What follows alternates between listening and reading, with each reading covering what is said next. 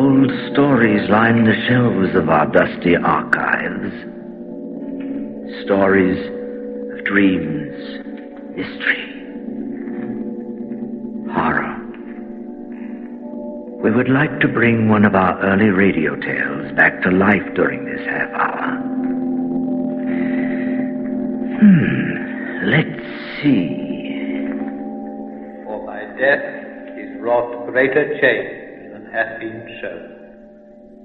Whereas the spirit that removed itself cometh back upon occasion, and is sometimes seen as appearing in the form of the body it bore. Yet it hath happened that the body without the spirit hath walked, and it is attested that a corpse so raised hath no natural love, nor remembrance thereof, but only hate.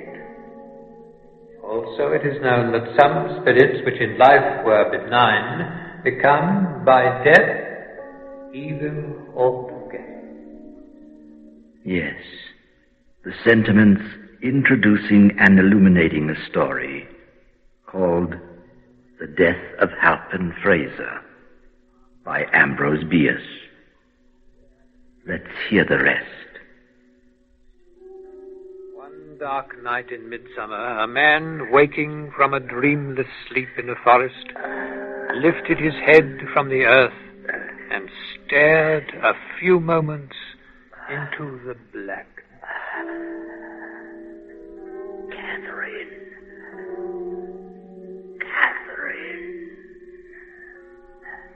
He said nothing more, for he was dead.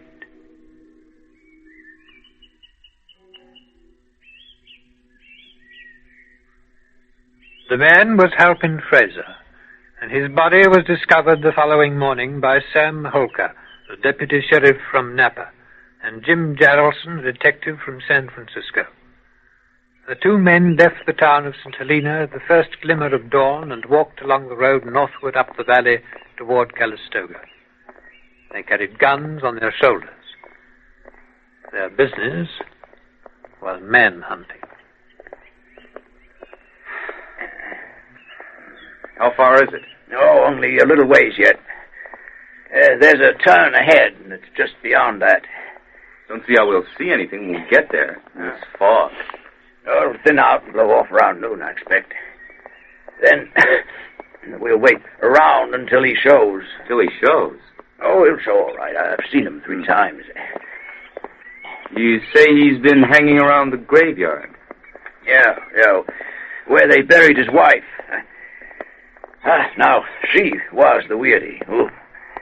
Maybe you can't blame him for what he did to her. Then he sure had a lot of practice before her. She was a widow when he met her, in fact.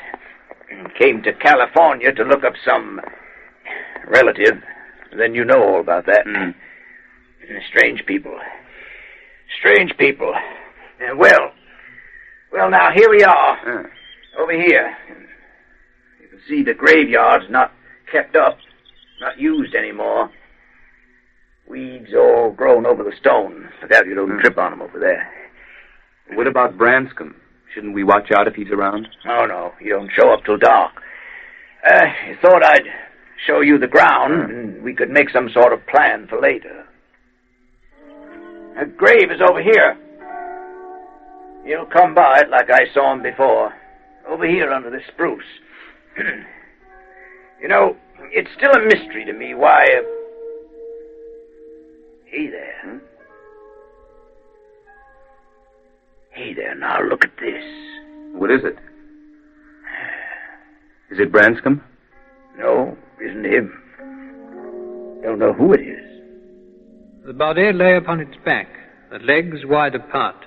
One arm was thrust upward, the other outward, but the latter was bent acutely, and the hand was near the throat. Both hands were tightly clenched. The whole attitude was that of desperate but ineffectual resistance to... What? There's a shotgun over there. A game bag with birds in it. He's out game hunting. Looks like he put up a fight, too. Oak shoots all bent over. Somebody bigger than him, it looks. See the knee marks in the earth beside his hips? Strangled, all right. Look at the face. Well, Branscombe did it, sure enough. Sure enough.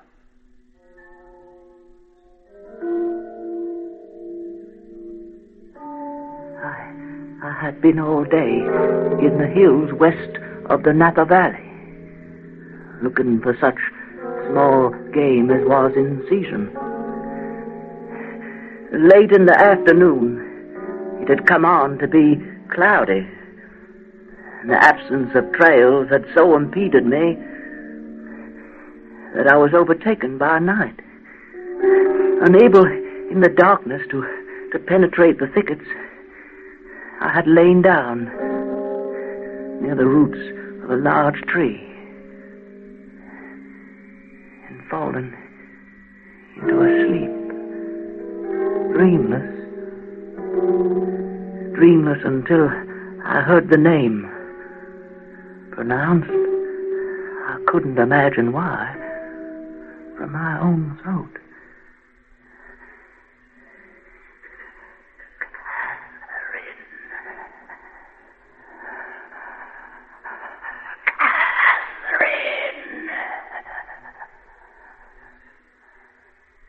Then I lay down and went to sleep, but this time no longer dreamless. I thought I was walking along a dusty road that showed white in the gathering darkness of a summer night. As I pressed forward, I became conscious that my way was haunted by invisible existences. A shallow pool in an old wheel rut caught my eye with a crimson gleam. I stooped and plunged my hand into it. It stained my fingers. It was blood. It was blood. Blood was everywhere about me. The weeds showed it in blots and splashes on their leaves. Defiling the trunks of the trees were broad maculations of crimson, and blood dripped like dew from their foliage. Seemed to be all in expiation of some crime. I was aware of my guilt, but I couldn't remember the crime. I tried to search it out by tracing my life backwards to discover the moment of sin. Scenes and incidents came crowding, one picture effacing and confusing another, but nowhere could I catch a glimpse of the crime. I will not submit unheard. I will not submit unheard. There may be powers that are not malignant traveling this accursed road. I shall leave my record. I shall leave my record, and on appeal, I shall relate the wrongs, the persecutions that I endure. I a helpless mortal and a penitent. I found a memorandum in my pocket, but no pencil. I had no pencil. I broke a twig from a bush and dipped it into a pool of blood. And I began to write. I wrote rapidly. I wrote my appeal. Oh, I don't know where the words came from, but I wrote. Yeah. It seemed I'd hardly touched the paper with the twig when I heard her. At first from some measureless distance away. Soulless. Hardly. A strange sensation began to take possession of my body and my mind. Some overpowering presence, a malevolence approaching me. I could not tell from what direction, from everywhere. She was everywhere about me. I had to complete my record, my appeal. I wrote with terrible rapidity, the twig rilling blood without renewal. My appeal.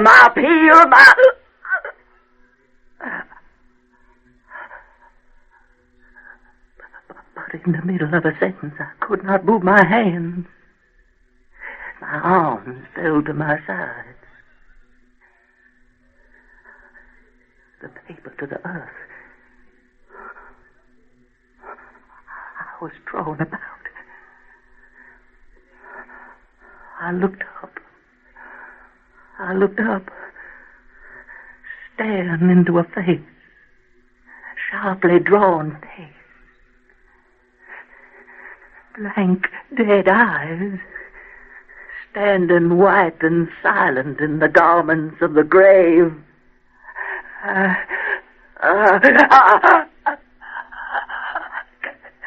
Kathy? Mother! Mother!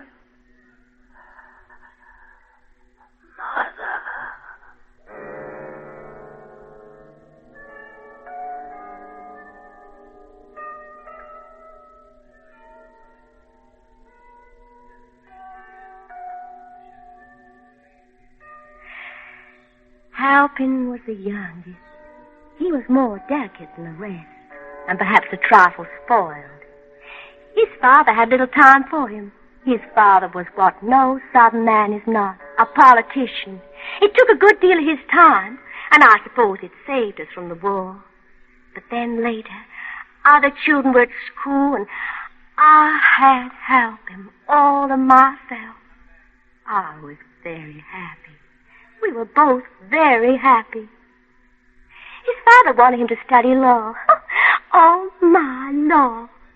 Halpin was a dreamer, a romantic boy. I knew from the very beginning that he could be a poet. Well, it was in his blood. And he was the living image and character of his maternal grandfather, the late and great Myron Bayne. That was my father, the famous poet, you know. He died just before Halpin was born, so they never knew each other. But I used to think that Halpin was the very incarnation, the very living image. It's true, you know, that before Halpin was born, Myron was all I had. Well, that was really how it was. My husband was in politics, you know, and the children came and went with him all so fast. And it's true, I can hardly remember one of them now. Sometimes I think there was only Halpin after all. And before him, Myron Bayne. You see, my father and I were very close. I was his inspiration. I was all he had. The only one he ever really loved. We had a perfect sympathy that the world would never have understood. So we had to take care.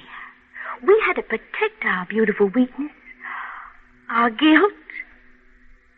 Then suddenly he died, and I waited in all this dark world until Halpin was born. They said he wasn't very bright and he was a crazy like his grandfather, Myron Bayne. Oh, my. Sometimes you just have to shut the whole world out, don't you? How happy we were, Halpin and I. I was still young, you know, they'd say. Halpin and his beautiful mother. Of course, from his early childhood, Halpin called me Kathy. Halpin and Kathy. No one would have known to look. They were jealous. Yes, they were of us, as our attachment became yearly stronger, more tender. By the time he was 25, Halpin was the most beautiful of God's creatures on this earth. I must say, he didn't turn out to be much of a poet by then. But I knew that it might just burst out of him at any moment. He had it all in him, of course. All waiting. I tried to help him a little with his writing and reading. He was a little slow at first. But he was a dreamer. A romantic dreamer. Oh, Halpin, do you remember? Do you remember even a single moment? Well, then there was that day you left me. Halpin had taken a job with a local lumber company. Oh, he wanted to do something. Didn't want to be so dependent on me, I suppose. And this friend of his talked him into working for the Talcote and Bleecker Lumber Company. Well, he hadn't been with them a month, and then that day he came into my boudoir. I knew. I suppose I knew, Halpin, by the way you kissed me on the forehead and toyed for a minute with a lock of my hair. Had you stopped loving me already, Halpin? Kathy? Well, Halpin, I have a distinct feeling that there's something on your mind. What is it, Halpin? Oh, Kathy, would you greatly mind if I were called away to California for a few weeks? To California? It's with the company, Kathy. Mr. Talcott himself asked me to do this. California is far away. How many weeks? Only a few, Kathy. 4. Well, Halpin, it is hardly needful for me to answer with my lips a question to which my telltale cheeks have already made reply. Evidently, I would greatly mind. Oh, Kathy, don't feel that way. I want to do this. For the company, you know. Yes, you want to get away, Halpin. No. I know. Oh, my dear son, I should have known this was coming. Didn't I lie awake half the night weeping because during the other half, Myron Bain, your grandfather, came to me in a dream. And standing by his portrait, young, too, and handsome as that, he pointed to your portrait on the same wall. And when I looked, it seemed that I could not see the features. You have been painted with a cloth over your face. A cloth such as we put on the dead. Your father has laughed at me when I've told him about my dreams. But you and I, dear, we know that such things are not for nothing. And Halpin, I saw below the edge of the cloth the marks of hands on your throat. Oh, Halpin, forgive me, but we've not been used to keep such things from each other. Perhaps you have a different interpretation of my dream, Halpin. Perhaps it does not mean that you will go to California. Or maybe you take me with you? That's such a strange dream, Kathy. You dreamed all that before. Didn't tell me. Well, now you know, Halpin. I remember hearing that there are medicinal springs in California. Places where one recovers from rheumatism and neuralgia. Well, now, that might do me some good. My fingers have grown so stiff lately. You see, Halpin? So stiff, especially in the morning. I'm almost sure they have been giving me great pain while I slept. Like they was grasping something. Couldn't let go. Like a throat, Kathy. Like a throat when you hold them like that. Oh, but that's only in a dream, Halpin. And we don't want to mistake a dream for real life. No, Kathy. No. We don't ever want to take a chance of mistaking a dream that way.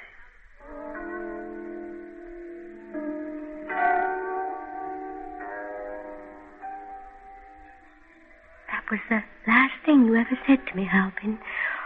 Seems I remember it as. You were gone next morning. Couldn't see you for dust. My poor hands never straightened out. They try to find you in all their emptiness. You never wrote. You just vanished like you never was. Oh, my. I came all the way to California looking for you. A long while in San Francisco, someone said you'd gone to sea.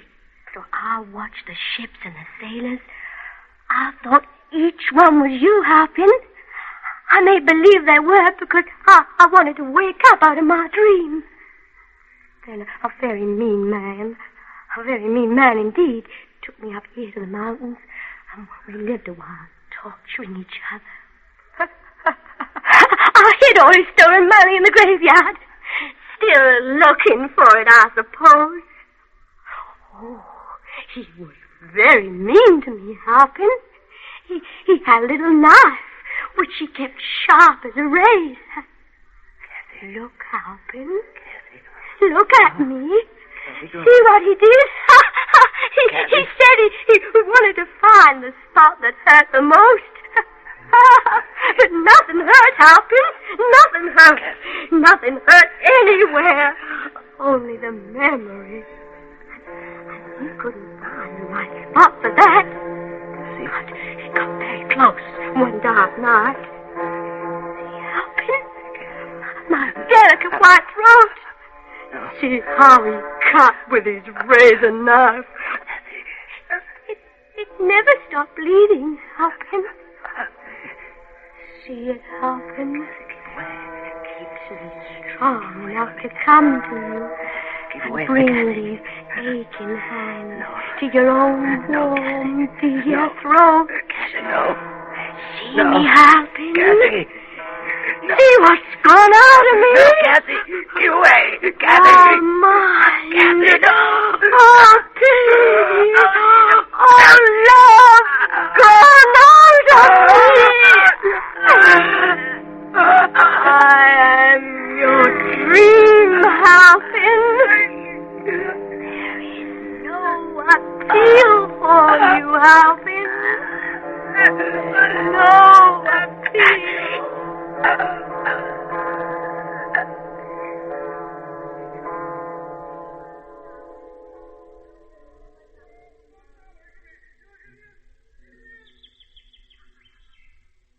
To Jarlson and Holker, the nature of the struggle was made clear by a glance.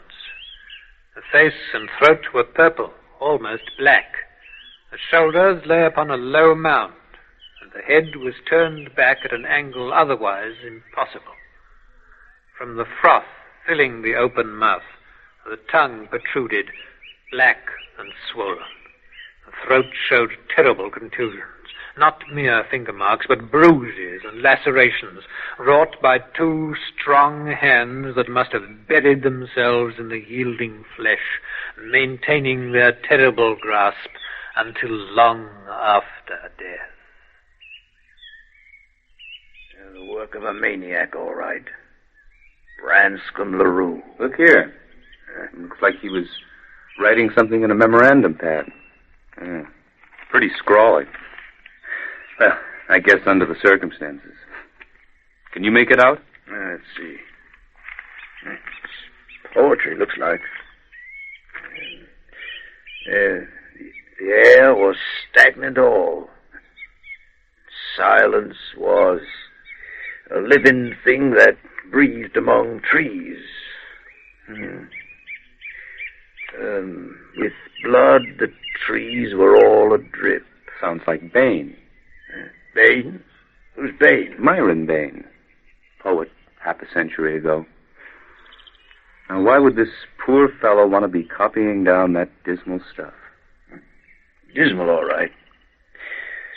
Well, in a way, I guess it figures.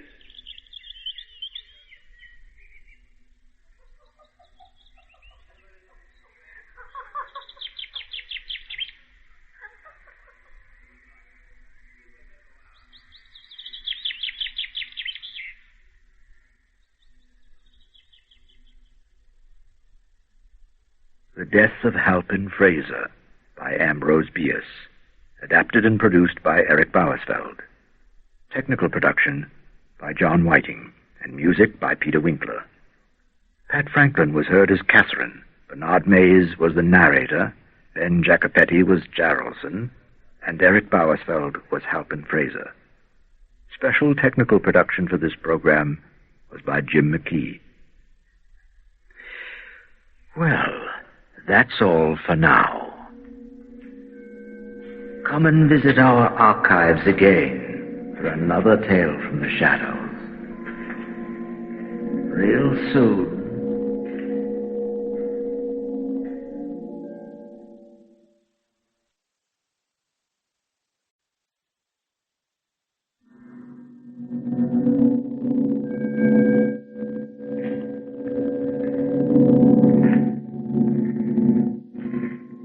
Welcome to the shadows.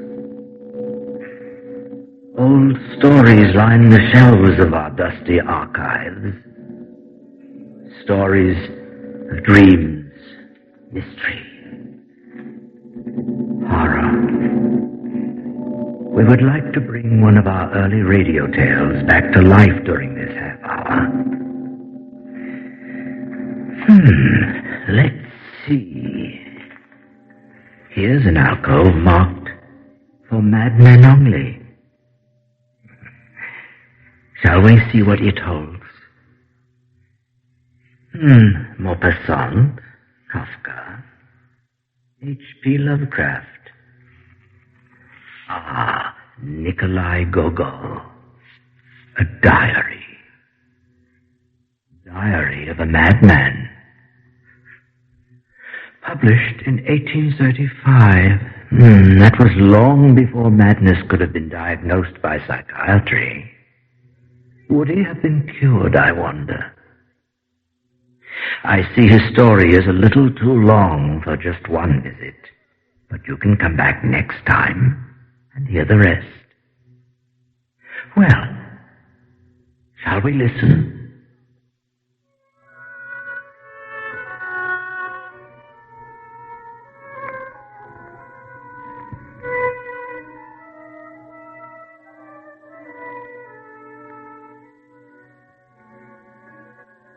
October the 3rd. An extraordinary thing happened today. First of all, I got up rather late. Here are your boots, sir. Martha. What time is it? Just 10 o'clock, sir. 10 o'clock. Impossible. I heard the clock strike 10 hours ago. Yes, sir. Just 10, sir. Oh, I must say, I'd as soon have skipped the office altogether. The chief of my division.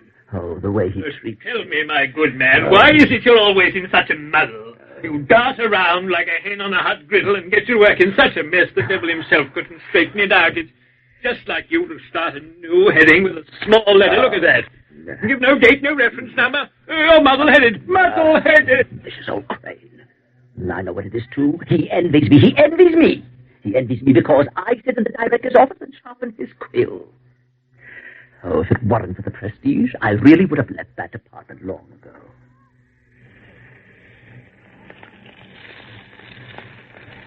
Well, it was pouring. So I wore my old overcoat and took an umbrella and hurried along the avenue. Look, there at the carriage. Just stopped in front of the store. Don't you recognize it? It's the director. Yes. But what can he possibly need here? Must be his daughter. His daughter. Oh, quick, against the wall. Is her. Oh, look at her fluttering out of the carriage. Like a bird. Oh, God, I'm lost. Quick, hide. She'll recognize you. Your coat. What about my coat? Oh, it's stained and out of style. Quick, in this doorway.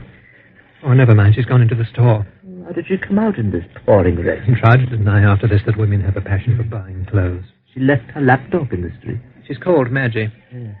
Maggie. Then another dog joined her. Hello, Maggie. Hello, Fidel. Well, I'll be damned. Talking. Shame on you, Maggie. You haven't written me. Oh, I've been sick, Fidel. What the devil is going on? Dogs can't talk. So sorry to hear that, Maggie. Well, drop a line soon. I've got to run. Dogs can talk. They can't. Oh, it's not so unusual. The world has seen similar occurrences. In England, a fish broke surface and uttered a couple of words. Well, I've never heard of a dog that could write. Oh, of course, not only gentlemen can write. Correctly, anyway. It was all very surprising. But I must confess. Scribbling shopkeepers. Lately I have been hearing things and seeing things that no one else does. But that's no sort of writing. Anyhow, I followed the women and their dogs through the rain. No commas, no periods. I recognized the house they entered. Terrible spelling. They went up to the 5th floor. Well, good. I wouldn't go in now. I'd make a note of the place and wait for the first update.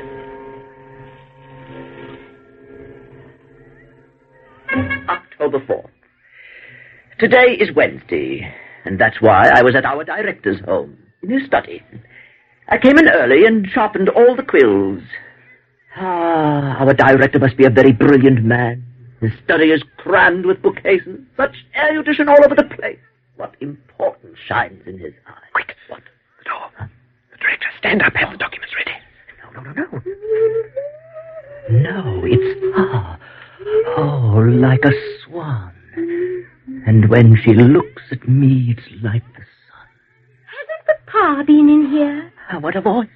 A canary, an absolute canary. Hasn't Papa been in here? Oh, man, don't have me put to death. But if you do decide that I must die, let it be by your own aristocratic little hand. Hasn't Papa been in here? No, ma'am. Oh, well, thank you. At home that night, I lay on my bed most of the time. Then I copied an excellent poem. Without you, 1 hour crept slowly like a year. Like a year. Is my life worthwhile? I wept when you're not here. Yes. Sounds like Pushkin. Sounds like. I put on my overcoat and walked over to the director's house, and waited by the gate for quite a while to see whether she wouldn't come out and get into her carriage. But she didn't.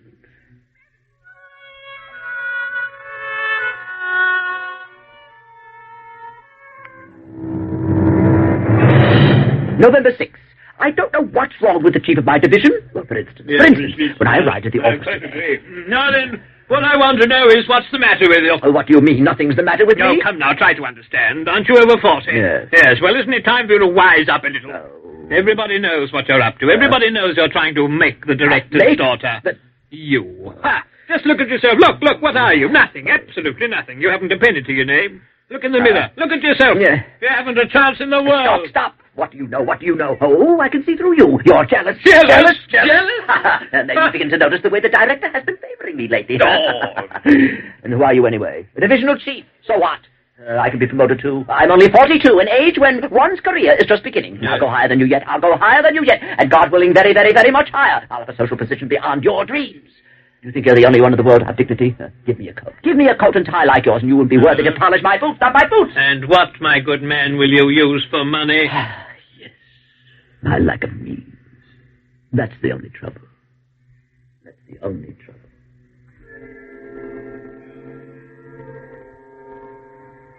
November 8th. Went to the theater. There was a vaudeville show full of amusing things. Making fun of everybody, even lawyers. So outspoken, I wondered how it got past the censors. It said plainly that merchants swindle everybody, and that we all need protection from the newspapermen. Playwrights write very amusing things nowadays. I love going to the theater. As soon as I get a few cents, I can't help myself. One actress sang really well. What did it remind me of? Yes. Who?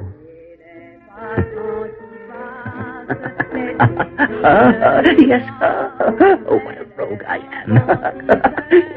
Never mind.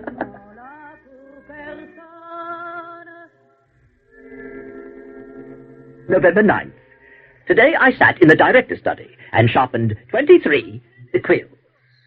How brilliant he must be.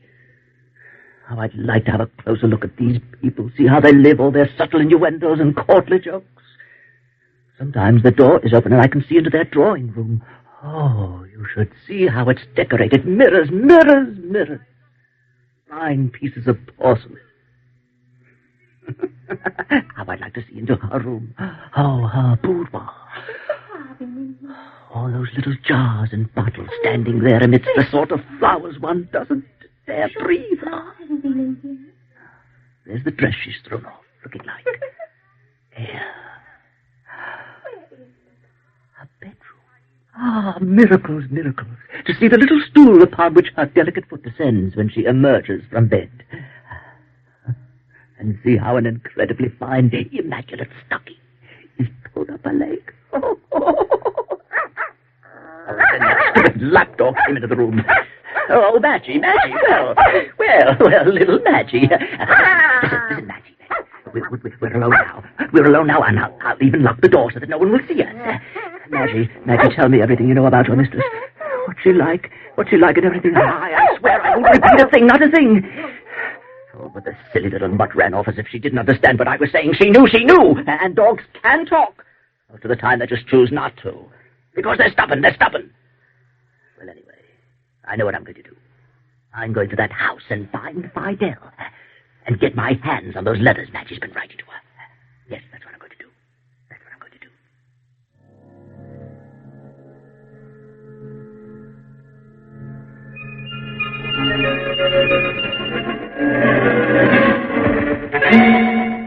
November 12th.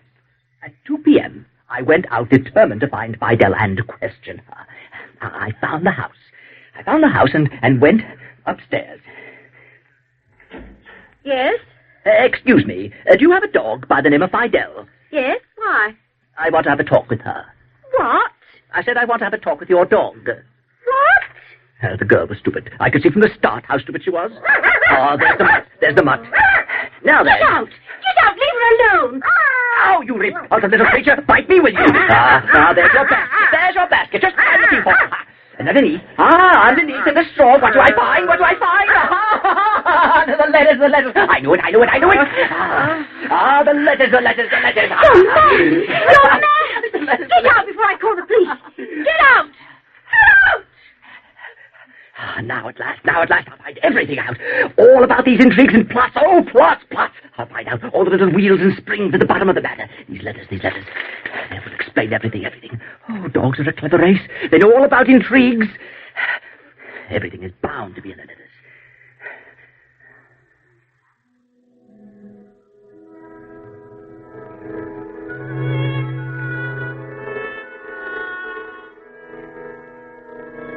But it was too dark when I got home. I can't read too well by candlelight.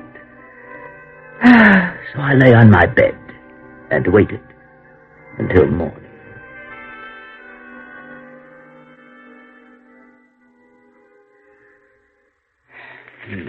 November 13th.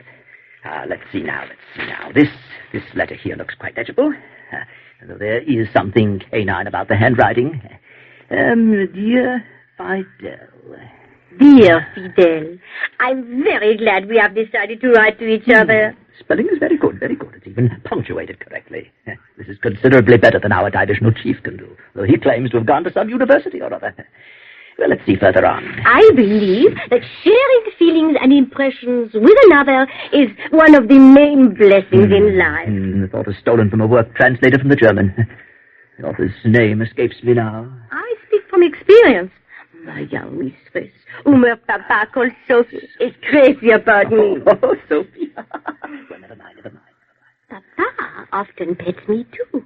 I drink tea and coffee with cream. I must tell you, my dear, that I am not in the least tempted by the bones Fido chews on in the kitchen. I only like the bones of game, and even then, only if the marrow hasn't been sucked out by someone else. What's this all about? What rubbish? As though there weren't more interesting things to write about. Let's see the next page. There may be something less stupid here. Now I'll tell you with pleasure what goes on in this household. What goes on? My mistress, Sophie. She's always very happy when she's going to leave for a ball, but is always very irritable while she's getting dressed for it. You know, my dear, I personally can see no pleasure in going to a ball. Sophie usually returns home from balls at 6 a.m., and I can tell by her pale and emaciated features that the poor thing hasn't been given a bite to eat. I confess, I could never lead such a life. If I had to go without game in sauce or chicken wing stews, I don't know what would become of me. The style is very jerky. You can see that it's not written by a man. She starts off all right, and then she lapses into dogginess. Well, let's see another letter. This one looks rather long. No date. Oh, my dear, how strongly I feel the approach of spring. My heart beats as though I were waiting for something. In my ears, there's a constant buzz. Very often I listen so intently behind doors that I raise my front paw. And confidentially, I have plenty of suitors. Oh, you should have seen the dashing young lover that came jumping over the fence into our courtyard. His name is Treasure, and he has such a nice face. Oh, damn it, what rubbish this is. How much of our letters is going to fill up with such stupid stuff? I'm after people, not dogs. I need spiritual food, and I'm served these inanities. Well, let's skip a page. Maybe we'll find something more interesting. Sophie was sitting at the table sewing something. Suddenly, the manservant came in and announced someone. Show him in, Sophie said. She hugged me hard and murmured, "Oh, Maggie, darling, if only you knew who that is. He's a guard officer. His hair is black, and his eyes are so dark and so light at the same time, like fire." And Sophie rushed out. A minute later, a young officer with black side whiskers appeared. He went to the mirror and smoothed his hair. Then he looked around the room. I growled a little and settled down by my window. Soon, Sophie came back, greeted him gaily, while I pretended to be busy looking out of the window. In fact, however, I turned my head sideways a little so that I could catch what they said. You cannot imagine, Fidel, dear, the silliness of that conversation. Oh, no, I said to myself, this officer doesn't compare to Treasure. Evans, what a difference. Really a tremendous difference.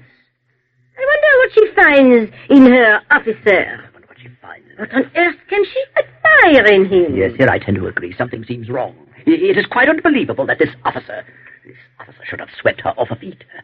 Well, let's see here. If she likes the officer, I think she'll soon be liking the civil service clerk who sits in Papa's study. That one, my dear, is a real scarecrow. He looks a bit like a turtle caught in a bag. Which clerk can that be? He has a funny name, and he's always sitting sharpening quills. The hair on his head is like straw. Papa sends him on errands like a servant. That filthy little car seems to be trying to get even. Why is my hair like straw? Sophie can hardly control her laughter when she sees him. You wretched, lying little dog. What a filthy, poisonous tongue. As if I didn't know. It's all your jealousy. I know whose tricks these are, too. I recognize the hand of our divisional chief here. For some reason, that man has sworn undying hatred for me. He's trying to harm me. Yes, he is. He's trying to harm me. Harm me every minute of the day and night. Oh, still, let's see. One more letter. It may make it clear. My dear Fidel, forgive me for not writing to you all this time. I've been going around in absolute ecstasy. I agree without reservation with the philosopher who said that love is a second life. Moreover, a lot of things are changing in our household. The officer comes here every day now. Sophie is madly in love with him. Papa is very gay. I even heard Gregory say that the wedding is close at hand. Because Papa always wanted to see Sophie married to an high official or to an army officer with a brilliant career ahead of him. No, I can't go on. High officials, senior officers, they get the best things in this world. You discover a crumb of happiness. You reach out for it, and then along comes a high official or an officer and snatches it away. Oh, damn it. I would so much like to become a high official myself. Not just to obtain a hand in marriage either, no. No, I'd like to be a high official just so that I could watch them jump around to my benefit. I'd listen for a while to their courtly jokes and innuendos, and then I'd tell them what they could do with themselves. Oh, it hurts, though. It hurts.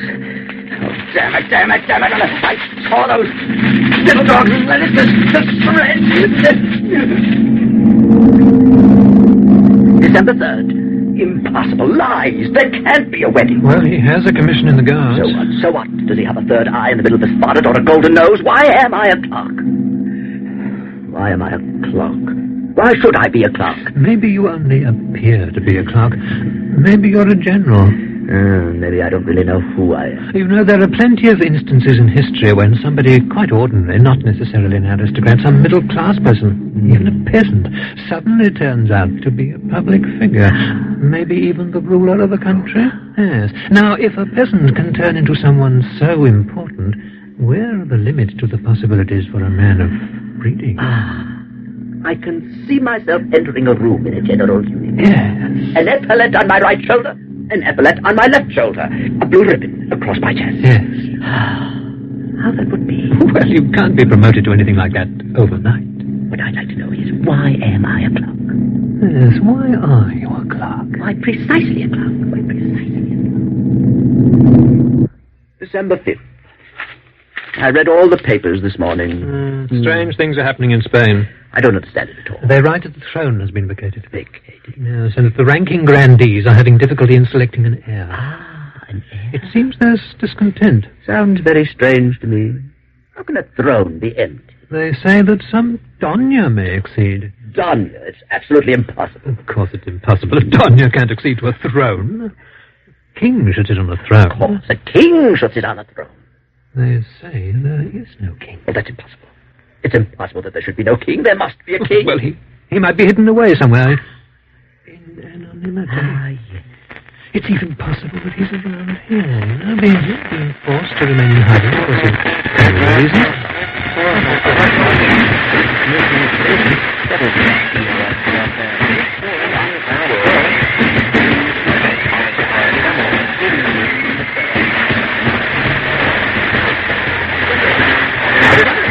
The office, but various considerations held me back. I couldn't get those Spanish affairs out of my head. How can a Donya possibly become a ruler? They won't allow it. Of course they won't allow it. In the first place, England won't stand for it. And then they must remember the political situation of the rest of Europe, the Austrian Emperor. Of course, our Tsar. I must admit, I was so worried and hurt by these events, I couldn't do anything all day long. After dinner, I walked the streets. Uphill, downhill. Came across nothing of interest. Then mostly lay on my bed and thought about the Spanish question.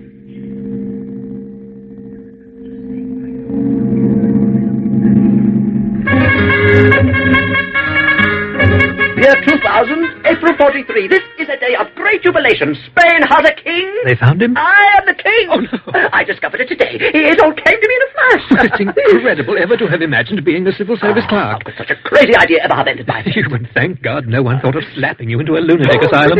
Well, now I see everything clearly. But what was happening before? Things loomed at me out of the fog. But now... Wouldn't you say that all troubles stem from the misconception that human brains are located in the head? Yes. Well, they're not. Human brains are blown in by the winds from somewhere around the Caspian Sea. Oh, keep away, you're mad. Mother was the first to whom I revealed my identity. When she heard I was the King of Spain, she flung up her hands, almost died in terror. Silly woman, she'd never seen a King of Spain before. Oh, calm yourself, Mother, calm yourself. I can assure you of my royal favor. Come now, bygones are bygones. The masses are so ignorant. True. She's probably frightened because she thinks that all kings of Spain are like Philip II. Mother, I'm not at all like Philip II. Oh, the hell with it. Right, the hell with it. I didn't go to the office. I'll never go there again. I'll never again copy those dreadful documents. October 86. Between day and night. Today the divisional chief sent someone to make you go to the office. Yes. You went? Well, just for the laugh. The divisional chief expected you to come apologizing to him for not being there for 3 weeks. Yes. Did you apologize? I did not. I looked at him with indifference. And what did you think as you sat in your usual place and looked around at all these scribbling rabble? Oh, I thought that if only they knew who was sitting there among them. What a fuss they make. They gave you some papers to abstract. Did you do the work? I didn't even stir. And when the director came in, what did the rest do? They jumped up trying to be noticed. Did you jump up? Never. Who says I should get up for him? He's an old cork. Just a cork, the kind they used to stop up a bottle. That's all he is. But the funniest thing of all... When they gave me a paper to sign. Yeah. Do you know where they expected me to sign it? In the corner, under clerk such and such. Yes, What did you do? I signed it. In the space reserved for the director. The director? The very one. What name did you sign? I signed Ferdinand the Eighth. You didn't? Yes, I did. And what happened? All silence. But I merely waved my hand and said graciously, "Dispense with the manifestation of allegiance," and walked out of the room. And what did you do then? I went straight to the director's house. Was he at home? No, he wasn't. And you then proceeded straight to her boudoir? Oh, she was sitting in front of her mirror. And when she saw me... Did you tell her that you were the King of Spain? Certainly not. I simply told her, "Madam, you cannot imagine the happiness awaiting you, and despite all our enemies' intrigues, we will soon be together." Get out, you idiot! Women are such perfidious things, really. Never really understand them. Never really understand them. Who is woman really in love with? The devil, of course. Devil? Of course. You can see it. Just look over there. Do you see in the front tier of the boxes? She's raising her lorgnette. Yes. She's looking at the fat man over there with the star. No, she isn't. Nothing of the sort. She's staring at the devil. Where? There, hiding behind the fat man's back. Look, he's hidden himself in the star. He's beckoning to her with his finger. She'll marry him, too? Of course she will. And as for the rest of them, bootlickers, you know what they all really want? Annuities. Annuities, and more annuities. You know, some patriots, they'd sell their mother and father and their God for money. The strutting betrayers of Christ. And all this crazy ambition, this vanity. You know where it comes from? The little bubble under the tongue. Of course. Tiny worm, about the size of a pinhead in it. I think it's all the work of a barber on police. Of course it is. I don't remember his name. You know who the moving force behind all that is? The Sultan of Turkey. Of course it is. I bet he pays the barber to spread Mohammedanism all over the world. Of course he does. They say that in France already the majority of the people have embraced the Mohammedan faith. Of course they have.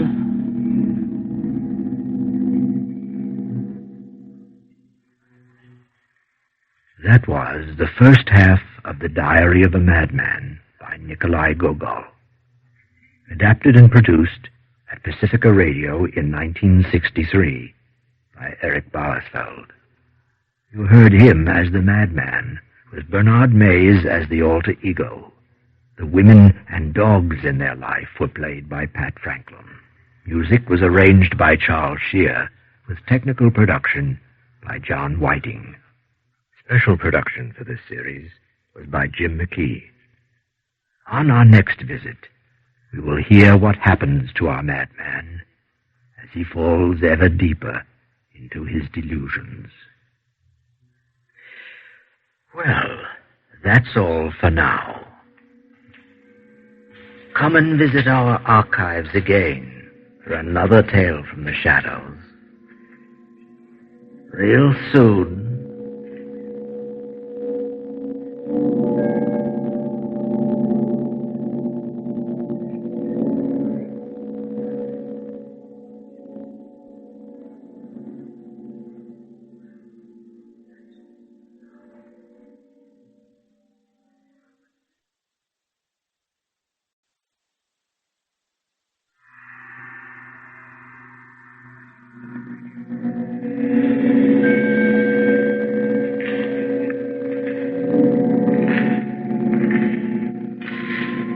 Welcome to the shadows.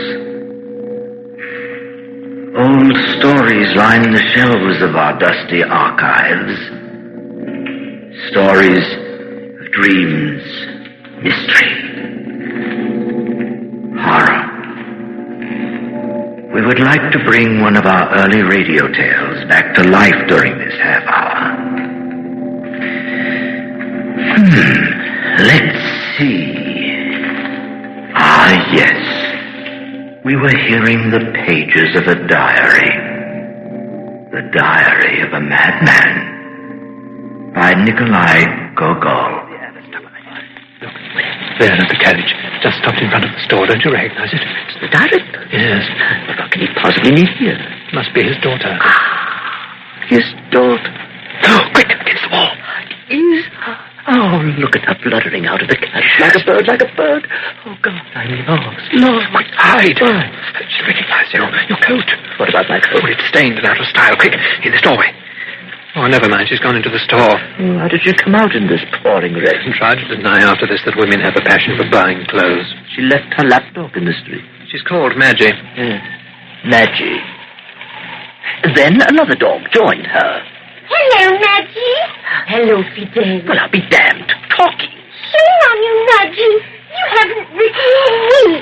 Oh, I've been sick, Fidel. What the devil is going on? Dogs can talk. So sorry to hear that, Madgie. Well, got a life soon. I've got to go. Dogs can talk. They can't. Oh, it's not so unusual. The world has seen similar occurrences. In England, a fish broke surface and uttered a couple of words. Well, I've never heard of a dog that could write. Oh, of course, not only gentlemen can write. Correctly, anyway. He longed to improve his lowly social position by marrying the director's daughter. But how could he know how she felt about him unless he read the letters that her poodle Madgie wrote to her friend, Fidel? Yes? Excuse me. Do you have a dog by the name of Fidel? Yes, why? I want to have a talk with her. What? I said I want to have a talk with your dog. What? The girl was stupid. I could see from the start how stupid she was. Oh, there's the mutt. There's the mutt. Now, Now then. Get out! Get out! Leave her alone! Oh, you repulsive little creature! Bite me, will you? Now, there's your basket. There's your basket. Just find the people. And underneath. Underneath in the straw. What do I find? What do I find?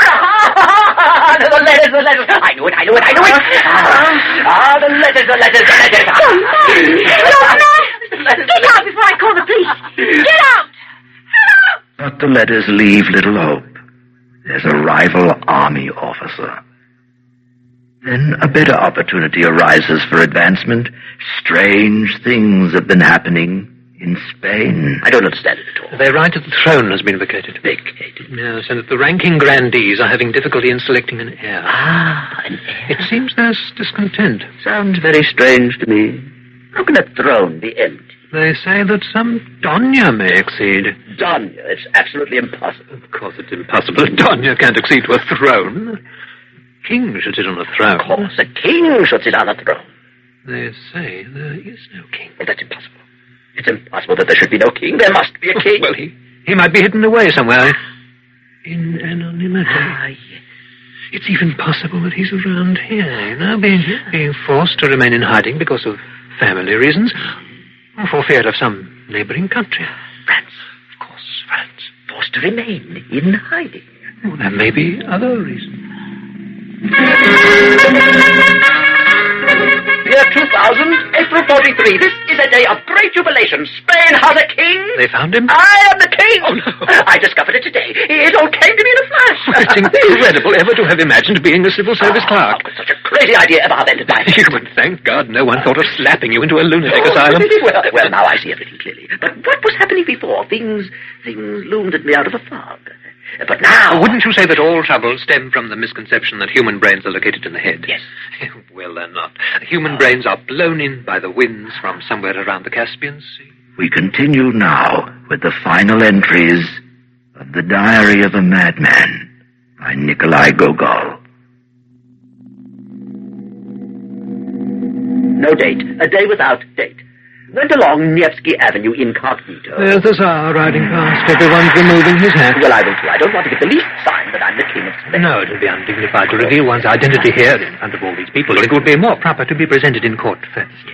What's prevented me so far is the fact that I haven't yet got a royal Spanish attire. You know, you should get hold of a royal mantle of some sort. Well, I thought of having one made. Those are so stupid. They're not really interested in their trade nowadays. Actually, they go in for speculation. Most of them end up by mending roads. I know what I'll do. I'll make a mantle out of my best coat. Oh, better do it yourself. Of course, I'll do it myself. I'll lock my door so that no one sees me. Now I'll have to cut this coat into ribbons with the scissors. A mantle, after all, has a completely different style. A completely different style.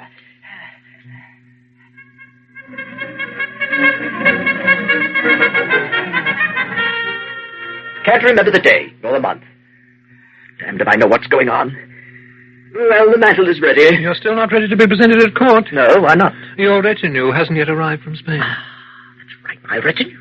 The absence of a retinue would be incompatible with my dignity. Yes. I'll wait. We should be here at any time. A first date. I'm puzzled by the unaccountable delay in the arrival of my retinue. What can be holding them up? I went to the post office to inquire whether the Spanish delegates had arrived. Oh, but the postmistress is an utter fool. No, there's no Spanish delegates around here, but if you'd like to mail a letter, we'd be delighted to accept. Letter? What the devil is she talking about? What letter? Letter by foot! The druggist write letters.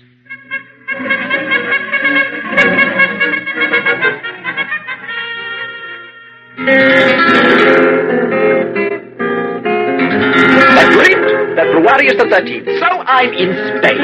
It all happened so quickly that I hardly had time to realize it. This morning, the Spanish delegation arrived for me, and we all got into a carriage. It is bewildering how fast we went. We went so fast that within half an hour, we reached the Spanish border. When I entered the first room, I saw a multitude of people with shaven heads. Dominican or Capuchin monks, no doubt. They always shave their heads. Come on! And as for the king's chancellor leading me by the hand, that's certainly very strange. Now, you sit quiet in there and don't call yourself King Ferdinand again, or I'll beat the nonsense out of your head. Oh, come now, Chancellor, we're alone now. I know that I'm being tested, and I refuse to submit to this indignity any longer. All right, then I won't,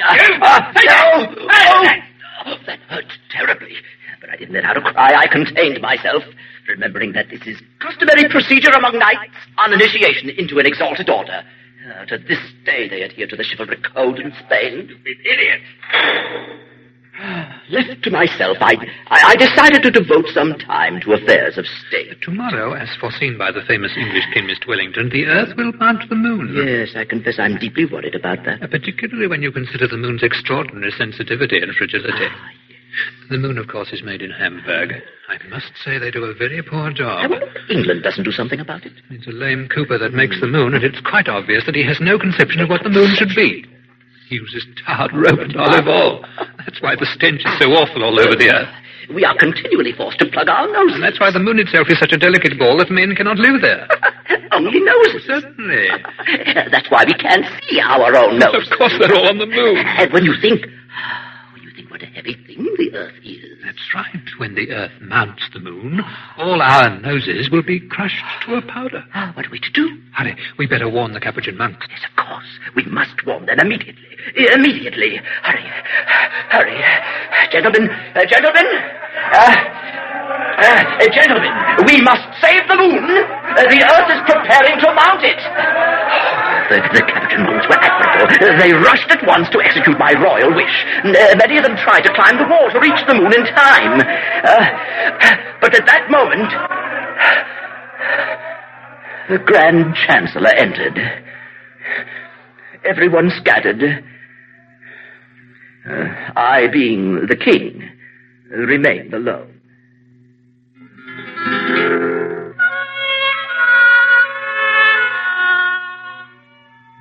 January of the same year, which happened after Februarius. I still can't make out what sort of a place Spain is. The customs and the etiquette of the court are quite incredible. I don't see it. I don't grasp it. It's incomprehensible. They shaved my head. Even though I shouted with all my might that I did not want to become a monk. They began to drip cold water on my head. I've never been through such torture. Who can understand the point of such peculiar customs? Stupid, it's senseless. And the irresponsibility of the kings who never got around to outlawing this custom, it's quite incomprehensible. I can't grasp it. There are indications that would make one wonder whether one hasn't fallen into the hands of the Inquisition. That Chancellor, for instance. The Grand Inquisitor himself? Yes, but then how could the king be subjected to the Inquisition? True.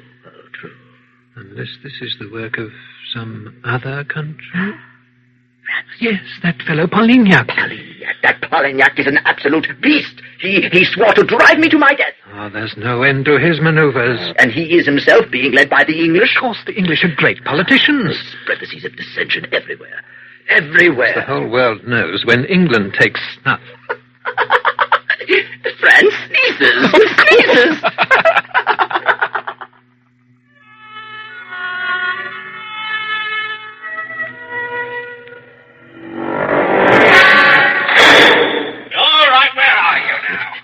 The Grand Inquisitor entered my room. I heard him approaching, and I hid under the chair. Where are you idiot? I remained silent. He couldn't see me. Ferdinand the Eighth. Come on, out of there. Oh, it's a trick. Oh, no. Call yourself. Come on. They won't get me that way. They'll pour water on my head again. No, where are you? There you are. Spain hiding under a chair. Come out there. Come on, teacher. He beat me terribly. It's all right. He's gone. Come now. Think of your latest discovery. That'll make you feel better. Which discovery? The one about roosters. Yes. Every rooster has his own Spain. That's right. Of course he has. But he hides it. Of course he does. He hides it under his feathers. Of course, his feathers.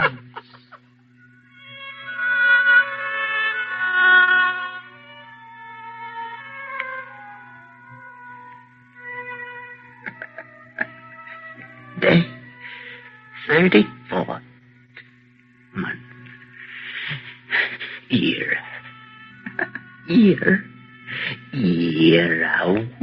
Beth. 3, 4, 9.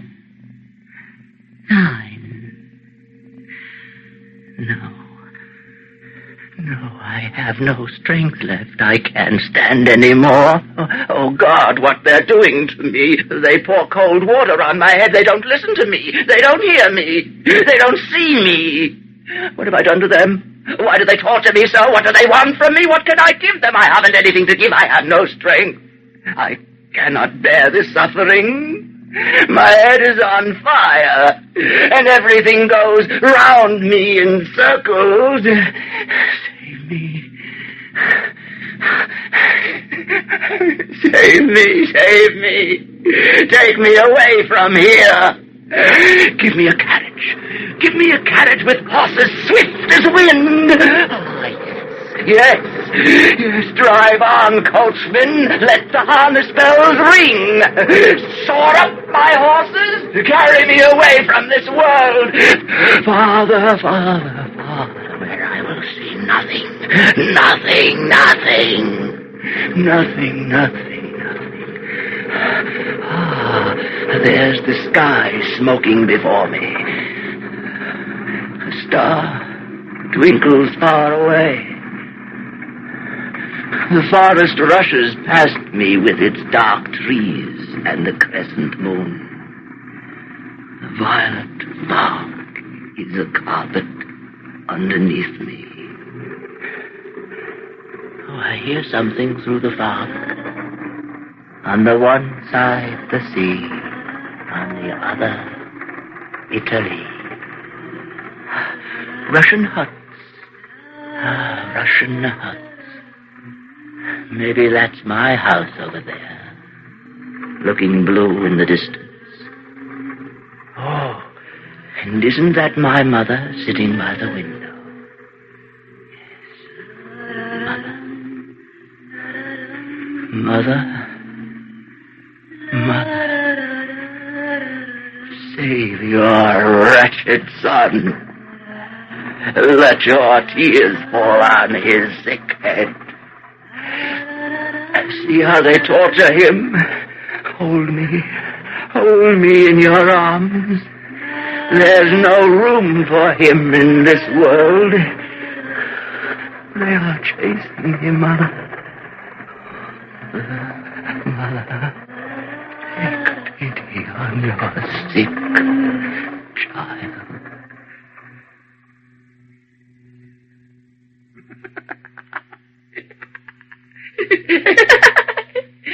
And by the way, have you heard that the Day of Algiers has a wart?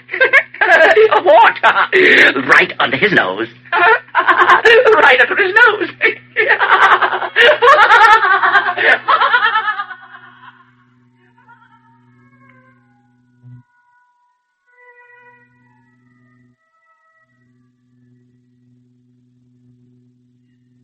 And so ended The Diary of a Madman by Nikolai Gogol, adapted and produced a long time ago by Eric Bauersfeld, who was heard as the Madman, with Bernard Mays as the alter ego and Pat Franklin as the women and the dogs. Music was arranged by Charles Shear, with technical production by John Whiting. Well, we have a little time left on this half hour. Over here is a shelf marked The End of the World. I think we'll have time enough for that. A vignette about an old man whose job it is to row certain people across a very particular river. His name is Charon, and his final crossing is related to us by Lord Dunsany.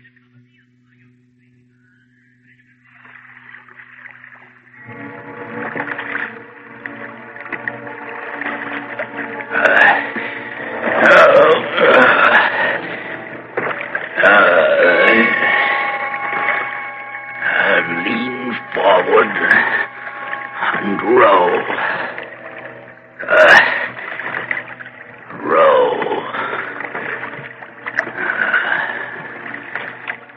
All things are one in my weariness. Weariness not of years, not of centuries, but of wide floods of time, eons.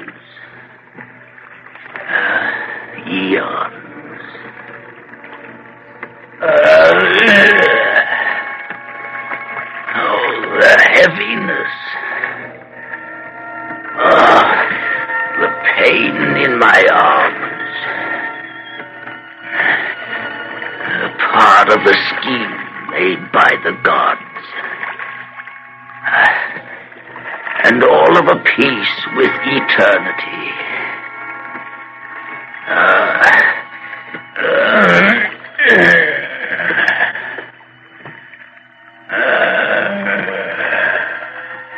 Karen leaned forward and wrote. If the gods had sent him a contrary wind, it would have divided all time in his memory into two equal slabs. So grey were all things always where he was, that if any radiance lingered a moment among the dead, on the face of such a queen perhaps as Cleopatra, his eyes could not have perceived it. All things one with my weariness.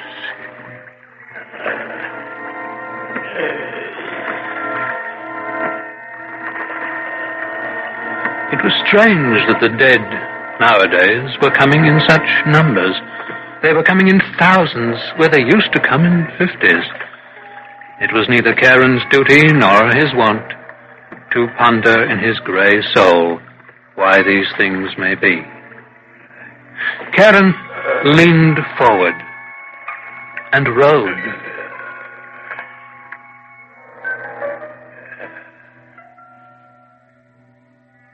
Then no one came for a while. It wasn't usual for the gods to send no one down from Earth for such a space, but the gods knew best. One man finally came, alone. The ghost sat shivering on a lonely bench, and the great boat pushed off.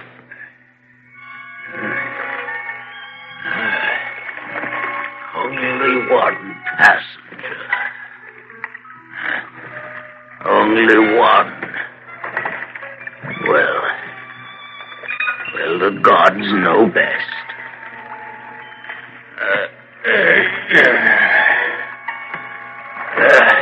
The gods know best.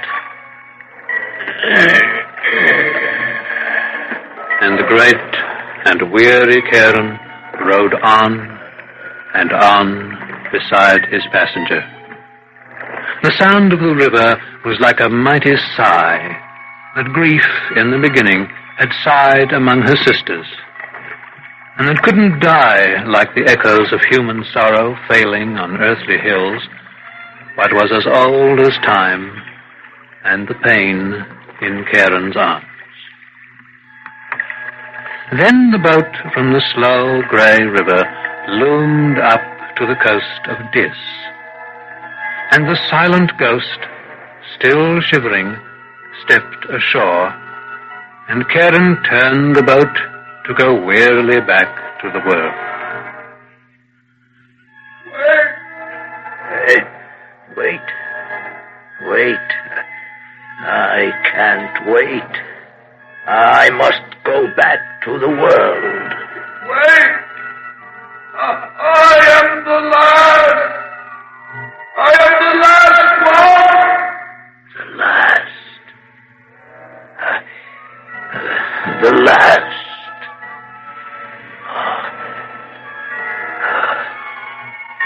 The last.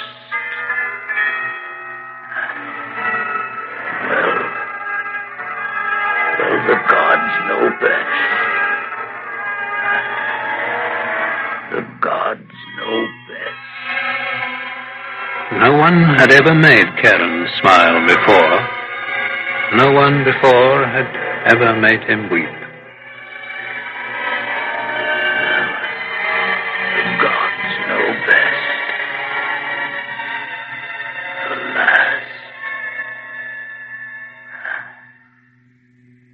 last.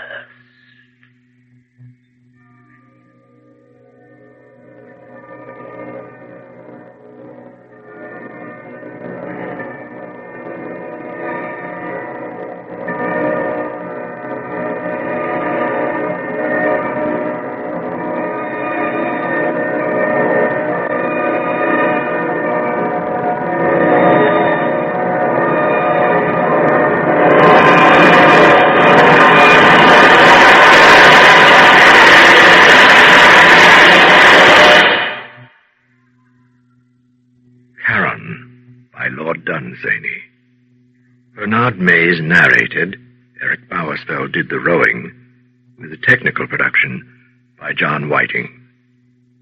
Special production for this series was by Jim Mckee.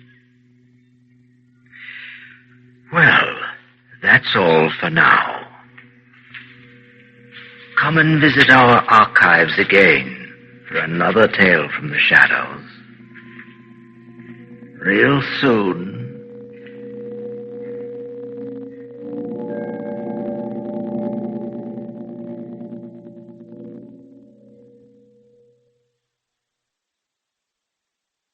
From National Public Radio, this is NPR Playhouse.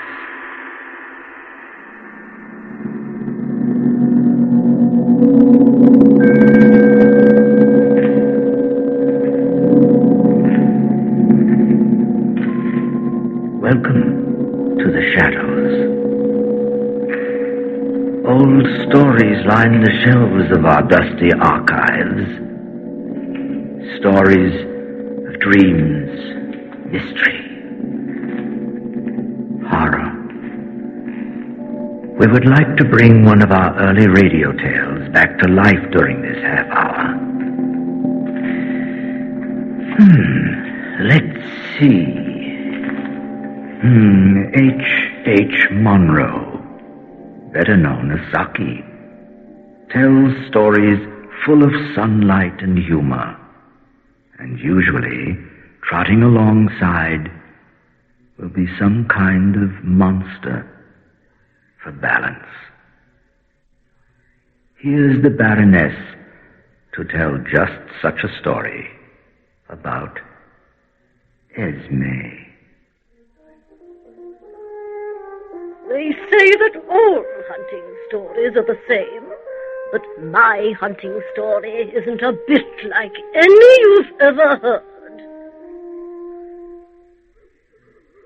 It happened quite a while ago. All the usual crowd were at the meet, especially Constance Broder. Constance is one of those strapping, florid girls that go well with autumn scenery or Christmas decorations in church. I have a presentiment that something dreadful is going to happen. Am I looking pale? Oh, you're looking nicer than usual. But that's so easy for you.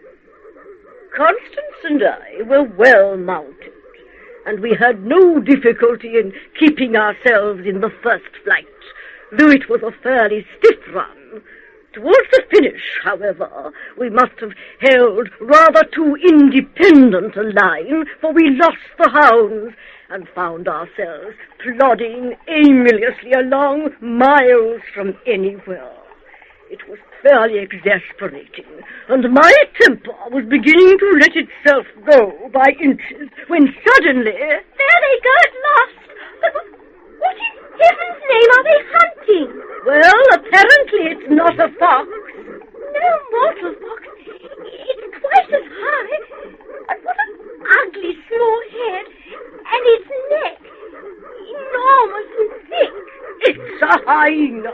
That's what it is. It must have escaped from Lord Fathom's park. A hyena? Yes, and it's probably tame. Look, the dogs don't know what to do about it. Oh, dear! They're running off! The hyena hailed our approach with unmistakable relief and demonstrations of friendliness. What are we to do? It's getting dark. What a person you are for questions, my dear. But we stay here all night with a hyena? I shouldn't think of staying here all night, even without a hyena. We had better make for that ridge of trees to the right. I imagine the highway is just beyond. I hope it is. What on earth are we to do with the hyena? What does one generally do with hyenas? If we knew its sex, we might give it a name. Perhaps we might call it Esme. That would do in either case. Esme? Here, Esme. Come along. Come along.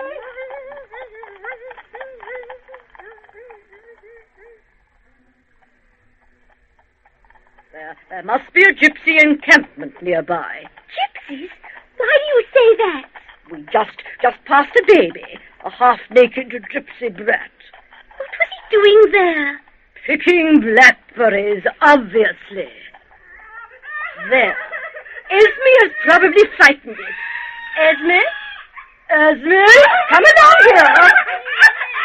Esme! What have you got there? Esme? Esme? Put down that baby! Esme! Merciful heaven! Baronet! What on earth shall we do? What are we to do? Constance, I am perfectly certain that at the last judgment you will ask more questions than the examining ferrets. Esme, down! Down, Esme! Can't we do something? Esme, if you don't put that baby down, I'll thrash you with this whip. He's running off with the baby into the bushes. Esme! Esme! Horrible! Horrible!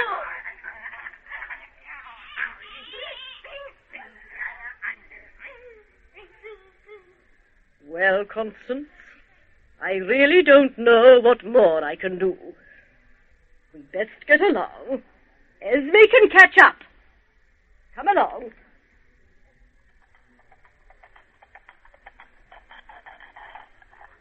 Do you think the poor little thing suffered much? Well, the indications were all that way, my dear.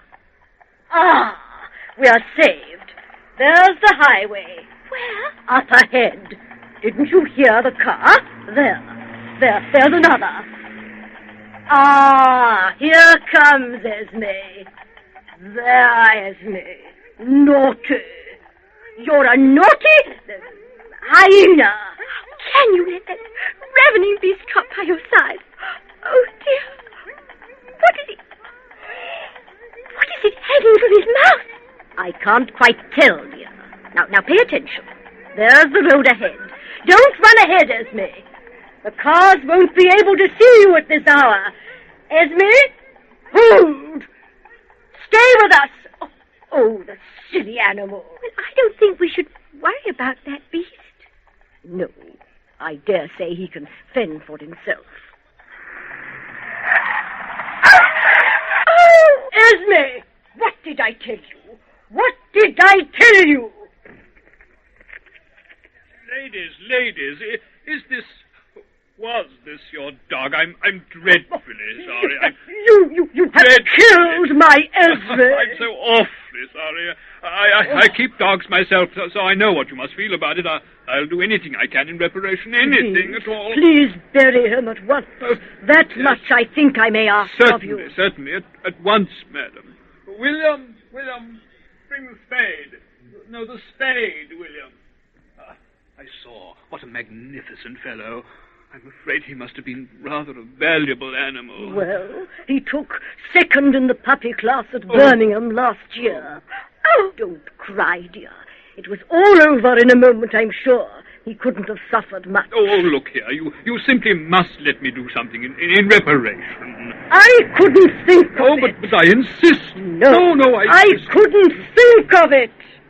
But as he persisted, I let him have my address. Lord Pevham never advertised the loss of his hyena.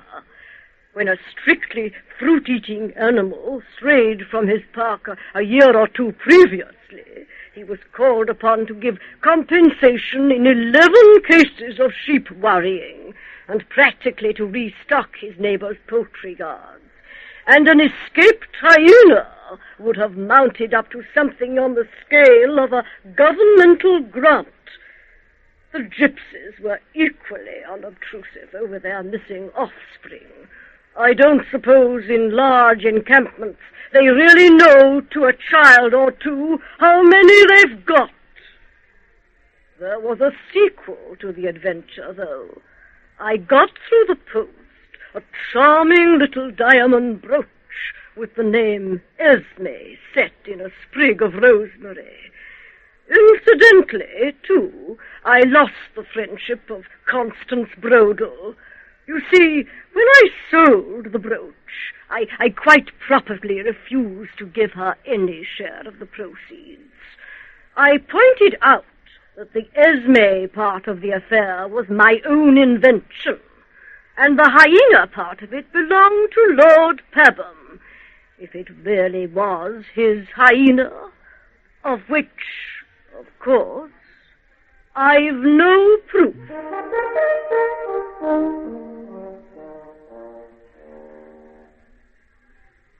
Esme by Saki. Pat Franklin was the Baroness and Constance Brodel, and Bernard Mays was the penitent driver. Technical production was by John Whiting. And now, a gentleman has just arrived in our studios upstairs to bring you a public service feature about tobacco and its harmfulness. His script was touched up by a famous Russian playwright, Anton Chekhov.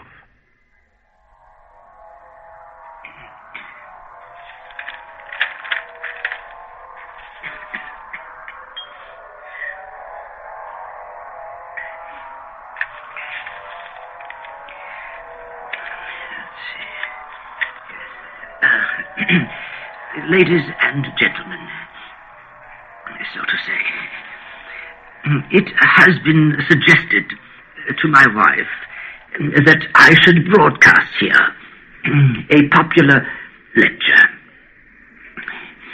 Well, if I must lecture, I must. It really doesn't matter to me in the least. Of course, I am not a professor and hold no learned degrees. Still in all, for the past 30 years, without stopping. I might even say to the injury of my own health, and so on. I have been working on questions of a strictly scientific nature. I am a thinking man, and imagine, at times, even I compose scientific contributions.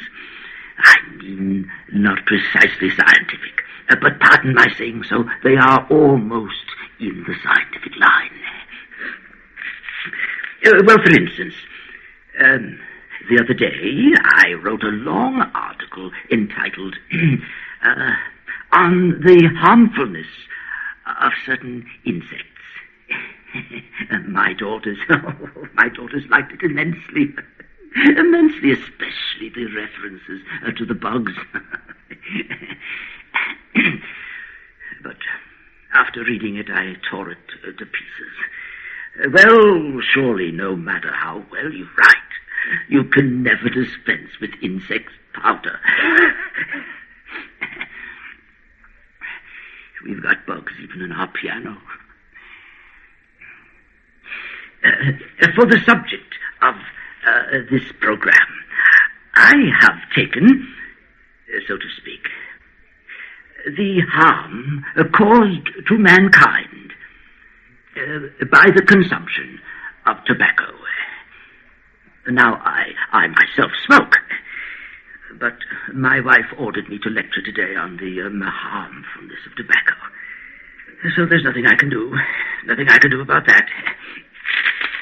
Nothing I can do. On tobacco, then. It is absolutely of no matter to me. But to you listeners, I suggest that you should regard my present program with all due seriousness. Well, perhaps something unexpected may happen. I particularly crave the attention of the members of the medical profession. who may gather from my lecture a great deal of useful information, since tobacco, apart from its harmful effects, is also used in medicine. Thus, for instance, if you place a fly in a snuff box, it will probably die from derangement of the nerves.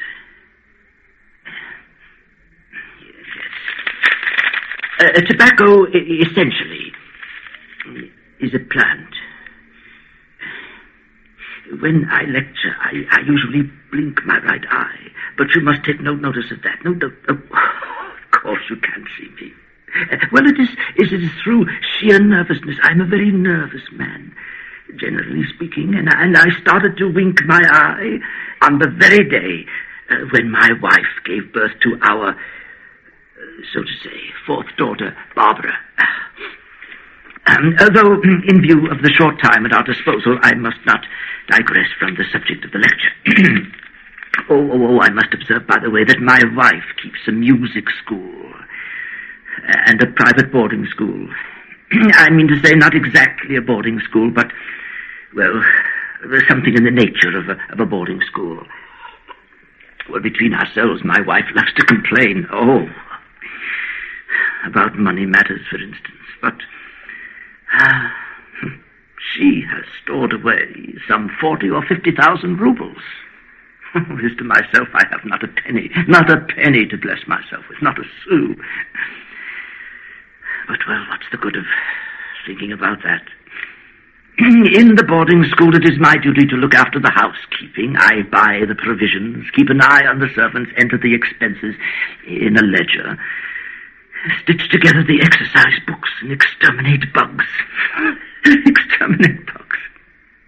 And I take my wife's pet dog for a walk. And I catch mice. Do you know, last night, I had to give out flour and butter to the cook, as we were going to have pancakes today.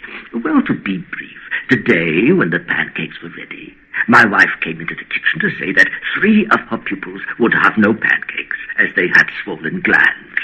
So it happened that we had a few extra pancakes. Well, what would you do with them? What would you do with them? My wife first ordered those pancakes to be taken to the larder. But then she thought for a while, and after deliberation she said, me, you can have those pancakes, you scarecrow. Scarecrow. When she's out of humor, she always addresses me like that, scarecrow, or viper, or Satan. Satan, you see what a Satan I am.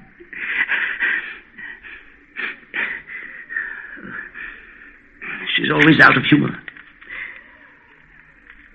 She's always out of humor. But I didn't eat those pancakes properly. I just gulped them down. Because I am always hungry.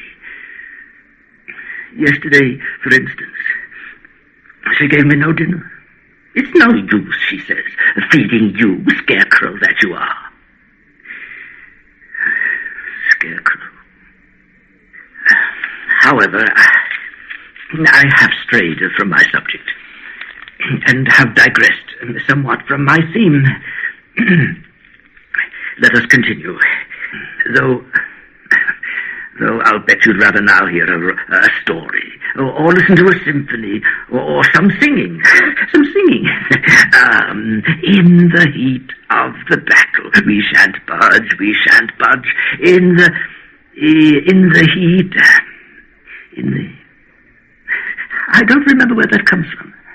That's funny. I just can't remember where that comes from. By the way, I forgot to tell you that in my wife's music school, apart from looking after the housekeeping, my duties also include the teaching of mathematics, physics, chemistry, geography, history, solfeggio, literature, and so on. For dancing, singing, and drawing, my wife charges an extra fee, although it is I who am the dancing and singing master. Our music school is at number 13, 5 Dogs Lane. Number 13. That is probably why my life has been so unlucky. Through living in a house, number 13. Again, my daughters. Yes, my daughters were born, all of them, on the 13th.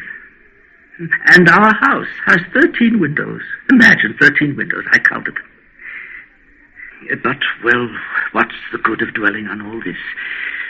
My wife is at home at any hour for business interviews. And the prospectus of the school can be had from at the station here at sixpence a copy. You need but write in and ask for them. And if you please, I myself can let you have some. I have some here. I have 6 copies. And the first 6 people who phone in can have a copy for 3 pence. We'll make it 3 pence. The first 6 people who phone in. I don't see any phones. Well, perhaps there are no phones. We'll make it 2 pence if you write in. Oh, very annoying. Very annoying. Yes, the house is number 13. I am a failure. A failure at everything. I have grown old and stupid. Now, I am broadcasting. And to look at me, I am quite jolly. But I have such a longing, such a longing to shout at the top of my voice, or to run away to the ends of the earth. And there is no one I can complain to. I even want to cry. To cry. Well, you may say, you have your daughters. But what are daughters? What are my daughters? I speak to them, and they only laugh at me. My wife, she has 7 daughters. No, I believe only 6. 6. Oh, no, of course it's 7. The eldest, Anna, is 27. The youngest is 17. Of course, there's 7.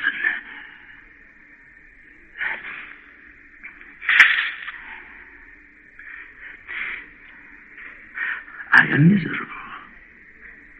I have become a fool, a nonentity. But after all, you hear before you, the happiest of fathers. After all, it ought to be like that. And I dare say it is not. But if only you knew, I've lived with my wife for 33 years. And I can say those were the best years of my life. I mean, not precisely the best, but generally speaking. They have passed, in a word, like one happy moment. But strictly speaking, curse them all. She's not come yet. She's not here in the studio. She's not here, and therefore I may say what I like. You know, I am terribly afraid. Oh, I am. I'm afraid when she looks at me. Well, as I was just saying, my daughters don't get married. They don't get married probably because they're shy, and also because men never have a chance of seeing them.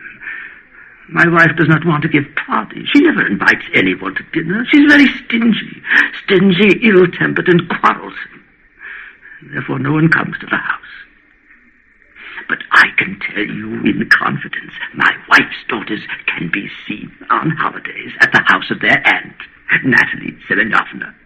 The very same lady who suffers from rheumatism and always wears a yellow dress with black spot. You know the one. Well, there you get real food. I must observe that I get drunk on 1 wine glass. That's all it takes. Just one. And account of that, I feel so happy. And at the same time, so sad that I cannot describe it to you. I usually recall my youth. For some reason, I long to run away. To run right away. Oh, if you only knew how I long to do it. To run away. To leave everything behind. To run, without ever looking back. Where to? Well, it does not matter where to, provided I could run away from that vile, mean, cheap life, which has turned me into a miserable old fool, into a miserable old idiot. To run away from that stupid, petty, ill-tempered, spiteful, malicious miser, my wife, who has been tormenting me for 33 years. To run away from the music, from the kitchen, from my wife's money matters, from all those trifles and banalities. To run away. To run away. And then stop somewhere. Far, far away. In a field. And to stand still. Like a tree. Like a post. Like a garden scarecrow. Under a wide heaven. And to look all night long at the still bright moon over my head. And to forget. To forget.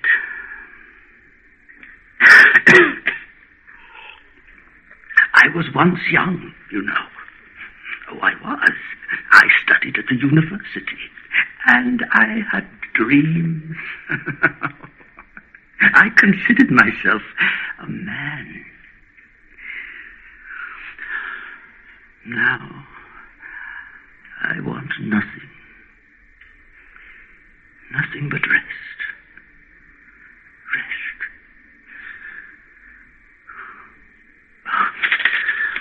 My wife, she's outside of the studio. I saw her come in. She's waiting for me there. The time is practically up. Oh, look, if she asks you, please, I implore you, tell her that the lecture, the talk, was... that the scarecrow, I mean, behaved with dignity. Oh, she's looking in my direction. Starting from the premise that tobacco contains a terrible poison of which I have just spoken. Smoking should in no circumstance be permitted, and I venture to hope, so to say, that this my lecture on the harmfulness of tobacco will be of some profit to you. I have finished.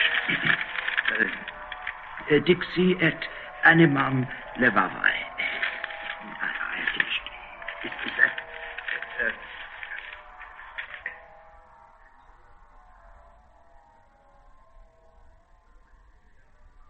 That was On the Harmfulness of Tobacco by Anton Chekhov, adapted and performed by Eric Bauersfeld.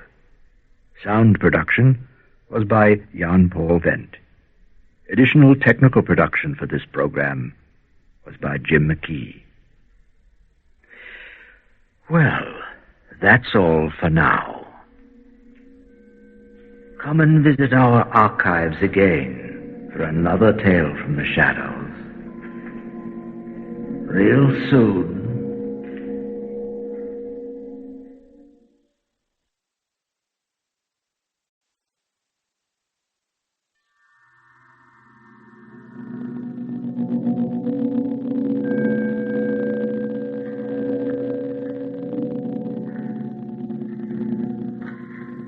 Welcome to the shadows. Old stories line the shelves of our dusty archives. Stories of dreams, mystery, horror. We would like to bring one of our early radio tales back to life during this half hour. Let's see. It says on this shelf, nightmares. They don't usually turn out the way we'd like, particularly after a late-night supper of lobster salad. Here's how Lord Dunsany tells what could happen after such a meal. In a dream.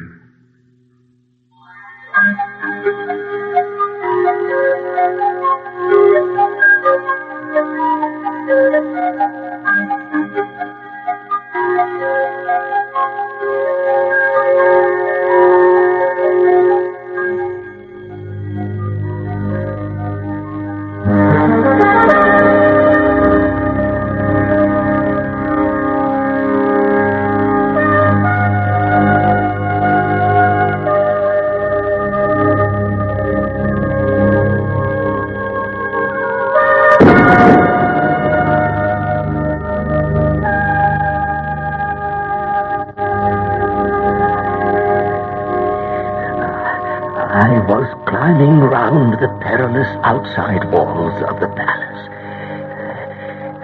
Far below me lay the craggy tops of the mountains, so far below me that in the tranquil twilight and clear air of those lands I could only barely see them.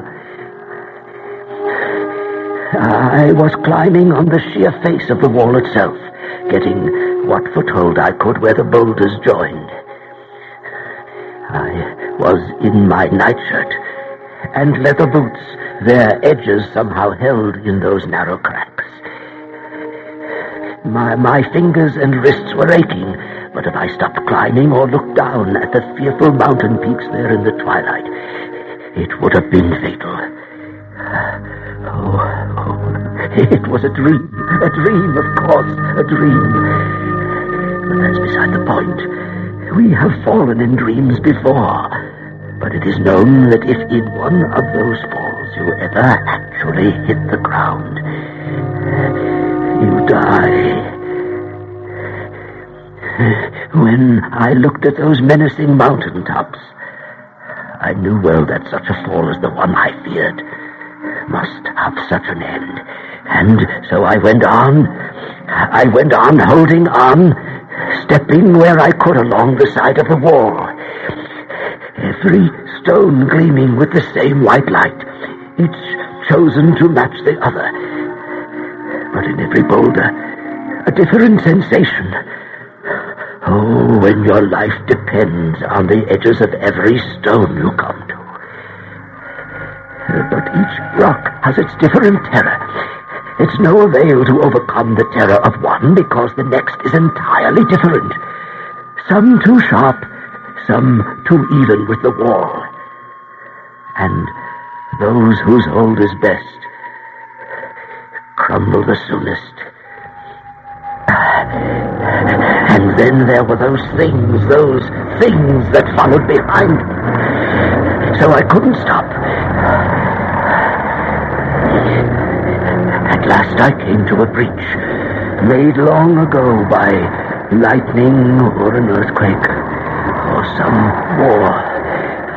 I should have had to go down 1,000 feet to get round it. And they would reach me first, the apes, those things that had tigerish teeth and were born and bred on that wall. It was time to drop and be done with it. Or stop and await those creatures.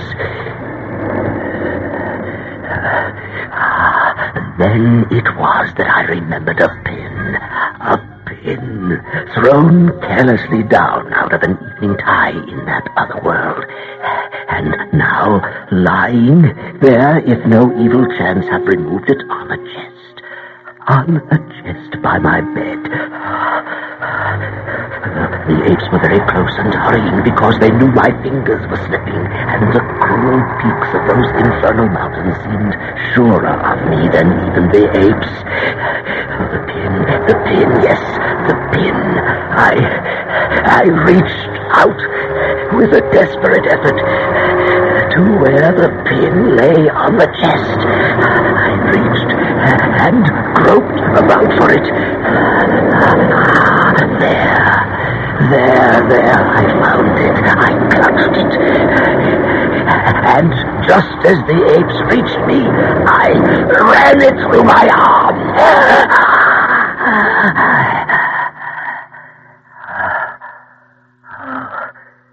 Saved. Oh, saved. Saved.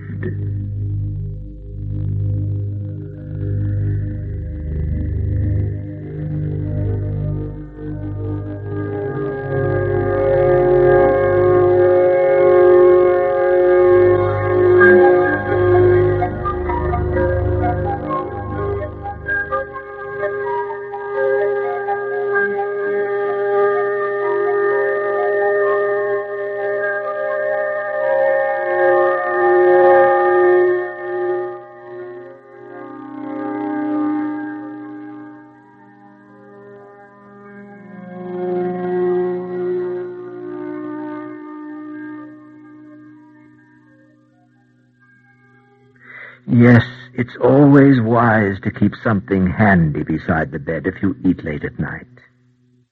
Lord Dunsany wrote the story about lobster salad, and Eric Bowersfeld kept close to the text.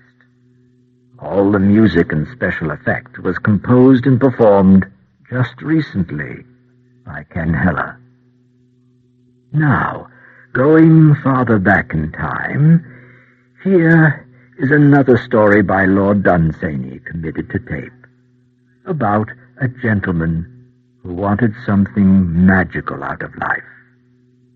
But the price.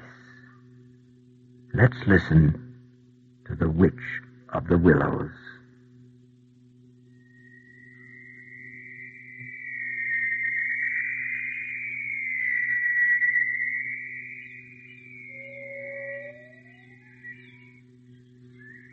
I wandered about the country, always alone, not caring really where I went.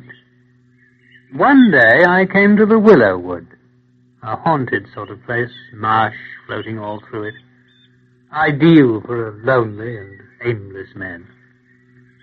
I was tired of ordinary things and ordinary people, what they said and did, the everyday things, everything lacking in wonder, surprise, magic, mystery. And there was a mystery in the woods.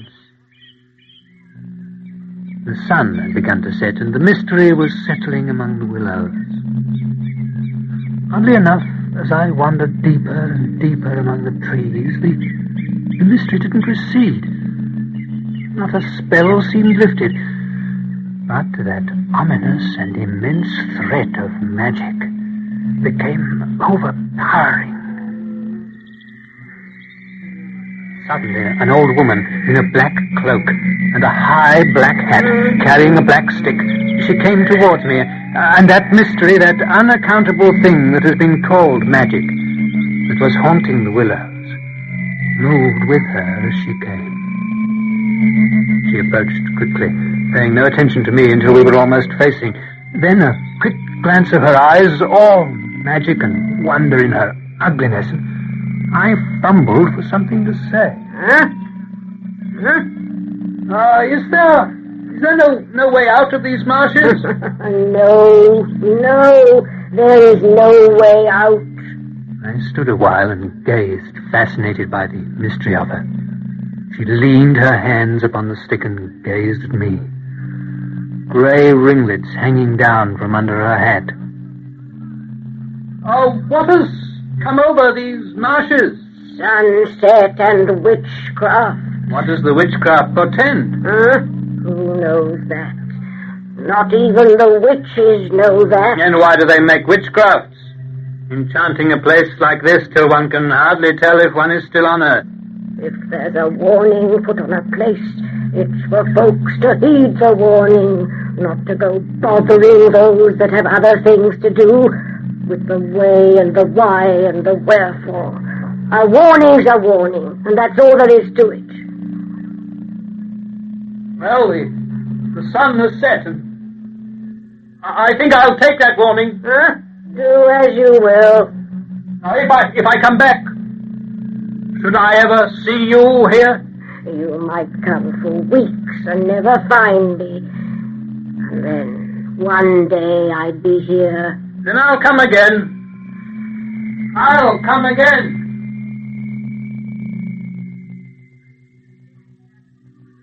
I stayed at a little inn called Wold's End, a mile or so from the marshes.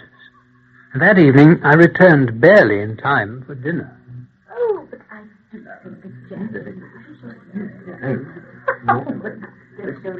I couldn't put the mood of my strange adventure out of mind. And in contrast, the company, the whole interior of Wold's End was a dreary replica of life in general. Wholesome food, kindly people, the expected, the safe.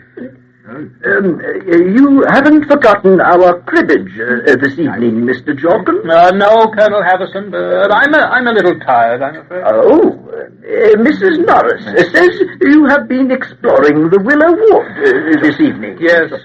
Take care of the marshes there. They're dangerous, you know, dangerous, but a good place for grouse. In season, of course. Later I stood at my window and looked down toward the woods. The moon lit the hillside, and below it I could see the trees. Black, darker than the night. The mystery is still there. But when I walked down next morning, it was gone. It was gone when I went back at sunset. Day after day I went, and still she did not come. I haunted the place till all the water hens knew me and the rooks. Then, one afternoon, 2 weeks later, no sooner had I entered the solitude of the willows than the transformation began. The shadows between the trees became heavy with portents or omens. The stillness full of whispers. The mystery gathered about me. And in the midst of it, she walked with her black stick. The mystery coming with her. She nodded as she approached with what may have been a smile at the end of her lips. Willow Witch, as you see, I have come back. You told me there was no way out of the marshes. Nor is there. You come back and back to them. That's true. They have a hold upon me already, and it's not the marshes or the willows. When you're not here, they are nothing more than the time of day can make of any place. It's for the magic in you that I return. The magic in me. And your weariness of the things of every day, pushed and pulled, back and back. Where do you live? Out of sight, out of hearing of the folks of every day. Where? Merlin's Wood. Merlin's Wood, by this path. Wait, can I come with you? If you can follow. I can't if you wait. The light is too dim to see the path. You have to keep up. But you disappear. When I try to look, you're gone. Wait. Plunge, Mr. Jorkins. Plunge, or you'll never make it. Wait. Wait. Wait. But she was gone. But that wasn't the first time we had trouble with the natives in that area. No. Sometime earlier that year. Here, I wanted you to try some of this port. Yes, the natives, during the cholera epidemic. That was unendurable, unendurable. During my, what? I said it was it curable? Oh well, with the right treatment. Yes, it was during the cholera epidemic. It was some time. I did something absurd, but I couldn't help it. The decanter of port, Colonel Havison's prize port, was sitting on the end table beside me. I'd been fingering the cut glass neck. The fireplace, several yards across the room, the large stone fireplace. Suddenly, quite unaccountably, I picked up the decanter and flung it against the stone. Oh, I say, Jorkins. Jorkins. I plunged out of the house, down the road to the woods, through the marshes. The mystery was everywhere, thicker than the trees, almost suffocating. But I headed as if guided through the woods. A wood remembered from one's earliest years. This strange, almost terrible feeling seemed to come from straight ahead. It was the path itself, straight ahead, until it seemed to veer very slightly to the left. And from this I gathered that I should find the home of the witch. And sure enough, there it was, a cottage in the midst of strangeness and mystery. The cottage was small and roofed with a dark thatch, windows made of round panes, the size and thickness of the ends of bottles. I heard my knock on the door before, or so it seemed. I quite reached it, and instantly it opened, and there she stood, in her cloak. Magic seemed to pour out around her. Well? I have come. Yes. And do you come in? Do you enter a witch's cottage? Yes. Well, the door is open, Mr. Jorkins. I entered. And a swell of dark, terrible power seemed to leap at me. Then shortly the magic subsided. It withdrew to the corners and walls of the little room. A fireplace emerged, a glowing, blood-red flame within it. A large black cat lying before it, and the witch bent over, sweeping something. The decanter. Colonel Haverson's decanter. There's been an accident, but maybe it will be mended by and by. The room was difficult to see clearly. A few things stood out, a stove, a table, several chairs, all strangely carved and inset. Will you have some tea? Yes. Cowslip, briar rose, or daffodil? Cowslip. It was a strange brewing. She boiled water in a great kettle over the fire, then threw handfuls of withered dry cowslip blooms into her teapot and added a sprinkling of herbs. She filled with it 2 earthenware cups, glazed green on the outside, and instead of milk, she poured honey. All the while, her cat watched us from the fireplace. We sat watching the fire, drinking the strange tea. As the shapes of the coals changed, she peered more and more intently. It seemed as though events were passing before us through the deeps of the fire. Trouble coming to the world. What trouble? All going the wrong way. Losing hold. Where do we want to go? Where should we? That's the affair of witches. Do you know? He knows. The old cat. The dark one. He doesn't run to town. He doesn't plan or worry. He knows what is coming, dark one. Winter, spring, nothing can hasten it. Nothing stop it, eh? Do you care about the world? Witches, we are abandoned and sought. Abandoned and sought. Withdraw and whisper. Withdraw and whisper. What do you whisper? What do you say? Oh, we provide. What? What you've come for. What? Not to know about the world. Is that what you provide? That's what you seek, Mr. Jorkins. You do not find the things of every day in my cottage. Yet you come back and back. Mystery. The ends of your world, Mr. Jorkins. Beyond. Will I find it here? Will you help me? Help you? Show me. Will you? Are you afraid, Mr. Jorkins? Is it dangerous? Surrounding the house, deadly power. It could crush you to the size of a pebble. Look, Mr. Jorkins. Handful of pebbles. You.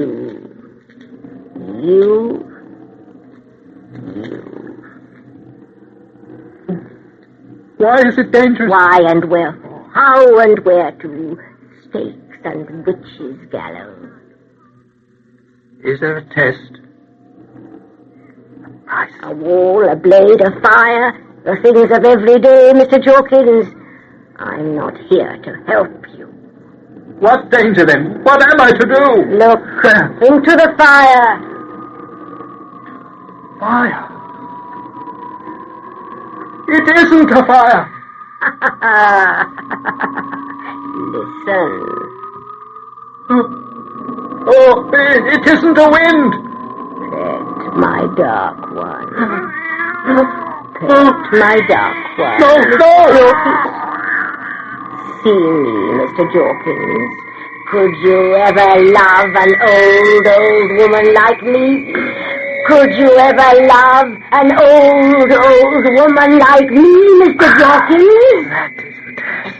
Could you ever love an old woman like me? An enchanted witch. I can break the spell by saying yes. Then all will be well. You'll emerge far lovelier than any creature. Or a spider, or a ghost, or a death thing twice as ugly. The look in your eyes, Mr. Jorkins. You magic and mystery on your own terms. Tests and prices, sleight of hand. Do you think no claim is to be made upon you? There, look. There's the abyss. There the flame. Here the the ugly. Could you ever love an old woman like me? No, stay away from me! You're hideous! Hideous! Then, at the very words, there came a look in her eyes like flaming stars in the night. The cat appeared to increase in size to an enormous horror. The room became darker. There was nothing I could say to explain my refusal, except that all the magic and mystery that had first intrigued me was now horrifying and deadly. It was a wave that seemed to threaten all, a wave that began to fade away without breaking. I had rushed out of the cottage, but had not gone many yards from the angry witch when her house and the whole forest became, section by section, disenchanted. When I last saw her, she was standing there in her open door looking after me. Something of mystery still surrounding her. I couldn't distinguish whether her look was of rage or of sorrow. And as she and her cottage passed out of sight, I saw the last of magic that I shall ever see.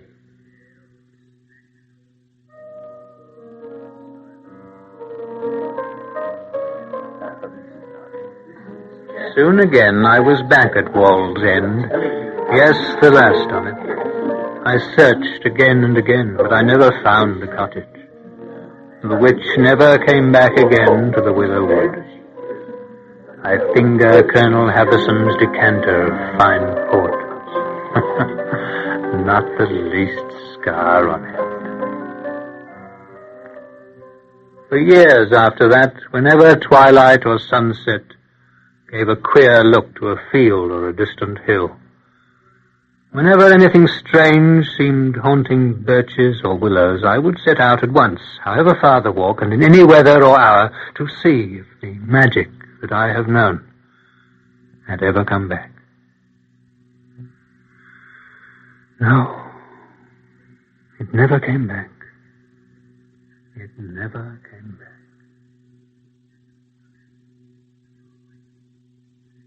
would Mr. Jorkins have been happy ever after in the woods with the Witch of the Willows? Lord Dunsany doesn't speculate farther than the story goes.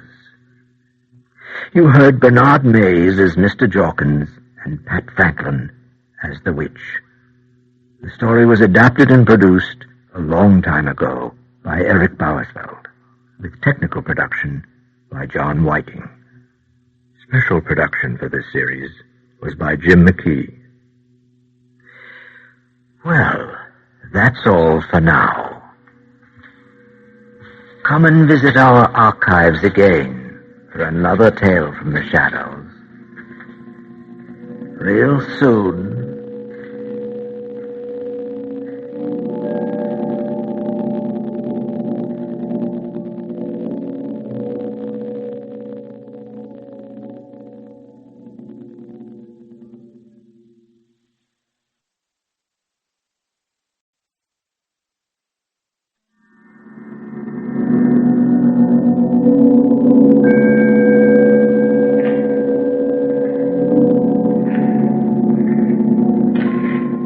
Welcome to the shadows.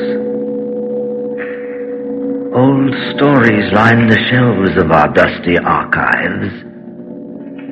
Stories of dreams, mystery, horror. We would like to bring one of our early radio tales back to life during this half hour. Let's see. Ah, yes. Here's one which Dostoyevsky subtitled A Fantastic Story. It's a vision of a golden age that comes in a dream after death to a man everyone calls ridiculous. Let's listen to the dream of a ridiculous man.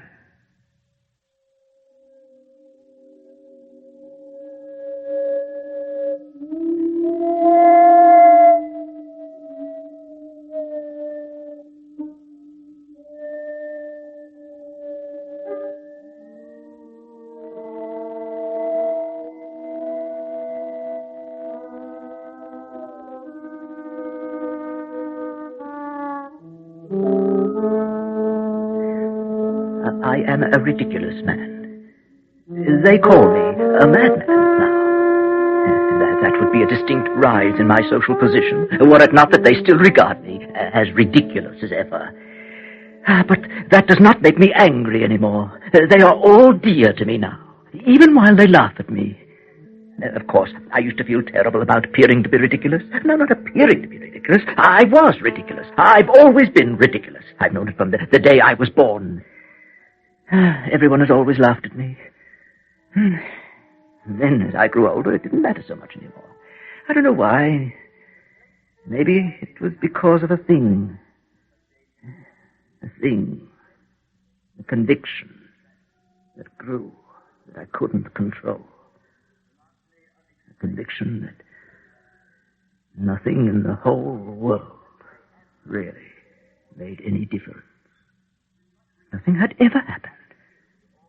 And little by little I realized that nothing ever would happen.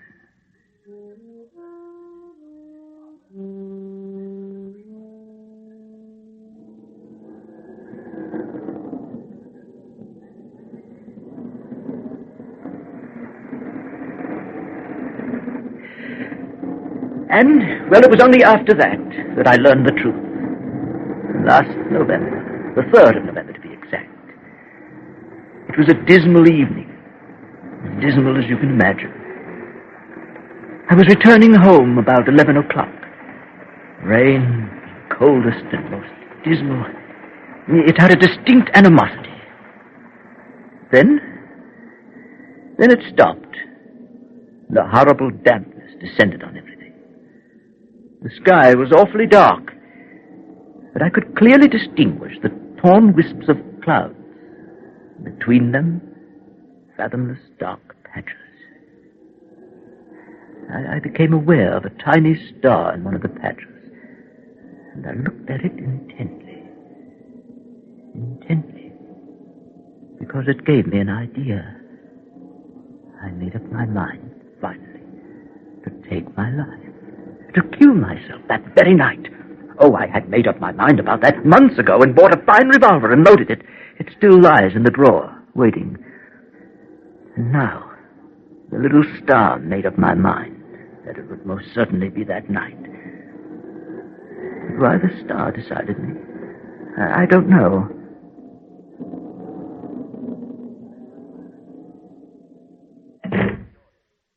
My room is very small and poor.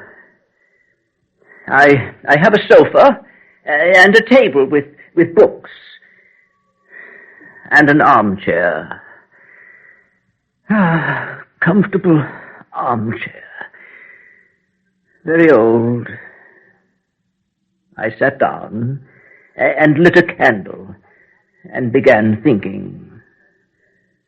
I would usually sit up all night in the armchair, doing nothing, not reading, not even thinking about anything in particular.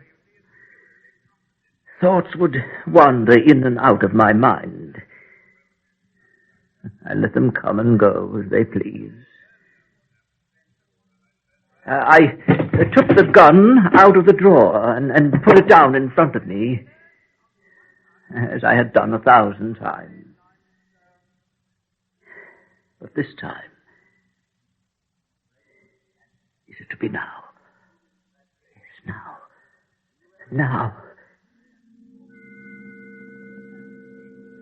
I suppose I fell asleep in my armchair. I was not aware of falling asleep at all. Dreams, as we all know, are curious things. Visions appear with terrifying clarity. Details engraved like jewelry, and yet we leap through an abyss of time and space. I had intended to end my life. And my dream, oh, my dream, revealed to me a grand, new, regenerated, and powerful life. I picked up my gun, for my dream began just as I was in the armchair, and I pointed it straight at my heart. Not at my temple, where I had planned to shoot, but at my heart. I paused for a second. Then, there was no pain, but with the shot, everything within me was suddenly shaken. And then, extinguished. A terrible darkness descended all around me. I couldn't hear or see or move. I was lying stretched out full length in a coffin, being carried. I could feel the swaying. I was dead. And then lowered, buried in the earth. It was damp and cold. I did not expect anything. A dead man has nothing to expect. An hour or a day, maybe several days passed. There was only the cold and the dampness. A drop of water had seeped through the lid of the coffin and fell on my closed left eye. Then another, and it continued on and on. Someone was doing this. Someone was responsible for all that was happening. You, whoever you are.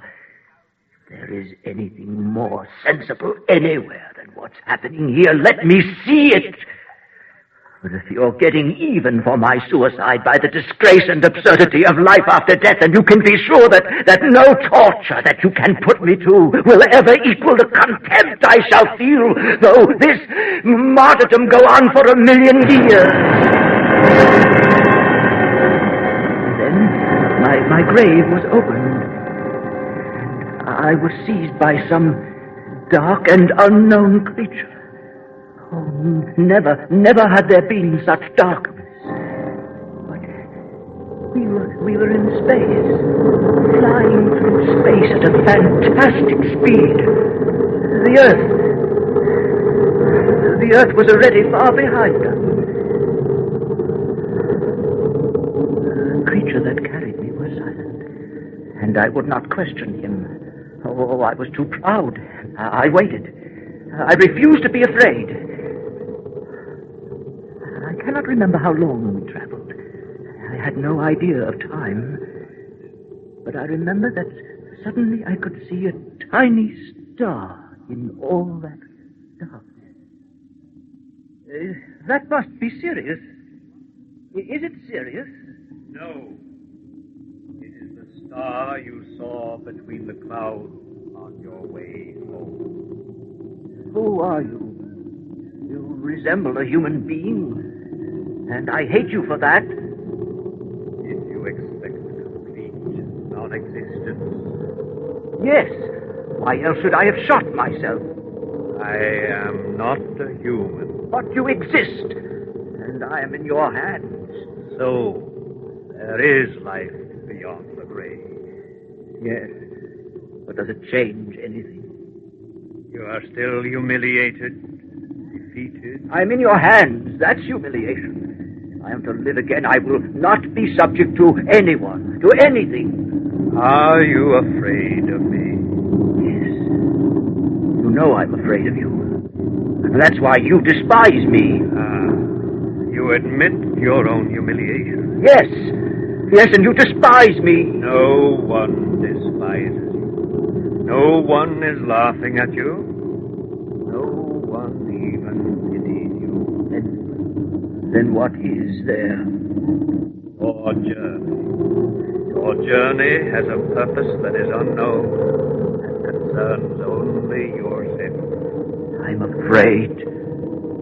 Then listen. Listen. Do you hear? Does it reach you? Yes, something permeates my whole being, speeding through the dark and unknown regions of space. Is there an expectation? Yes, and a terrible anguish. And what is this feeling of something familiar, something incredibly nostalgic? Look ahead. Sun. Our own sun that gave birth to our world. How can it be your sun millions of miles away? Yes, I recognize it. It's our own dear sun. Or a copy? Or a twin? But the same light that gave me birth. Oh, feel the warmth. But it is so. Where is the earth? There. The little star ahead. Like an emerald in the dark. How can such repetitions be possible in the universe? Is that nature's law? You will see. Oh, and if this is an earth, is it the same as ours? The same wretched and unhappy earth that is so dear to us? Eternally beautiful and dear even to her most ungrateful children? You shall see it all. You shall see it all. Yes, it is the earth. There, oceans, Europe. Oh, no, I won't have it. I can only love the earth I've left behind with my blood on it, my suicide. Even more for that than ever. We can only love with suffering and through suffering. There's no other love we know. Oh, I want it. Oh, suffering in order to love. I would kiss that earth behind me, that only earth. I won't accept any other. No other. No other.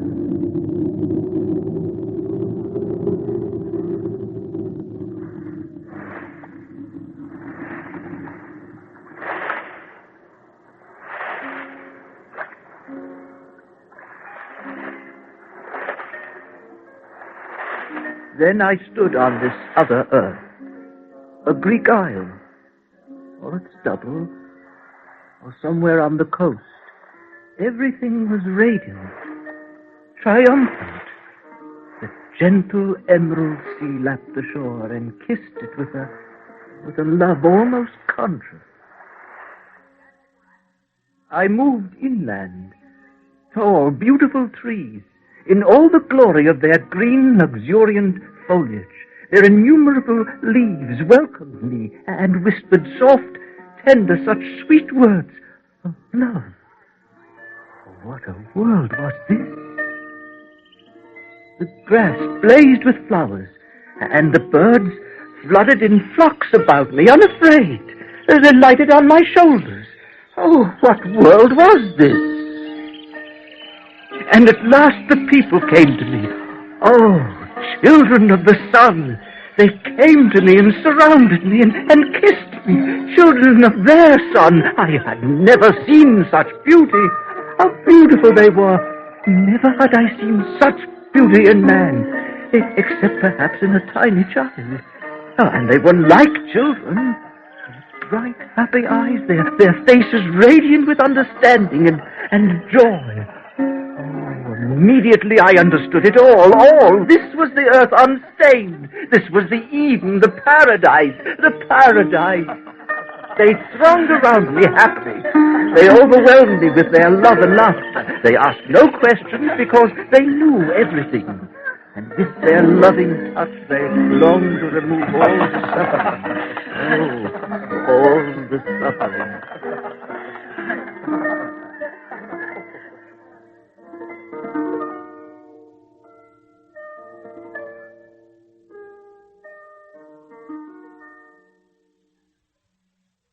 My dream lasted thousands of years, and I still feel the love of these beautiful people flow out from their star, their earth. But I never understood them as they were, playful, excited as children. They wandered about their forest and sang their beautiful songs. Their simple food was the fruit and honey from their trees and milk from the animals that loved them. No quarrel, no jealousy, but it was their knowledge, most of all, that I could not understand. Look! And they pointed out a tree. Look! I couldn't see was their intense love. Love that was a language. They talked with things and were understood, and animals and birds that lived peacefully with them never attacked each other. Look! They pointed out the stars and communed in some actual living way. Look there! No, I cannot understand what I see. It doesn't matter. And death? What of death? There's little illness, but there is death. The old die peacefully, falling asleep. We gather around and bid farewell. But is there a life after death? Is there religion? Religion? Or science? Science. But there is death. In the evening, they praised the day and remembered all the sensations it had brought. They said their farewell and praised the earth and the sea, the woods, and each other in their songs. And I could not understand. It was beyond my grasp. In all the years of my dream, I never understood. Look, the sun is setting. Look at the clouds, the color. The red is always changing. They couldn't imagine what I meant, and it didn't matter. I gradually became like them, youthful and innocent. Understanding didn't matter. I was overwhelmed by the fullness of life, and I worshipped them in silence. In silence.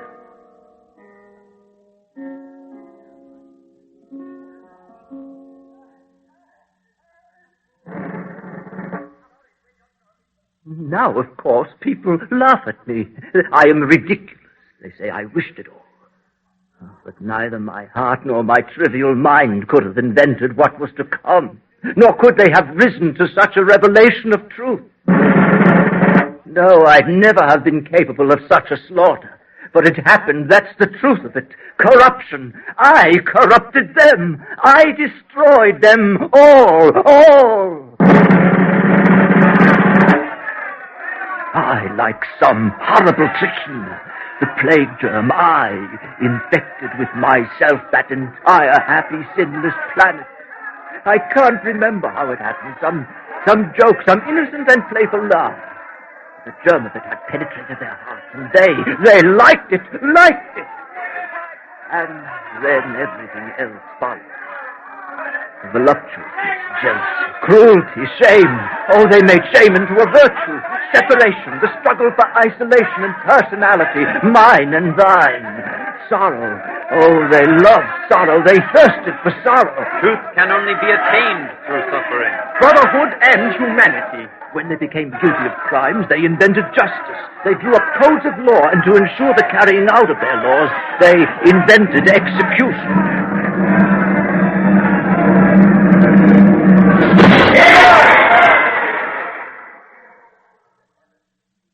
Well, what do you want of us now? Can't you see what has happened to you? You have brought us enlightenment. No, I have brought corruption, cruelty, and destruction. Oh, are we so dishonest, cruel, unjust? And we have, after all, science.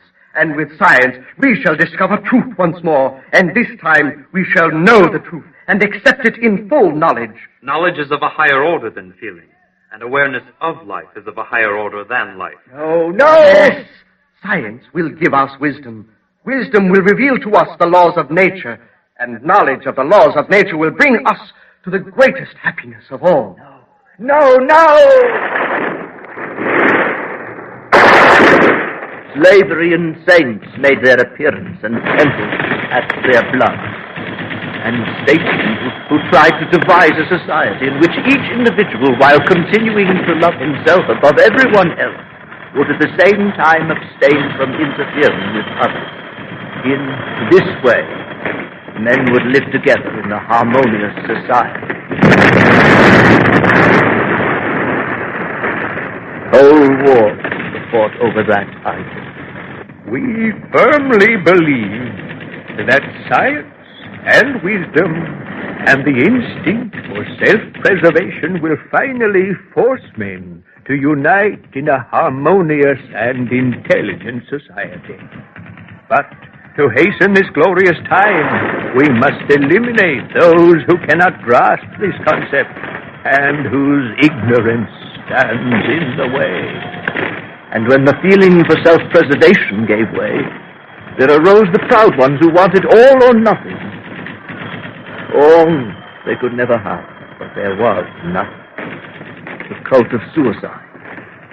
Religions appeared worshipping the non-being and self-annihilation for the sake of everlasting peace in non-existence. Suffering is beautiful, because only through suffering is there knowledge. Yes, and I love you all the more for your suffering, more than the time you were innocent and so beautiful. This earth, your degraded earth, I love more than when it had been a garden, because I love suffering and despair. But only for myself, not for you.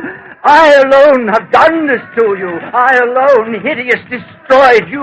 And you must destroy me now. Here, see, here's how to make a cross. Now, crucify me. Crucify me.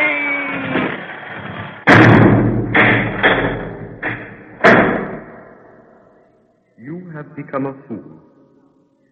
You are dangerous to us. Terrible sorrow wrung me. I was dying. And then I awoke. It was morning. The sun had not yet risen, but it was nearly 6 o'clock. I was in the same armchair. Candle had burnt out. And there on the table was my gun, lying there, loaded and ready. Oh, no, never now. I had beheld the truth, and I loved and longed for life. Life! Sweet, sweet life. Oh, yes, life. And preaching. I would preach. I made up my mind from that moment I would preach all the rest of my life. What would I preach? Why, truth, for I have beheld it with my own eyes in all its glory.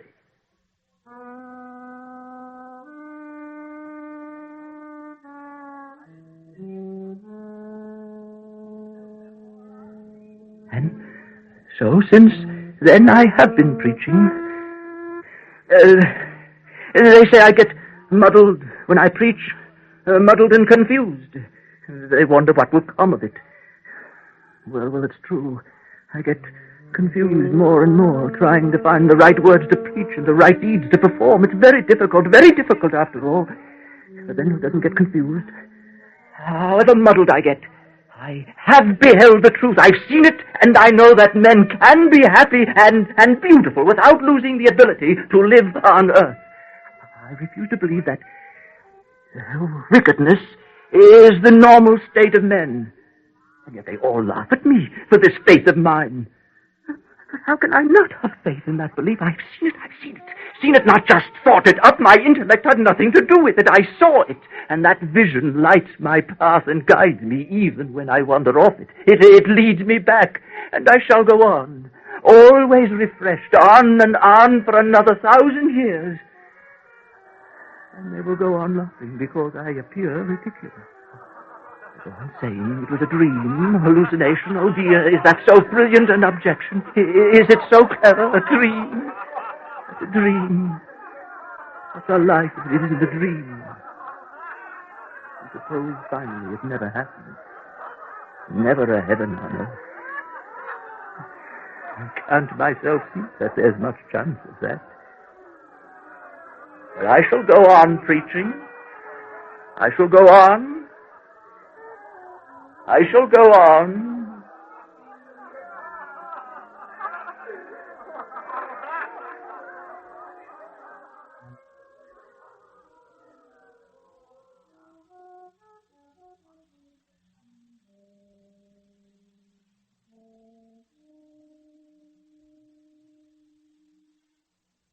The Dream of a Ridiculous Man by Fyodor Dostoyevsky. Adapted and produced by Eric Bauersfeld in 1964. Technical production was by Warren Van Orden, with music improvisations by Ian Underwood. The various voices were by Martin and Nancy Punch, Conlon Bradley, Chris Lighthill, Shirley Jones, Toby Halpin, and Eric Bauersfeld was heard as the Ridiculous Man. Additional technical production for this program was by Jim Mckee. Well, that's all for now. Come and visit our archives again for another tale from the shadows. Real soon.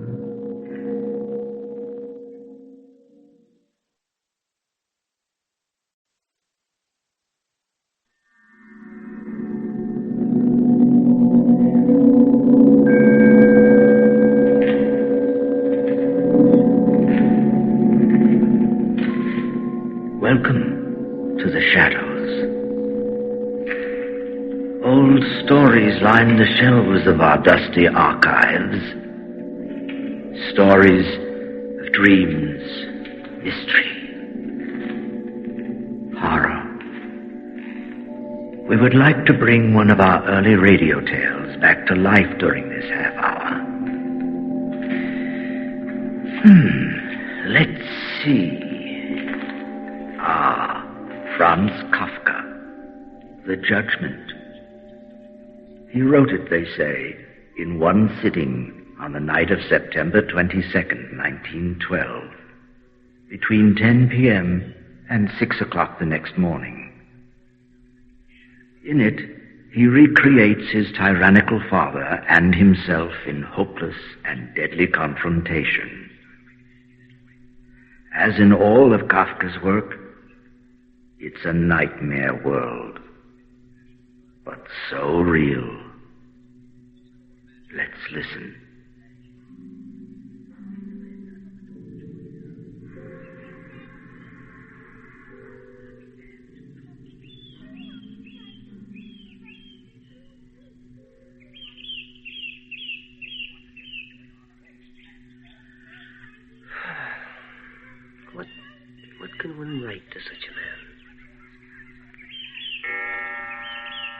Dear old friend, it's a Sunday morning in the middle of spring, and I'm sitting in my room on the first floor. As you know, our house is one of a row of houses, each one hardly distinguishable from the others. I've just finished a letter to you, and I'm looking out the window at the river. Ridge, hills on the other side with their tender green. Why did you run away to Russia? Well, I was dissatisfied with my prospects at home, you know that. Have things turned out better in St. Petersburg? Oh, you know that, too. As I told you on my last visit, it's been getting worse and worse. Well, as I see it, you're wearing yourself out to no purpose in a foreign country. Your beard doesn't really cover the face I once knew. Your skin has grown yellow. Yes, some disease. A disease? Oh, the trouble is you have no connection with your fellow countrymen anymore, and hardly any with the Russians. Oh, yes, I'm resigned to becoming a permanent bachelor. Well, I don't for my life know what to write to you. I can't help you no matter how sorry I feel. Maybe I should advise you to come home again. Take up with your old friends again. Rely on us. God knows there's nothing stopping you. That, of course, is as good as telling me. There's no way to be nice about it. That all my efforts have failed, miscarried. That I should give up, come home, and be gaped at by everybody. The prodigal son returns. And that only my friends really know what's what. That I'm just a big kid, and I should do what my successful home buddies tell me to. Well, I suppose there's no telling that all the pain we'd cause you would have any effect. Not at all, not at all. So why should I? Chances are we couldn't get you to come home in the first place. As I said myself, I'm out of touch with everything at home anyway. I'd still be in a foreign land, and with the added bother of all that advice from friends. Now, I know you all mean well, but don't you see it'd make us farther apart than ever? How do you mean? Well, suppose I do follow your advice. Come home and then find I can't get along with anyone. But on the other hand, can't get along without. Well, then what? Well, you can see humiliation.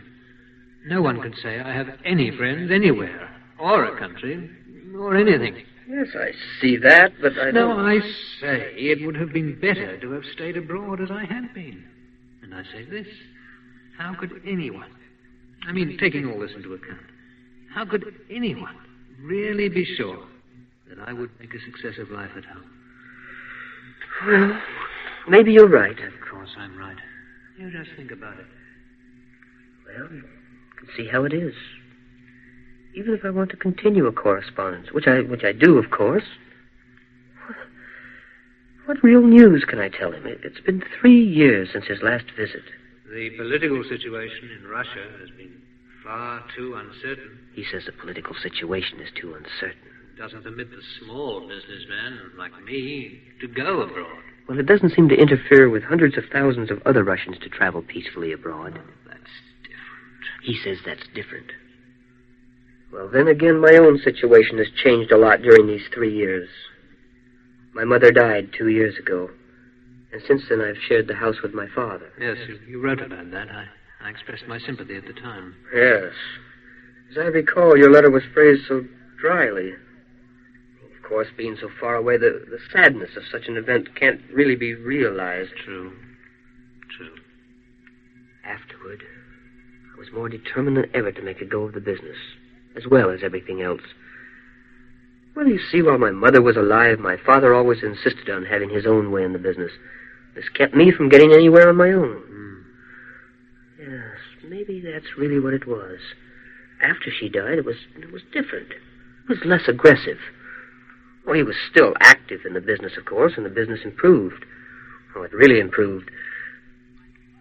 And that, of course, might simply have been due to a run of good luck, not because of anything my father did about it. Well, anyway, the business improved in a most unexpected way, and there was no doubt that it would continue to do so. Well, of course, I knew nothing about all that. You never wrote about the business. In fact, I kept trying to get you to come to Russia to see what you could do there. It's true. I didn't want to let him know about the business. It would certainly be odd to tell him about it now. Well, it doesn't leave much to write about, except local gossip. I don't want to tell him about Frida. Dear friend, a month ago, I became engaged to Frida Brandenfeld. Oh? No, I don't want to tell him about that. So he won't be coming to our wedding? I doubt it. Don't I have a right to get to know all your friends? I don't want to trouble him. He would probably come if I told him about it. At least I think he would. But he would feel that his hand had been forced, and he'd be annoyed. Maybe he would envy me. Surely he'd be discontent. And then he'd have to go away again without being able to do anything about it. He'd have to go away again alone. Alone. Do you know what that means? Yes, of course I know what that means. But suppose he hears about the wedding from someone else. Oh, there's nothing I can do about that, is there? And when you think how he lives, what chance is there anyway? George, you know, with friends like that, I don't see why you got engaged at all. Well, we're both to blame for that. Aren't we? I wouldn't change things for the world. All the same, I'm a little worried. Oh, what's to worry about?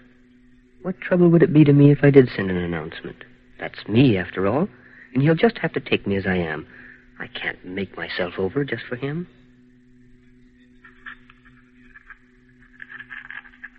Dear friend, I've saved my best news for the end. I've been engaged to a Fräulein Frida Brandenfeld. She comes from a very well-to-do family. You probably don't know her because she moved here only a long while after you went away. Later, there will be more time to tell you about her. For now, just let me say that I'm very happy, and as far as you and I are concerned, the only change in our relationship is that instead of a very ordinary kind of fellow, your friend is now a very happy fellow. Frida sends warm greetings and will soon write to you herself. In her, you will have acquired a genuine friend of the opposite sex, which is not without importance to a bachelor like yourself. I know there are many reasons why you can't come to see us, but wouldn't my wedding be just the right excuse to put everything else aside? Nevertheless, I want you to do whatever works out best for yourself. Your friend, George. Well, that's that. Who's that passing in the street below? I wonder... Waving. Must be someone I know. Oh, yes, yeah.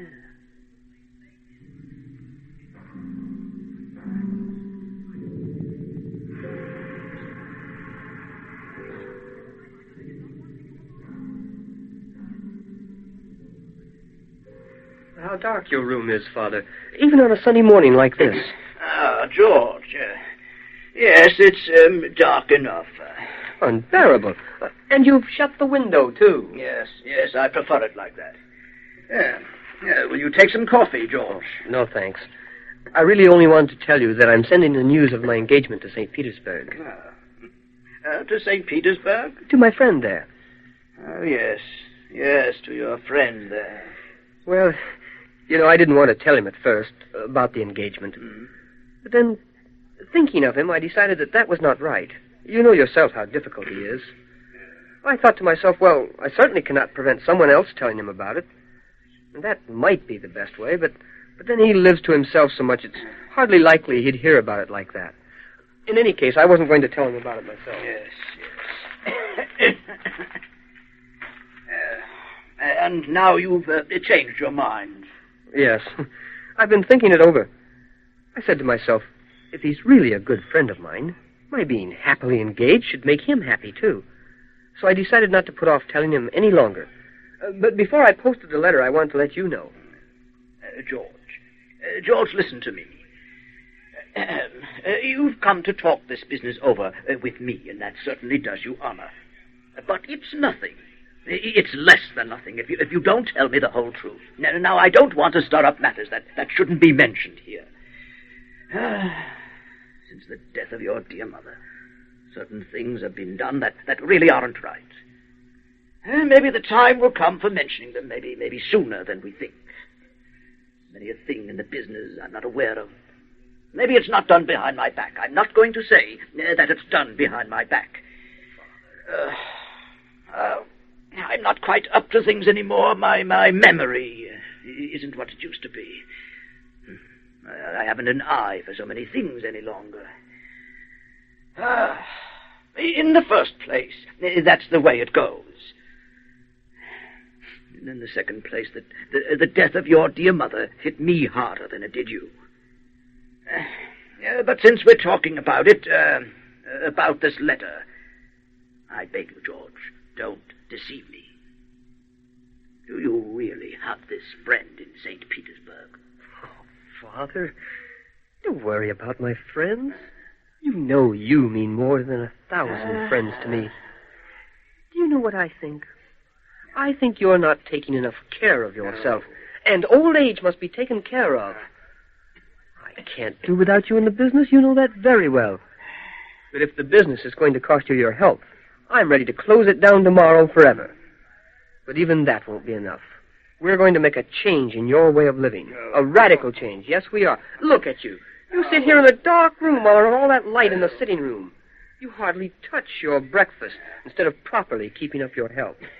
You sit by a closed window when the air would be so good for you. No, Father.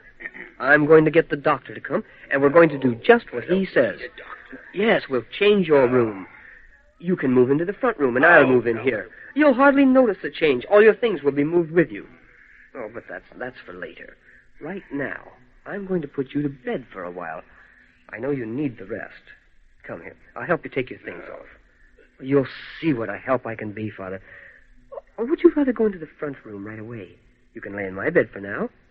Yes, that's it. That would be the most sensible thing. Father? Father? George. Yes, Father. George, you have no friend in St. Petersburg. You've always been a joker, and now you're trying to kid me. How could you have a friend out there? I don't believe it. Father, you just don't remember. Just think back a bit. That was about 3 years ago that my friend came to visit us. I remember you didn't like him very much. And I could understand that, what with his peculiarities. More than once I kept you from seeing him. Actually, well, he was here with me in my room. Then later, the two of you got on very well. You listened to him and nodded and asked him questions. You remember that? Yeah. Now, come on, up now. Look out for the tassel. Let me get that dressing gown off here. Yeah, I told you to look out for the tassel. Do you remember the stories he used to tell about the Russian Revolution? About the priest on a balcony who cut a broad cross in blood on the palm of his hand and held it up appealing to the mob? You remember that? Sure you do. You've told the story several times yourself since then. Here. Now, down again. That's fine. Now, off with these woolen pants. Hey, lift a little. That's it now. Look at that underwear. It's not very clean, is it?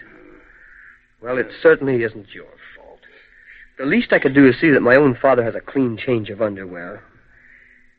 Well, that's all going to be different after the wedding. You'll live with us, and you're going to be looked after. Now we've got to get you into bed. Come here. Let me lift you. Hold on. Up. That's it. Now, over we go. Oh, it'll be different then. You're going to be taken care of.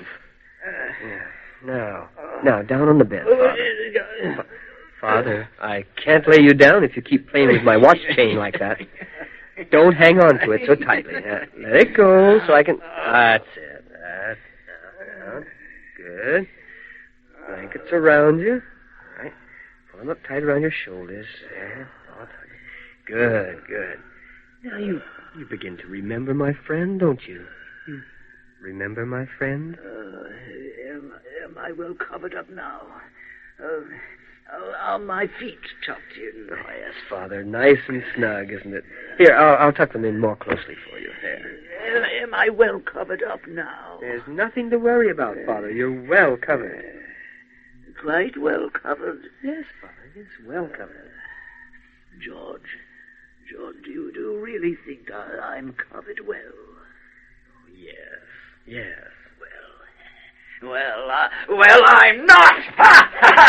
Not by a long shot. Oh, I know you wanted to cover me up, my young sprig. But as you can see, I'm far from being covered up yet. And even if this was the last strength I've got, it's more than enough for you. Of course I know your friend. Do I know your friend? He would have been a son after my own heart. And that's why you have been putting it over on him all these years. Why else? Why else? Dear friend, my father seems to know you. Do you imagine that I haven't pitied him? You had to lock yourself up in your office. The chief is busy. The chief mustn't be disturbed.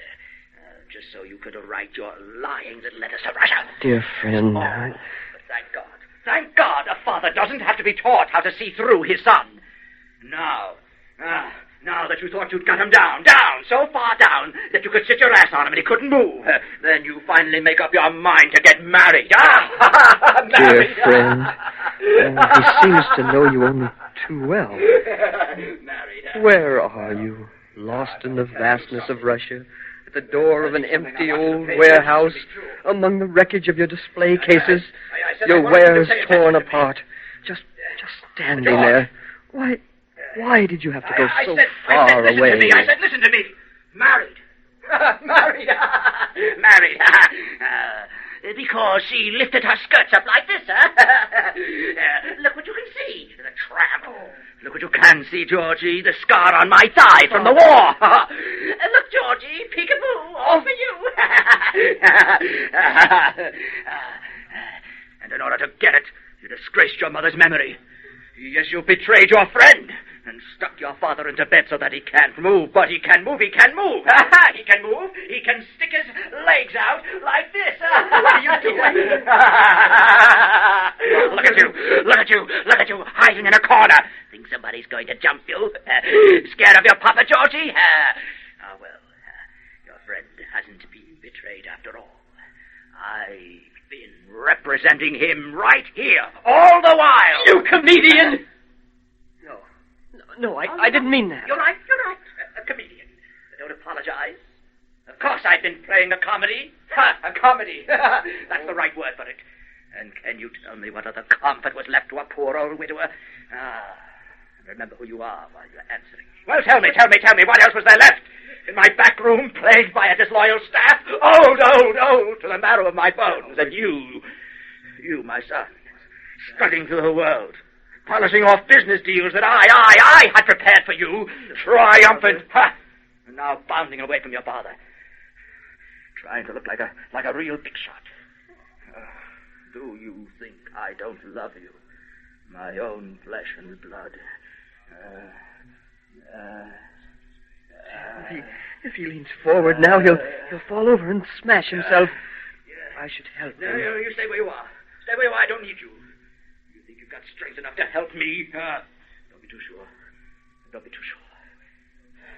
I'm still stronger than you are.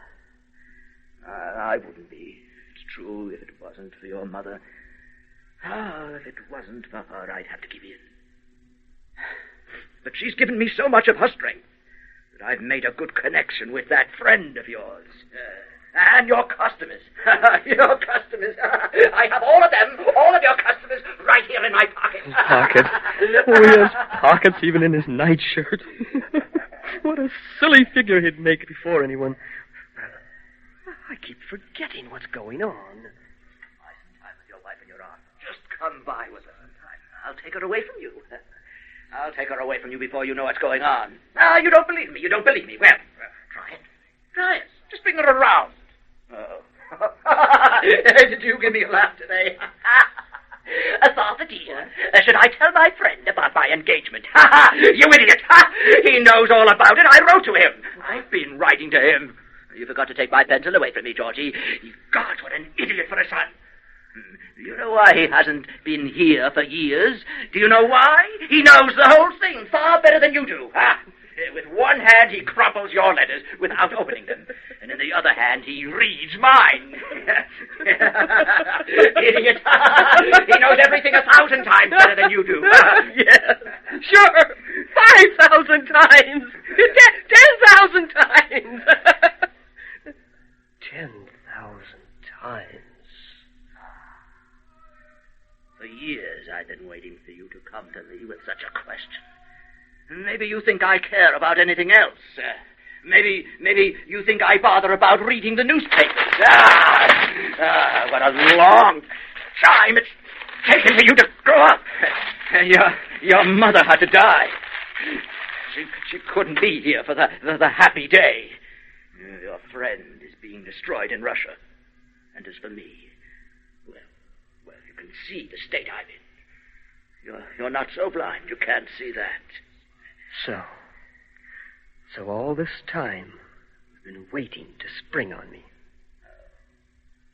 Oh, I suppose you've been waiting all this while just to say that. Well, now it doesn't matter. So now you know what else there was in the world beside yourself. Innocent. An innocent child. Yes, that's what you've been. True enough. But even more true, you've been a mockery of a human being. And so now pay attention to the judgment. I sentence you to death. I sentence you to death by drowning. By drowning.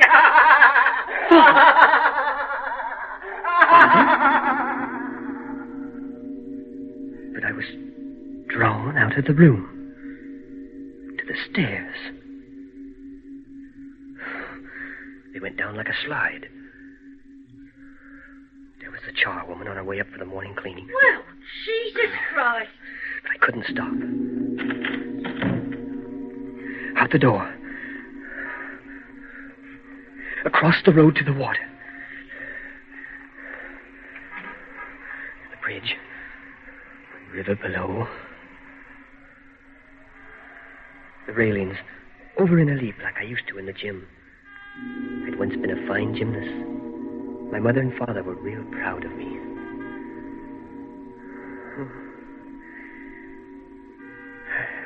Can't hang on here forever. Grip is weakening. Oh, there's a bus coming. That'll do it.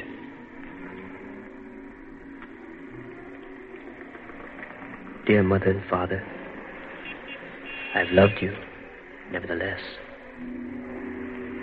I've always loved you, nevertheless.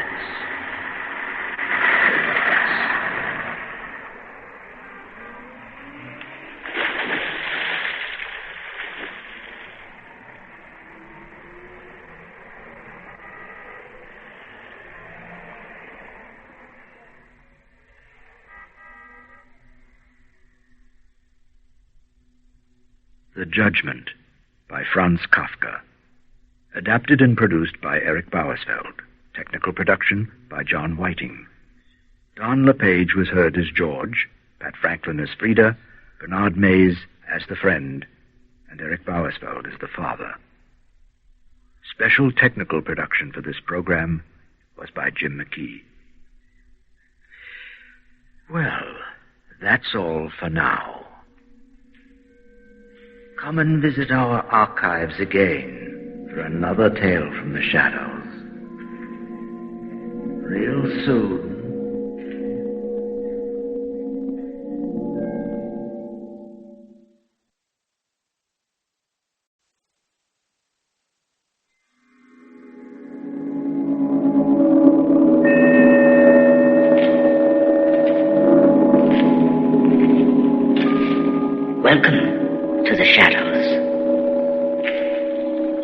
Stories line the shelves of our dusty archives. Stories of dreams, mystery, horror. We would like to bring one of our early radio tales back to life during this half hour. Let's see. Here's a whole alcove devoted to Edgar Allan Poe. And in a section marked Old Men. 2 stories. One about an old man who just couldn't keep quiet. The other old man just couldn't be reached. Let's hear about him first in The Man of the Crowd There are some secrets which do not permit themselves to be told. Men die nightly in their beds, wringing the hands of ghostly confessors and looking them piteously in the eyes. Die of despair of heart and convulsion of throat on account of the hideousness of mysteries which will not suffer themselves to be revealed. Now and then, alas, the conscience of man takes up a burden so heavy in horror that it can be thrown down only into the grave. And thus, the essence of all crime is undivulged.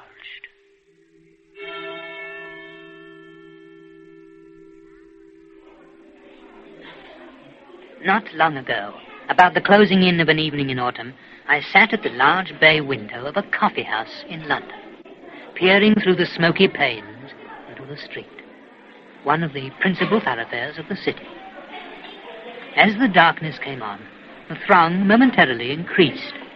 Two dense and continuous tides of population were rushing past the door.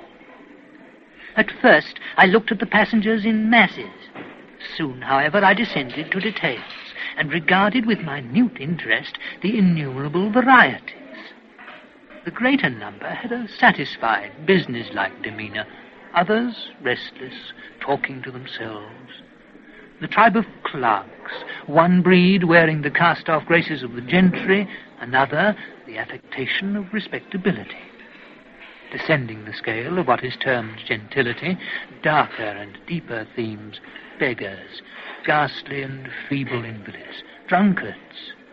As the night deepened, the late hour brought forth every species of infamy from its den, and deepened in me also the interest of the scene. With my brow to the glass, I was thus occupied in scrutinizing the mob, when suddenly there came into view a countenance, that of a decrepit old man, some 65 or 70 years of age, a countenance which at once arrested and absorbed my whole attention. There arose within my mind the ideas of vast mental power, of caution, of penuriousness, of avarice, coolness, malice, of bloodthirstiness, of triumph, of merriment, of excess terror, of intense, of extreme despair. I felt singularly aroused and fascinated. Then came a craving desire to keep the man in view, to know more of him. I made my way into the street and pushed through the crowd in the direction which I had seen him take. I at length came up within sight of him, approached and followed him closely, yet cautiously, so as not to attract his attention. He was short in stature, very thin, and apparently very feeble. His clothes generally were filthy and ragged. It was now fully nightfall, and the humid fog had ended in a settled, heavy rain. For half an hour the old man held his way with difficulty along the great thoroughfare, and I walked close at his elbow through fear of losing sight of him, never once turning his head to look back. He didn't observe me. By and by he passed into a cross street, not quite so much thronged as the one he quitted. He walked more slowly, more hesitatingly. He crossed and recrossed the way repeatedly without apparent aim. The street was a narrow and long one, and his course lay within it for nearly an hour, during which the passengers had gradually diminished. A turn brought us into a square, brilliantly lighted and overflowing with life. He urged his way steadily and perseveringly. I was surprised, however, to find, upon his having made the circuit of the square, that he turned and retraced his steps, repeating the same walk several times, once nearly detecting me as he came round with a sudden movement. In this exercise he spent another hour. The rain fell fast, the air grew cool, and the people were retiring to their homes. With a gesture of impatience, the wanderer passed into a by-street comparatively deserted. And down this, some quarter of a mile long, he rushed with an activity I couldn't have dreamed of seeing in one so aged. A few moments later brought us into a large and busy bazaar, and he forced his way to and fro without aim among the host of buyers and sellers. At no moment did he see me that I watched him. He entered shop after shop, priced nothing, spoke no word, looked at all objects with a wild and vacant stare, I was now utterly amazed at his behavior. Excuse me. I was resolved to follow him wherever he went, and that we should not part until I had satisfied myself in some measure respecting him.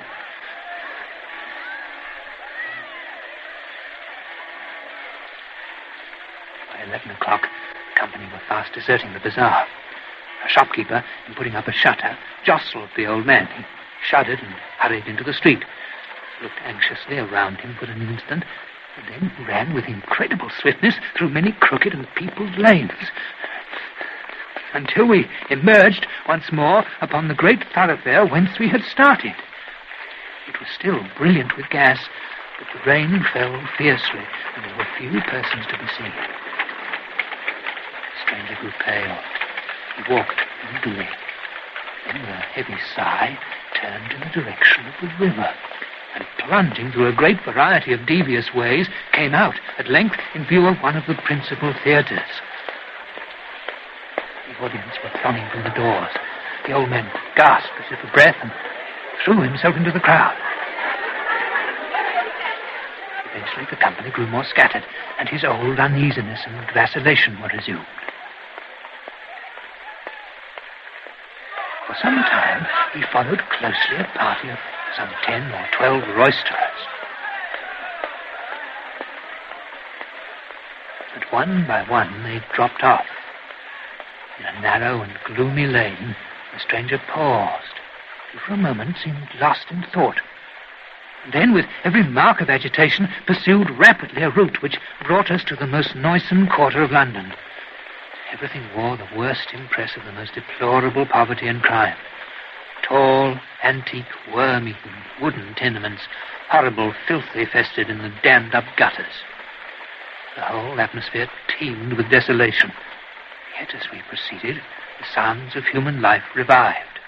Large bands of the most abandoned London populace were seen reeling to and fro. The spirits of the old man again flickered up, as a lamp which is near its death's hour. Once more he strode onward. Suddenly a corner was turned. A blaze of light burst upon our sight, and we stood before one of the huge suburban temples of intemperance. It was now nearly daybreak, but a number of wretched inebriates were still pressing in and out. With half a shriek of joy, the old man forced a passage within. He stalked backward and forward, without apparent object, among the throng. When finally they were gone, it was something even more intense than despair that I then observed. Yet he didn't hesitate, for with a mad energy he retraced his steps at once to the heart of the mighty London. Long and swiftly he fled, while I followed him in the wildest amazement, resolute not to abandon the scrutiny in which I now felt an interest all-absorbing. The sun arose while we proceeded, and when we had reached the most thronged part of the populous town, it presented an appearance of human bustle and activity scarcely inferior to what I had seen on the evening before. And here, long among the increasing confusion, did I persist in my pursuit of the stranger. But, as usual, he walked to and fro, and during the day didn't pass out from the turmoil of the street. As the shades of the second evening passed on, I grew wearied unto death. And stopping full in front of the wanderer, gazed at him steadfastly in the face. He noticed me not, but resumed his solemn walk. This old man is the type and genius of deep crime. He refuses to be alone. He's the man of the crowd. It will be in vain to follow. I shall learn no more of him nor of his deeds, for he doesn't permit himself to be warned.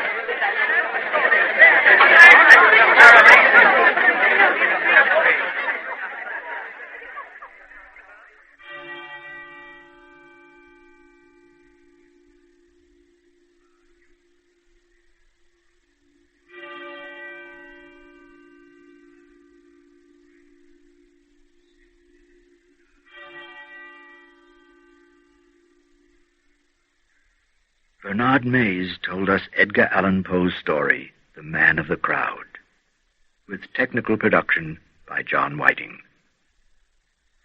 We're going to meet another character now, also invented by Edgar Allan Poe. He has his troubles with an old man who won't allow himself to be silenced. It's the Telltale Heart.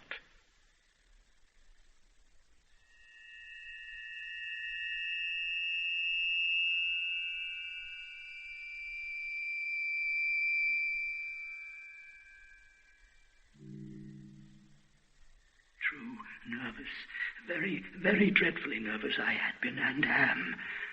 But why will you say that I am mad? The disease had sharpened my senses, not destroyed, not dulled them. Above all was the sense of hearing acute. I heard all things in the heaven and in the earth. I heard many things in hell. How then am I mad?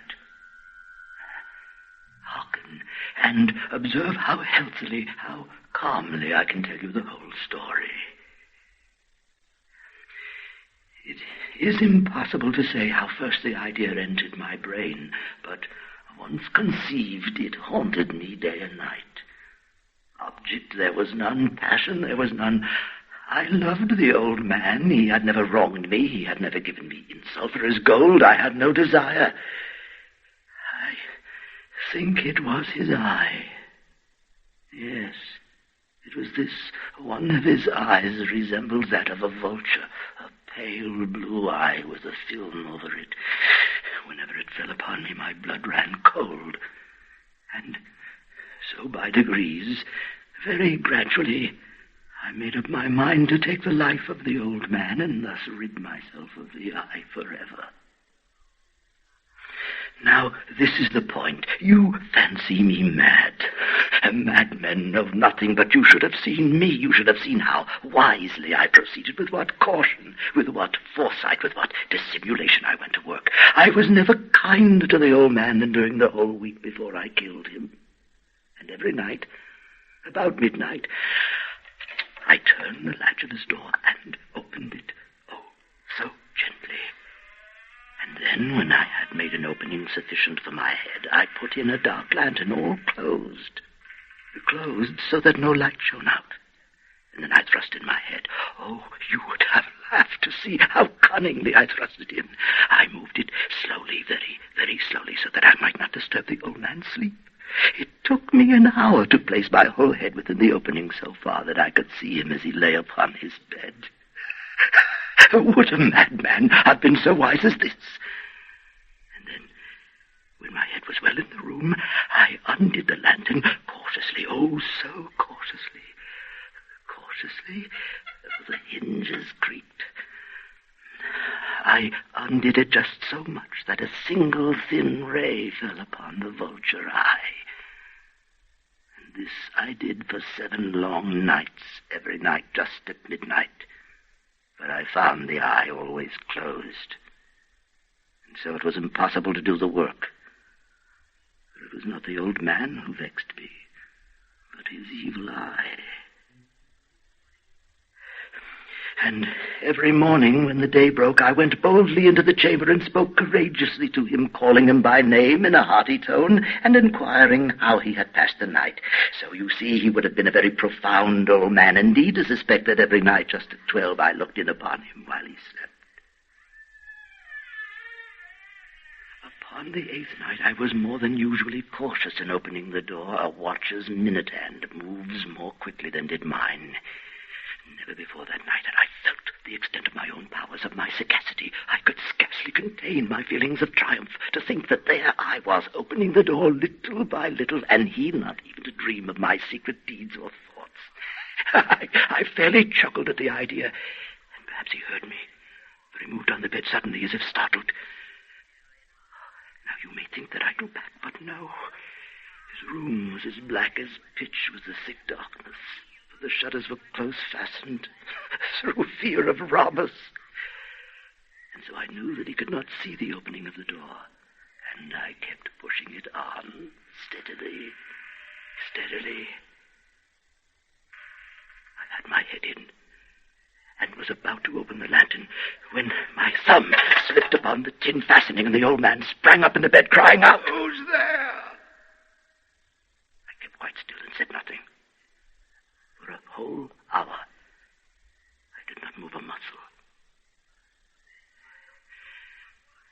And in the meantime, I did not hear him lie down. He was still sitting up in the bed, listening, just as I have done night after night, hearkening to the death watches in the wall. Presently, I heard a slight groan, and I knew it was the groan of mortal terror.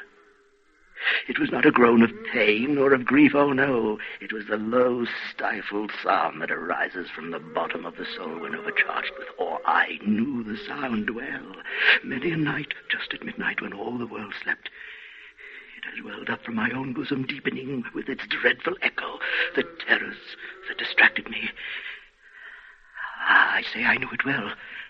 I knew what the old man felt and pitied him, although I chuckled at heart.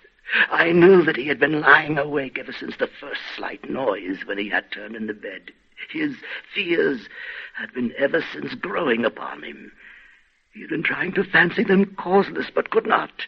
He had been saying to himself, "It is nothing but the wind in the chimney. It is only a mouse crossing the floor, or it is merely a cricket which has made a single chirp."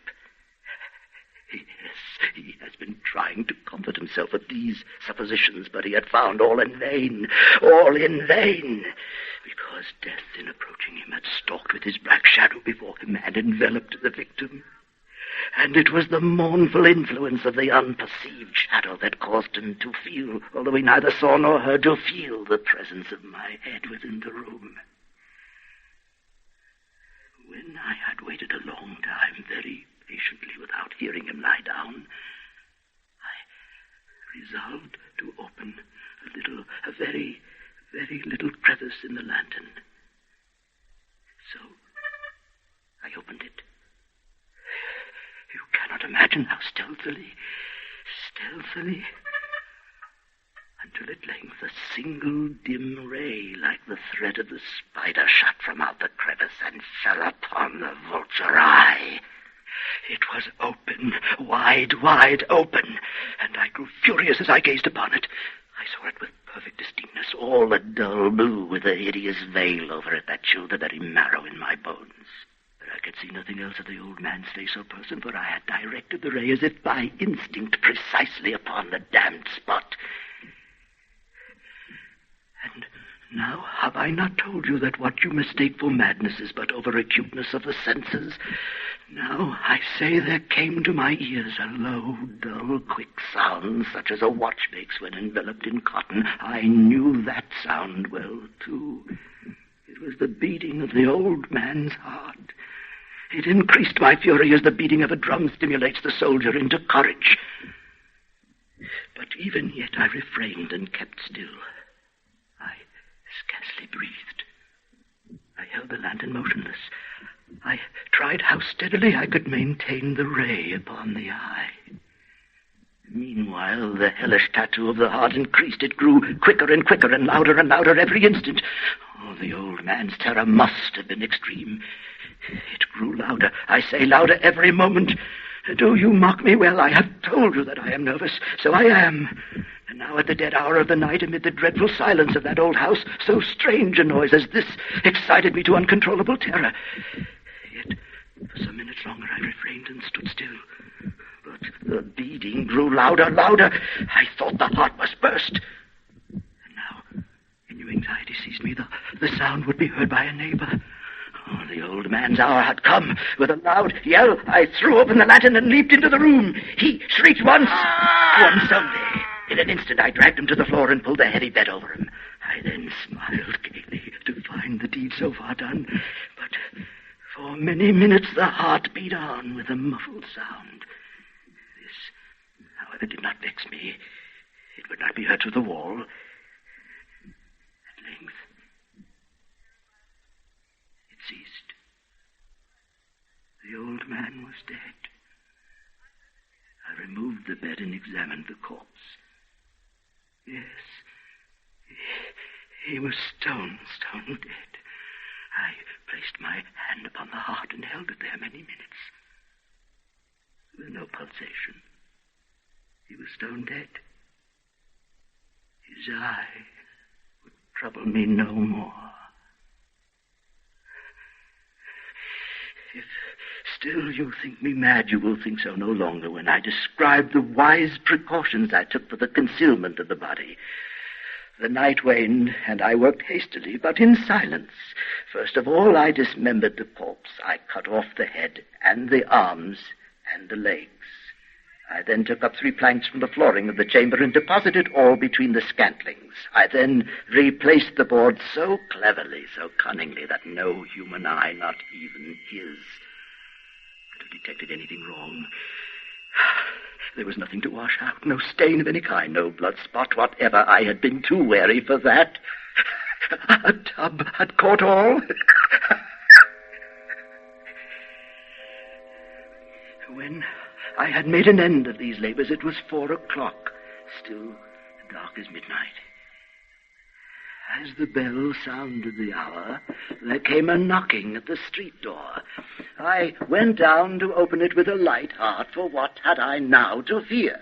There entered 3 men who introduced themselves with perfect suavity as officers of the police. A shriek had been heard by a neighbor during the night. Suspicion of foul play had been aroused. Information had been lodged at the police office, and they, the officers, had been deputed to search the premises.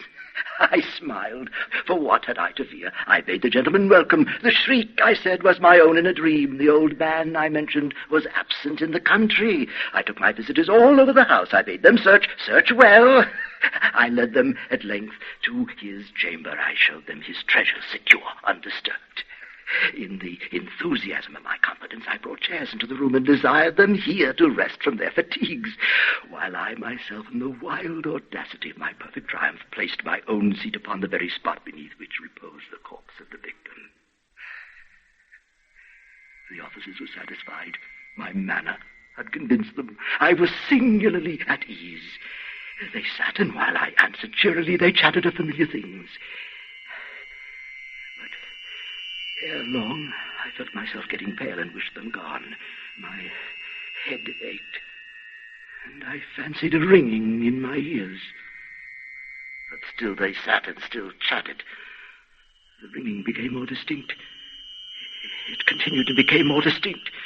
I talked more freely to get rid of the feeling, but it continued and gained definitiveness, until at length I found that the noise was not within my ears.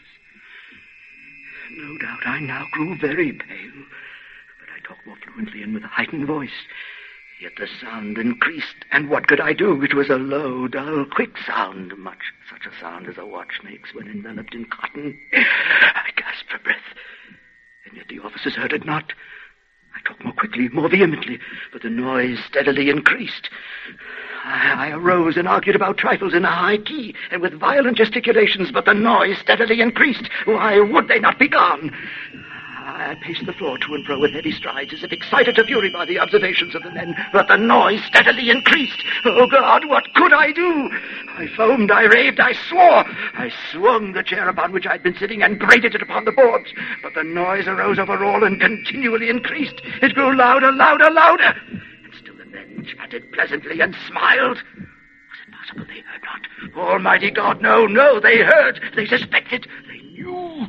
They were making a mockery of my horror. This I thought, and this I think. But anything was better than this agony. Anything was more tolerable than this derision. I could bear those hypocritical smiles no longer.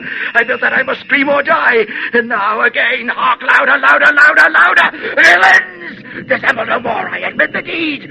Tear up the planks. Here, here, here. It is the beating of his hideous heart.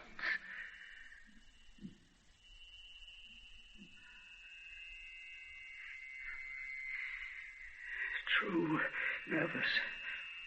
Very, very dreadfully nervous. I had been. And am. But why will you say that I am mad?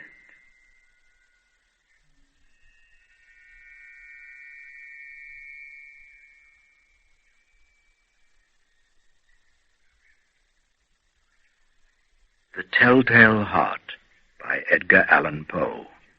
Performed by Eric Bauersfeld. With technical production by Jim Mckee. Most of the tales on this series were produced for radio over 2 decades ago. This one is more recent. Well, that's all for now. Come and visit our archives again for another tale from the shadows. Real soon.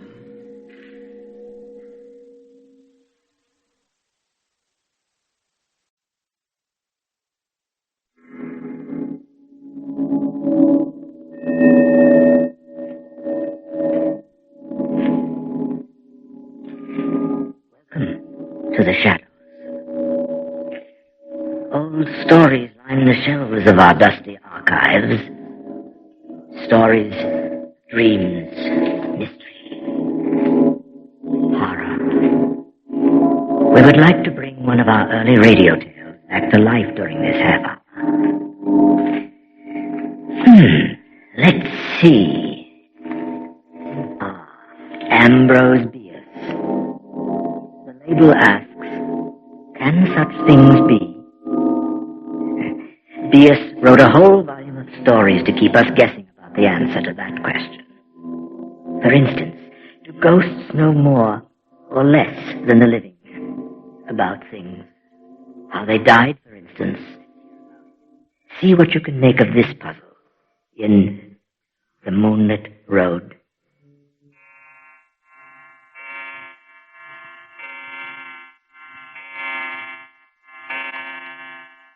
You haven't touched your tea, Mr. Stevens.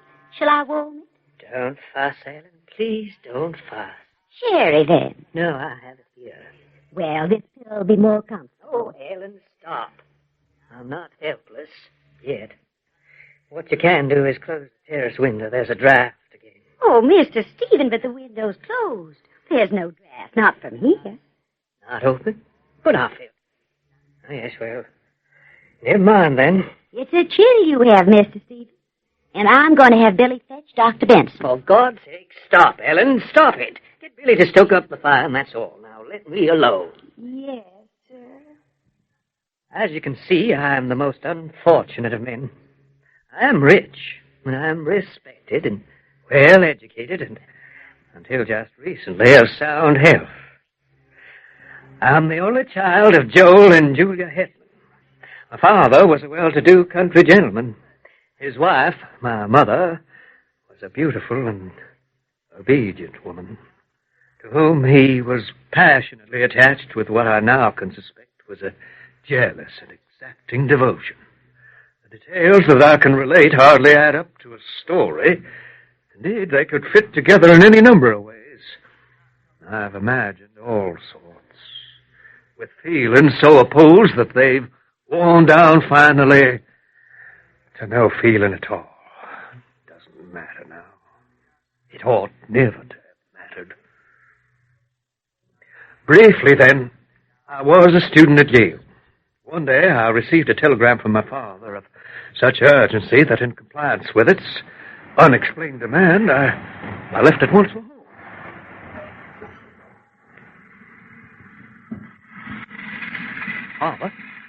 Father? Stephen. Stephen, this way. Stephen, it's terrible to have to tell you this way. Well, tell me, for God's sake, what is it? Your mother. It's your mother, Stephen. What's happened? She's ill. Dying. Father, now what's happened? She's dead, Stephen. But how?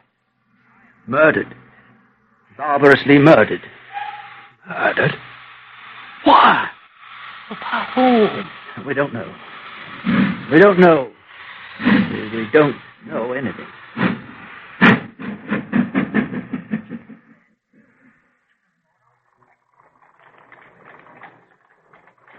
I had gone to Nashville. I didn't expect to be back before the following afternoon. There was a complication, and I returned home the same night. It was late, nearly dawn. I found I had no latchkey. didn't want to wake the servants, so I walked around to the back. I don't know why. The doors are always locked. But to my surprise, the back door was open. It was standing open, as if someone had just used it. I entered and went upstairs to your mother's room. In the darkness, I stumbled over her. I'll spare you the details, save to say that she was already dead. Strangulation. But why? Was anything taken from the house? Nothing. So far as we could see. But what about the servants? Hadn't they heard any sound? No, nothing. And the assassin? Is there no trace of him? Nothing. But those terrible finger marks on her throat. Dear God, that I may forget them. I gave up my studies and remained with my father. He was greatly changed. He had always been of a sedate, taciturn disposition. Now he had fallen into so deep a dejection that nothing could hold his attention. Yet anything could arouse him to a fitful interest. A footfall, a sudden entrance. One might have called it an apprehension. Hey, who's there? Who is it? It's only me, Father. Oh, come in. Don't stand there in the dark that way. Shall we take our walk this evening? No, the garden's chilly, and I'm tired. I think I'll go to my room directly. I worry about you, Father. I know that this whole thing has been terrible for you, but you've become too melancholy. Have you taken to sleepwalking as well? Sleepwalking? Why? Last night, didn't you enter my room? I heard steps along the hall, and then my door opened. Someone stood there in the doorway. I thought it was you, and I called out. When I turned on the light, you'd gone. Got to the door only soon enough to see your door closing down the hall. Wasn't it you, Father? Can you remember? No, it wasn't me. It must have been your mother. She worries if you come in. Yes, I remember. She got up during the night and then came back. She couldn't have. Stephen, what are you trying to do? Do? Isn't it bad enough for me now? Must you make things worse with your fantasies, your imagining? Well, it might have been a servant. It must have been Ellen. She's always doting over you. Well, I only wonder that if it wasn't you, it might have been... What do you mean? Well, I mean that the assassin might have returned, might still be in the house. That's nonsense. Nonsense. Why? He's never been found. He's still somewhere. Yes, I suppose. Father, have you told me everything that happened that night? Of course. What else? Why do you ask? Because it doesn't make sense. Mother was adored by everyone. She was the kindest woman who ever walked the earth. No sane creature could possibly want to hurt her. Sane? Why do you say sane? Father, did she have a lover? Stephen. Was that it? Is that who opened the back door that night you came back from Nashville? Are you hiding that from me to save her memory? Oh, stop! Well, what did happen? She was murdered. Isn't that enough? Enough? Yes. But is it enough for her? Is she still here in this house? Does she haunt us, searching for her lover or her murderer? Does she blame us, Father? Stephen, let it alone. For God's sake, let it alone.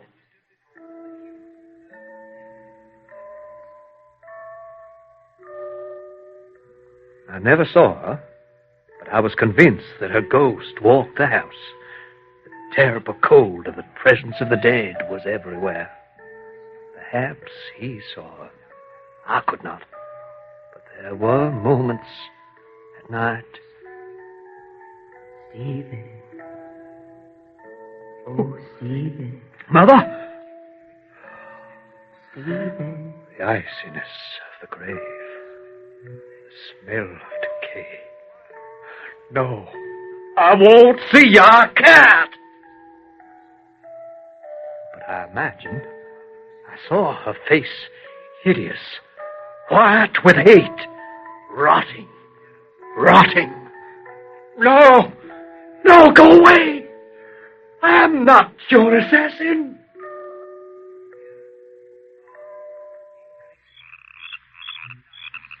One night, a few months later, my father and I were returning home from our evening's walk.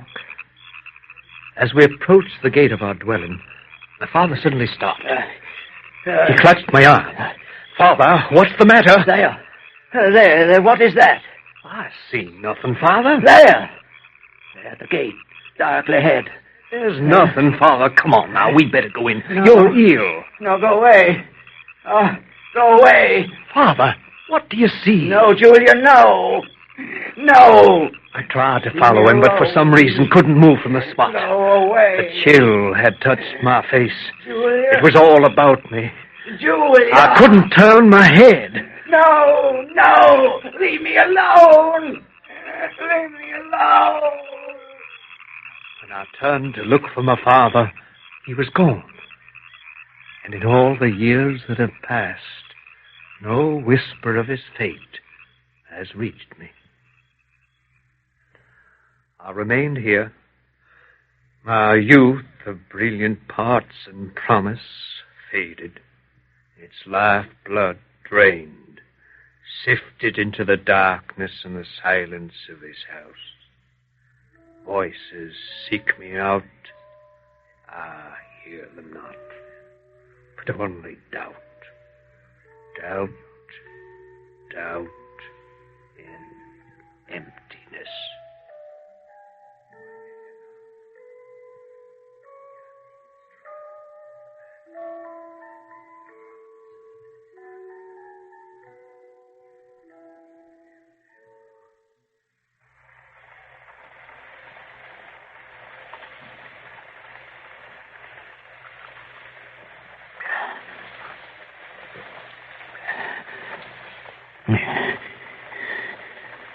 Drink up.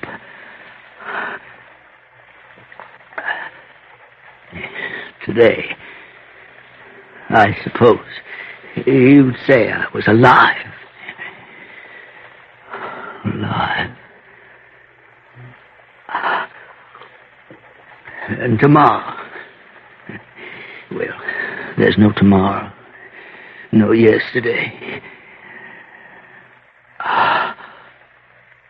There's nothing beyond that forest, those trees.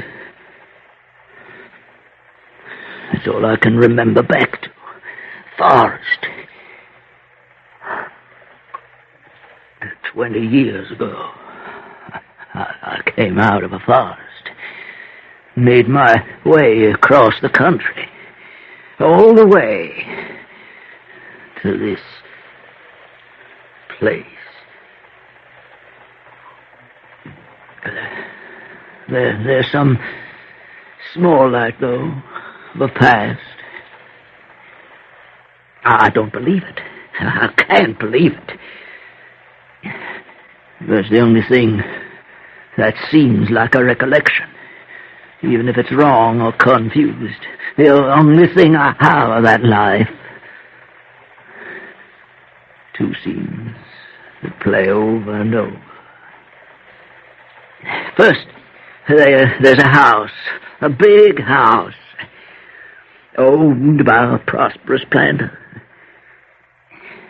There's a woman, a beautiful woman, like a child. And a boy, their son. He's a vague figure, never clear, usually not there at all. The father loves the wife terribly, but he's tortured by a fear that she doesn't belong to him. He can't seem to believe her devotion, her love. And he's reduced to vulgar and commonplace ways of testing her. One day, he goes to the city. tells her, I'll be gone till the next afternoon. But I'll come back. I'll come back that night and go to a rear door that I had left unlocked.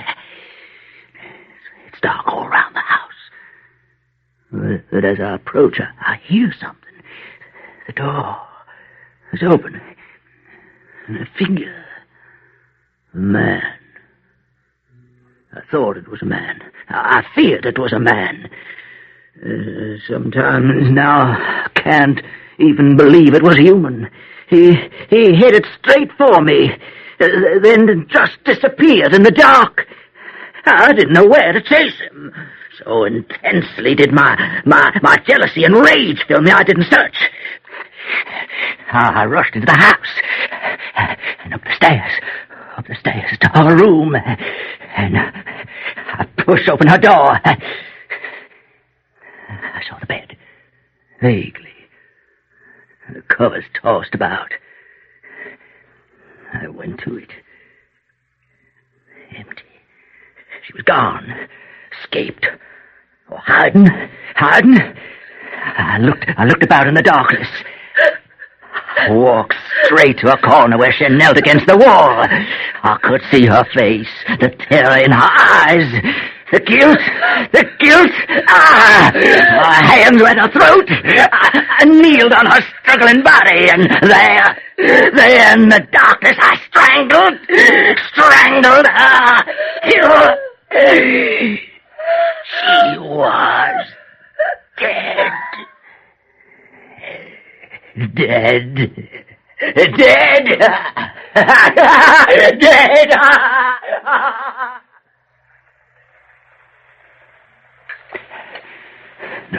No, it never happened. It never happened. I don't believe it. Oh, I was possessed. Possessed by something or someone. But it's all I have. It's all that comes from me. I go over it again and again.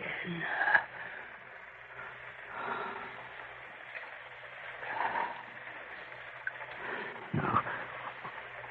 There's another scene. Another dream. Another vision of the night. I stand among shadows along a moonlit road. Someone is with me. I cannot see who. But there's another presence. Ahead. Where the road ends at a gate. In the shadow of the large house. I catch the gleam of white garments. Then the figure of a woman before me on the road. My wife, Julia, murdered, death in the face, marks on the throat, eyes are fixed on mine with an infinite sadness, not hate.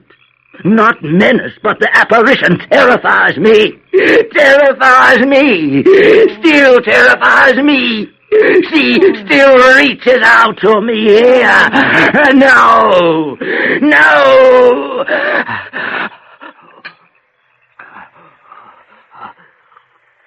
Oh, drink up. Drink up. This does it. Wipes it out.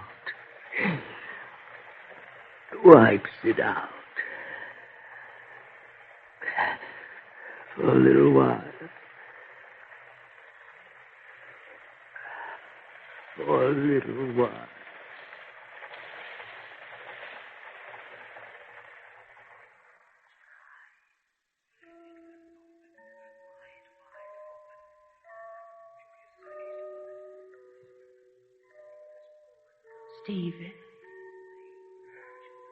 Stephen. No, go away. I'm not Jonas. It's no use.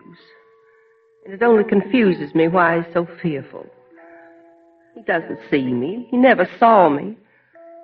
I can't imagine what he would see now. But fear has no sense at all. It's crazy. Just crazy. It makes horrible things out of those who want only kindness and some peace. I keep wandering among these scenes, these rooms, in search of something that just doesn't matter anymore, what really happened. No one seems to know. Joel's gone, and there's only Stephen left for a little while. Stephen's my son.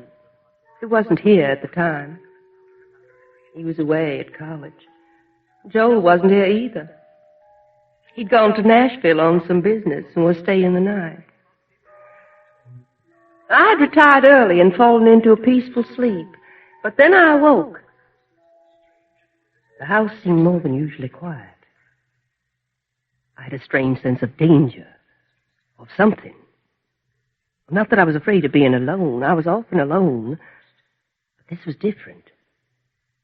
There was a chill, as one waits for a thing long imagined or feared, and the feeling grew as I lay there.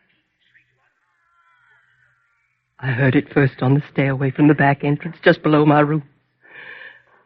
Soft, irregular sound of footfalls on the stairs. It was slow, hesitant, uncertain, as of something that did not see its way. To my disordered reason, all the more terrifying for that, as the approach of some blind and mindless malevolence to which there is no appeal. I said that fear has no brains, it's an idiot.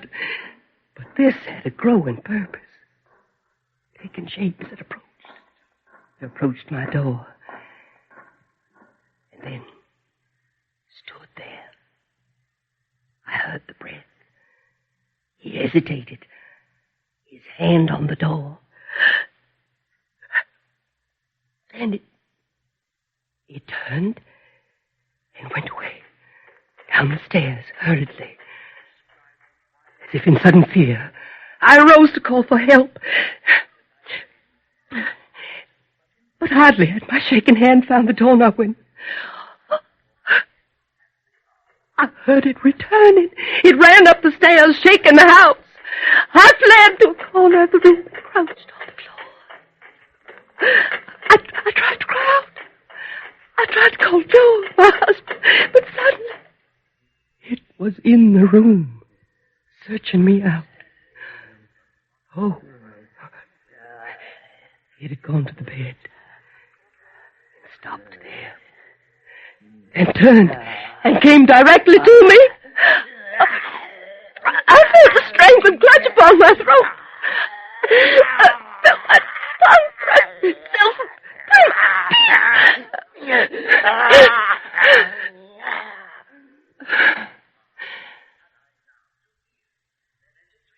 And then I passed into this life.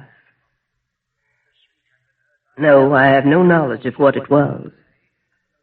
The sum of what we know at death is the measure of what we know afterwards. No new light falls upon any page of it. In memory is written all that we can read. We hide in the dark and peer out into the dim light of the present and the fading past.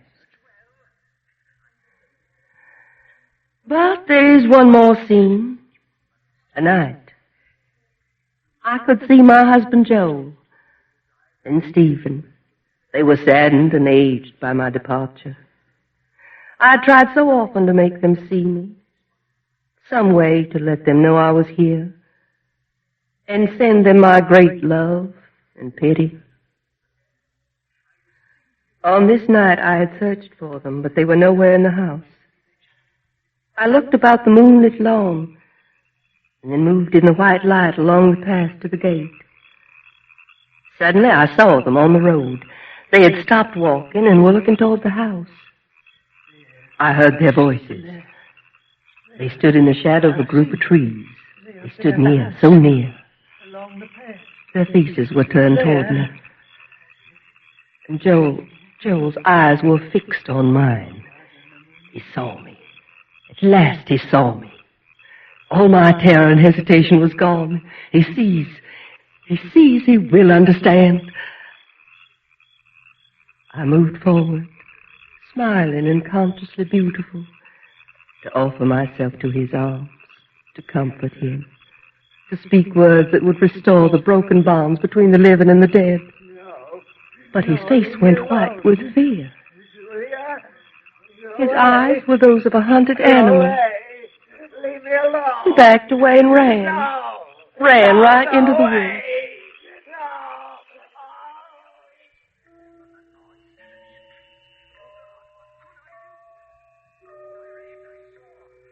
He never returned. Maybe he died. He wanders about some other place as I do here. And Stephen. Poor Stephen is left even more alone. I've never been able to make him know that I'm here, watching him, longing to care for him as a mother should. But soon he too must pass to this life invisible and be lost to me. Lost. Lost. Even but the window's closed. There's no draft. Not...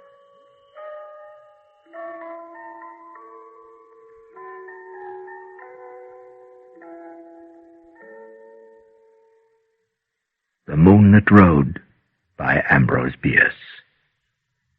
Can you guess who did it? Nobody seems to know for sure. The story was adapted and produced for radio in 1963 by Eric Bauersfeld. Norma Jean Wanvig was heard as Julia. Martin Punch was Stephen. Nancy Punch was Ellen. And Eric Bauersfeld was Joel. The technical production was by John Whiting. Special production for this series was by Jim Mckee. Well, that's all for now. Come and visit our archives again for another tale from the shadows. Real soon.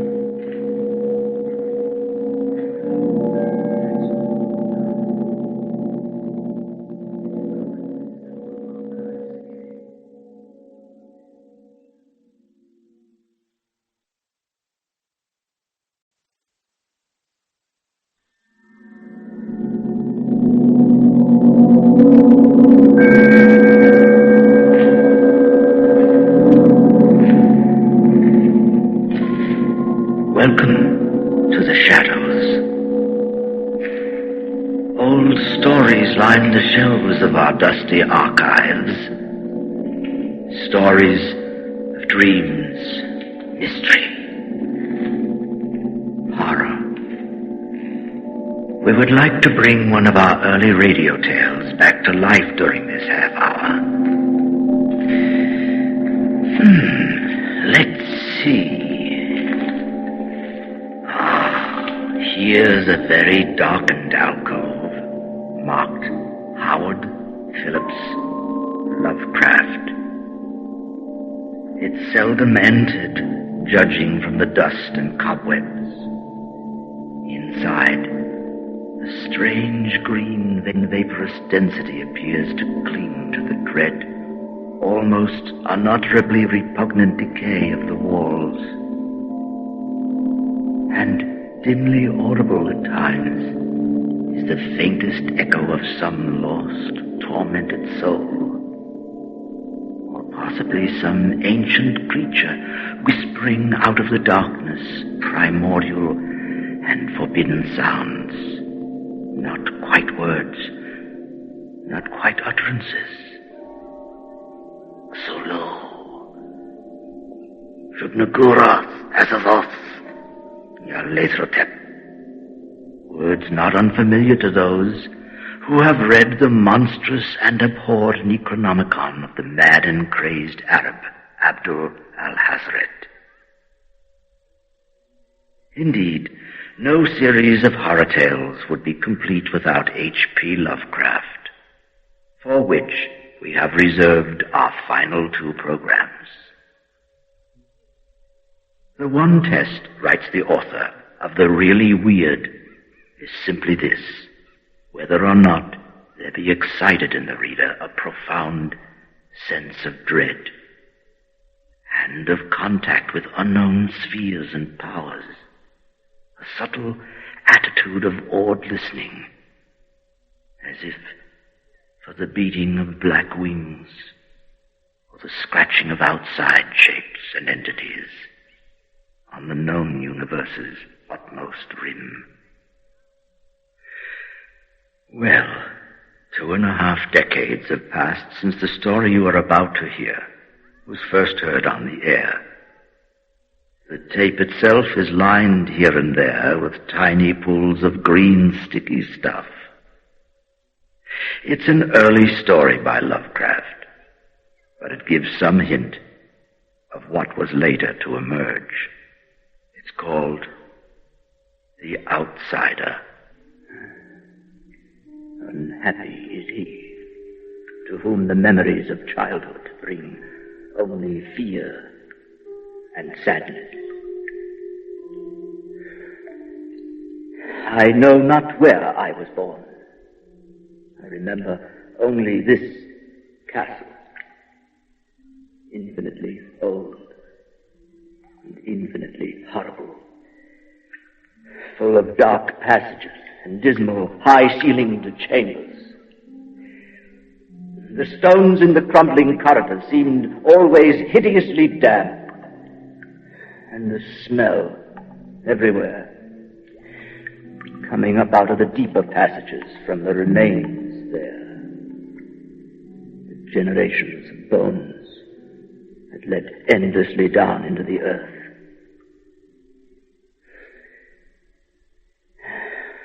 The light was a dim and uniform gray, throwing no shadows.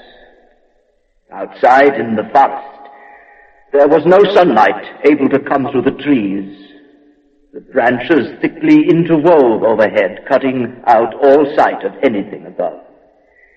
Except there was one black tower of the castle that reached beyond the trees.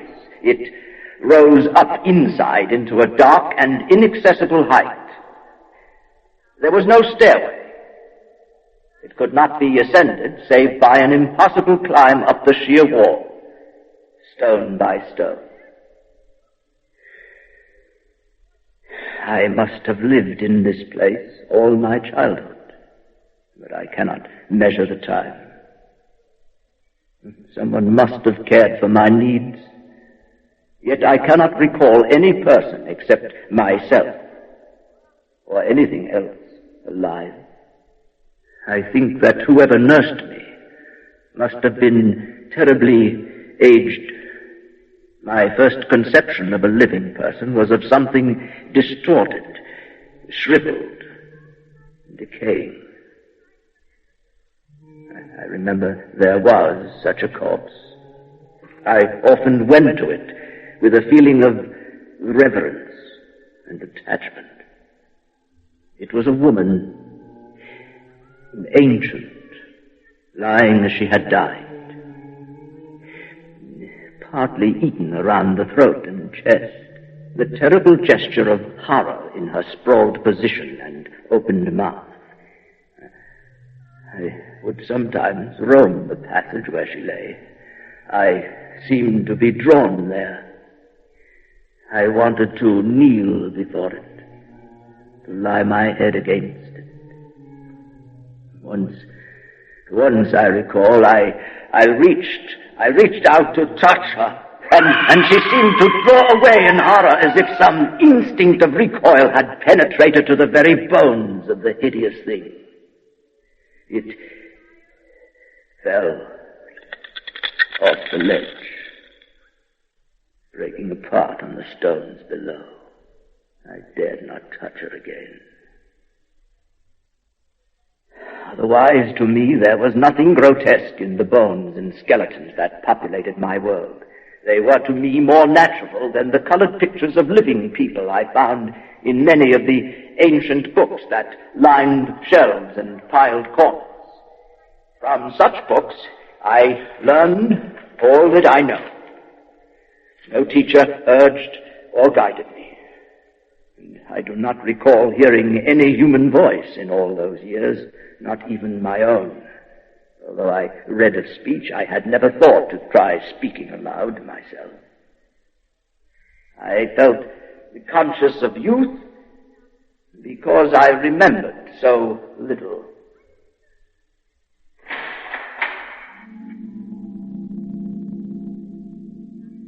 I'd wander outside by the moat, filled with the thick and stagnant water. I imagined it to be the great seas I saw in the picture books. I even constructed a boat, a toy boat, with masts, and set it upon the water, but the slime held it. It couldn't sail. I watched it slip through the surface, sinking slowly, inch by inch down till it disappeared. Across the moat, under the dark, mute trees, I would often lie and dream for hours about what I'd read in the books, and would longingly picture myself there in the sunny world beyond the forest.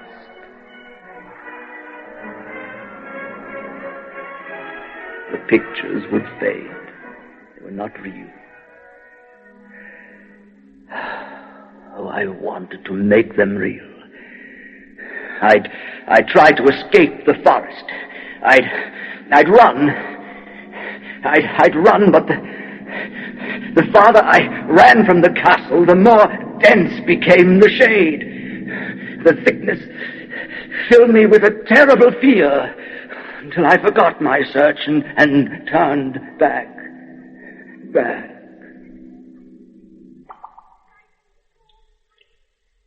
So through endless twilights I dreamed and waited.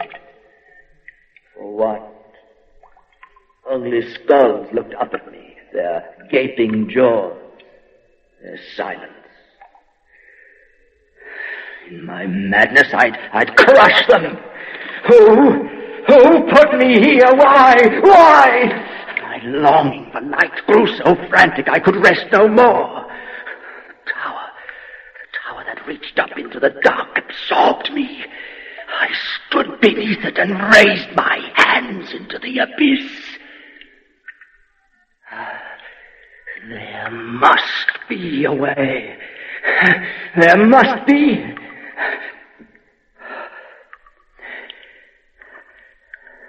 I stood flat against the stones, grasping them. Strange, I could hold on to the stones more easily than I thought. I pulled myself up, stone by stone, round the tower and up. Up. I stopped and looked above. There was no end to the darkness.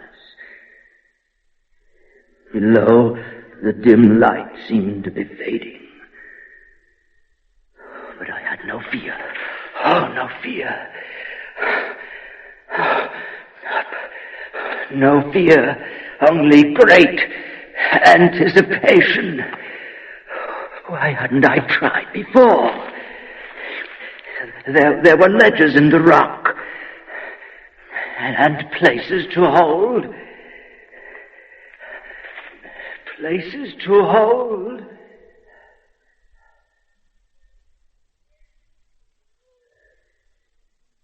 Hours later, I had reached the top. I clung to the stone, my head against a roof, a stone panel that would lift. Oh, the climb had strengthened, not weakened me. Oh, it took a mere effort now to brace my shoulders against it and push up and out from the wall. The effort, the strain was pure joy. It felt as if something else was working, some other thing in me that drew me out.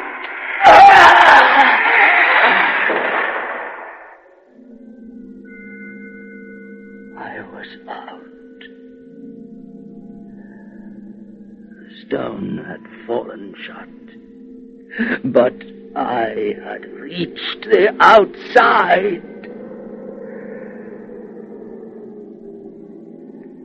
And overhead was the radiant full moon. I had never seen it before except in dreams and in vague visions. Memory. Sweet light fell upon me like...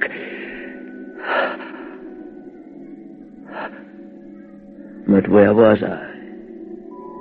How high above the trees? It seemed I was on a stone platform, but vast, an observatory. But there were columns about, broken. And beyond the platform, other stones. Small ones, with inscriptions and dates. And between the stones,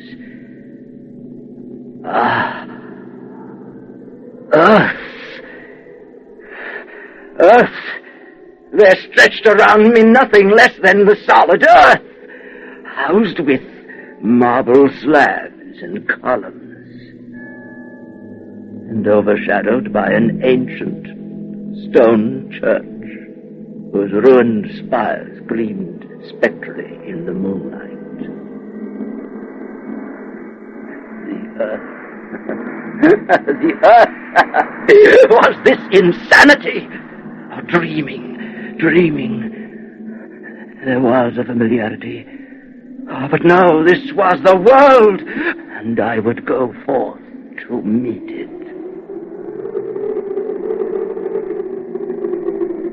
There were meadows with the smell of grass, and trees that did not cover the sky. Oh, and houses. Some ancient ruins that my mind tried to reconstruct, but others with lights. I could see figures inside. Lights. My mind played tricks. If I looked too long, the lights would fade. The figures melt away. The walls seem ancient, ruins. As if my own castle back there... No, I wouldn't. I walked on. I almost knew the road. On. In a direction. Yes. Inevitably in a direction.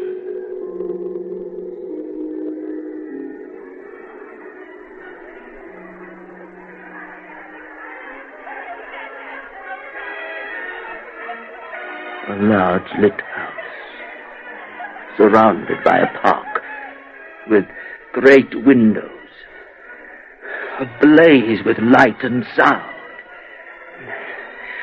There was a courtyard.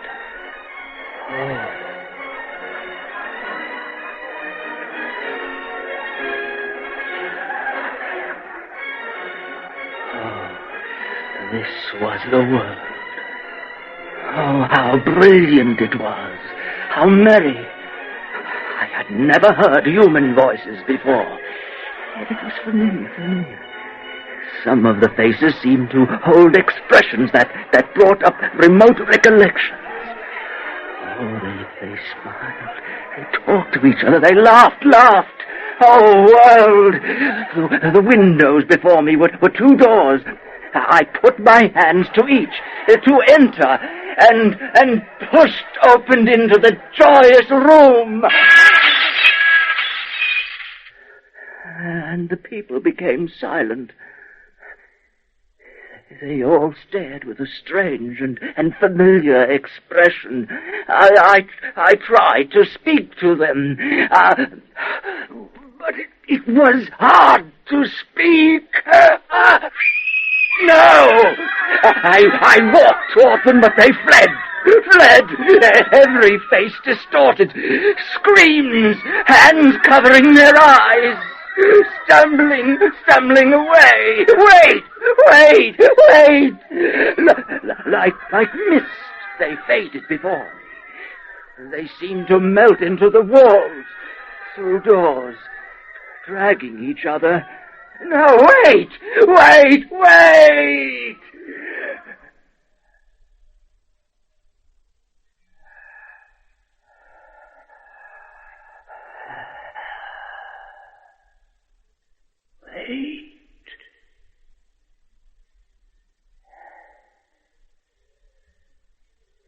They had all been gathered before a wall, which now stood there, with gilded designs bordering an archway, but the arch was black, reflecting the room. There was only one figure in it. Vague as I approached, then more and more clearly I could see it.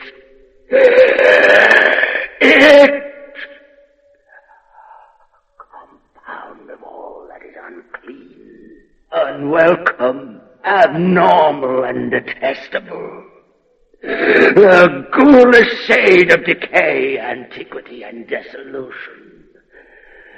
Dripping, putrid eidolon of some unwholesome revelation. The awful bearing of that which the merciful earth should always hide. It was not, or no longer, of this world. Yet in its eaten away bony outlines I saw a leering, abhorrent travesty on the human shape. Mine, no! The eyes, as I approached, held mine open. I couldn't turn away, but I would wipe out the sight. I'd reach out. I stretched out my fingers to the abomination, to touch a cold and unyielding surface of polished glass. But it would yield!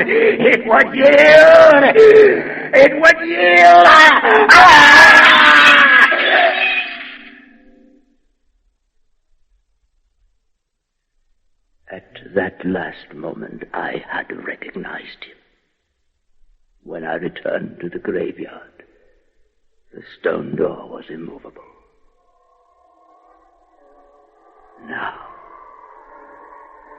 Now I ride with the mocking and friendly ghouls on the night wind, and play by day in the catacombs. I know that light is not for me, save that of the moon. Yet in my new wildness and freedom I welcome the bitterness of alienage, for I know always that I am an outsider, stranger in this century, for a time, a stranger among those who are still men.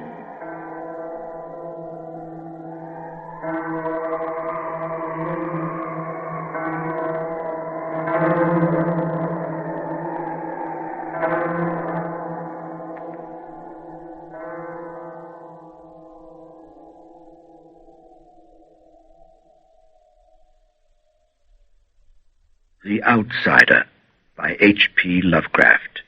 Adapted and performed by Eric Bauersfeld, with technical production by John Whiting.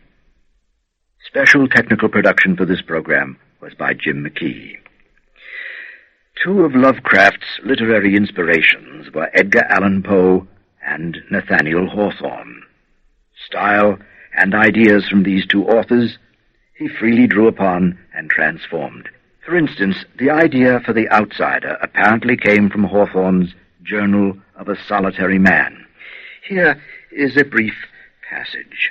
I dreamed one bright afternoon that I was walking through Broadway and seeking to cheer myself with warm and busy life of that far-famed promenade. I found myself in this animated place with a dim and misty idea that it was not my proper place, or that I had ventured into the crowd with some singularity of dress or aspect which made me ridiculous. Every face grew pale, the laughter was hushed, and the passengers on all sides fled as from an embodied pestilence. I passed not one step farther, but threw my eyes on a looking-glass which stood deep within the nearest shop. At first glimpse of my own figure, I awoke with a horrible sensation of self-terror and self-loathing.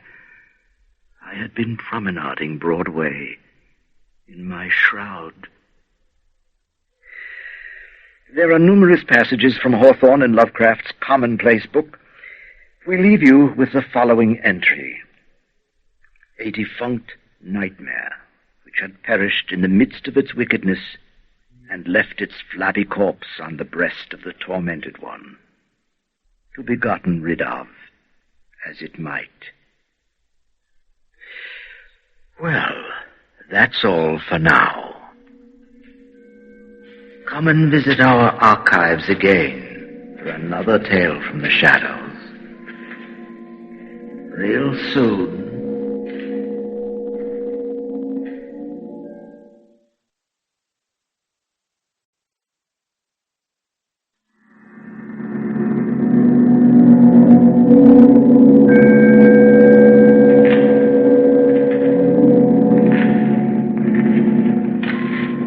Welcome to the shadows. Old stories line the shelves of our dusty archives. Stories of dreams, mystery, horror. We would like to bring one of our early radio tales back to life during this half hour. Let's see. Here's a pair of stories that lead us in opposite directions. One descends into a dark and worrisome earth. The other climbs to an equally disconcerting height and a very unusual predicament. Invented by Edgar Allan Poe. Let's hear that story first.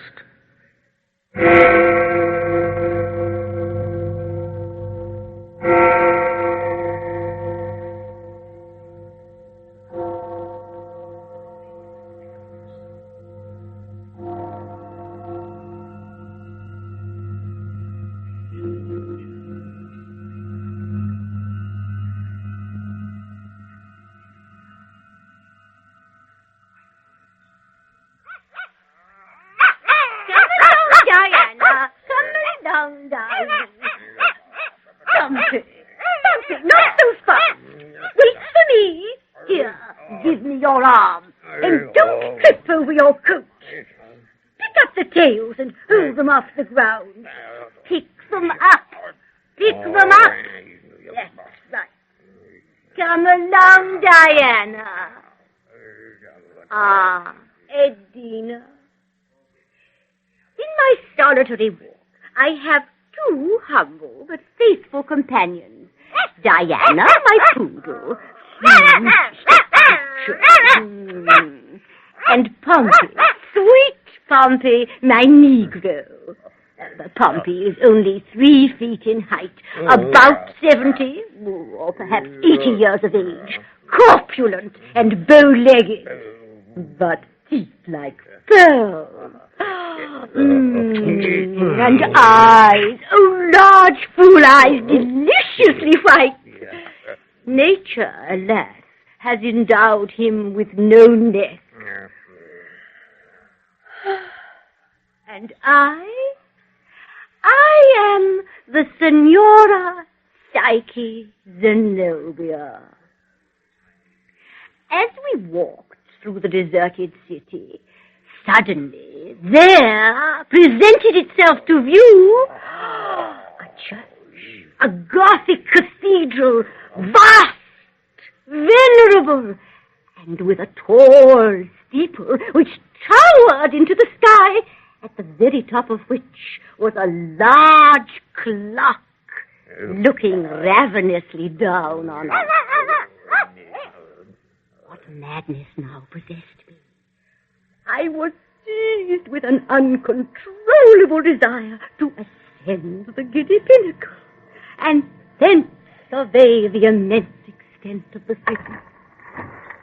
The doors of the cathedral stood invitingly open, and we entered the ominous archway. Diana! Stay! Stay, Diana! Almost instinctively, Diana led us to the circular staircase, which rose up from the floor of the cathedral, up into the dark tower, like a gigantic spiral column. Diana, be careful. Come along, Pompey. You will have to help me up the steps. Hold up your tail, and be careful not to step on my crimson satin dress. Now, come on. Up we go. Here we go. Oh, Pompey, this staircase has no end. Round and up. Round and up. Round and up. Do you think it's possible that the upper end has been removed? Oh, Pompey, it is completely dark. I can't see anything. What is it? Pompey? It appears to me, indeed, I am quite confident that Diana smells a rat. A rat? How intensely exciting. Well, round and up, Pompey. Round. Pompey, we are here. We are at the top. Only one step remains. One step. One little step. Upon one such little step in the great staircase of human life, how vast a sum of human happiness depends. One little step more. And thus gain access to the chamber of the belfry. Come along, Pompey. We must find an aperture through which I may survey the city. Windows?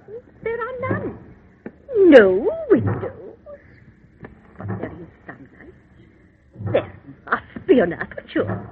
Ha-ha! There is the aperture, just above our heads by that machinery. A little square opening, just a little too high for me to reach. Pompey? Pompey? How do you propose that I reach the window? Do you not propose that you stand over here, just beneath it? Over here, Pompey. So. And do you not now propose to hold out one of your hands so that I may step on it? Now the other. Brilliant, Pompey. Now, Diana, I want you to be quiet. Quiet. Sit there in the corner. That's right. Up on your hind legs. Up, up. There you go. Now I want you to remain there like a very sweet little dog. All right, Pompey. Lift me up. Come on. Up. Higher onto your shoulder. There. Stand still, Pompey. And now I can just push my head through the little opening. Edinburgh, the classic Edina, spread out before me. Nothing could be more magnificent. Having in some measure satisfied my curiosity, I observed that the aperture through which I had thrust my head was an opening in the dial plate of a gigantic clock. I observed also, with surprise, the immense size of the hands of the clock, the longest of which, just above me, could not have been less than 10 feet in length. The other, pointing downward to my right, was somewhat shorter. They were of solid steel, apparently, and their edges appeared to be sharpened. Having noticed these particulars, I again turned my eyes to the glorious prospect below, becoming absorbed in timeless contemplation.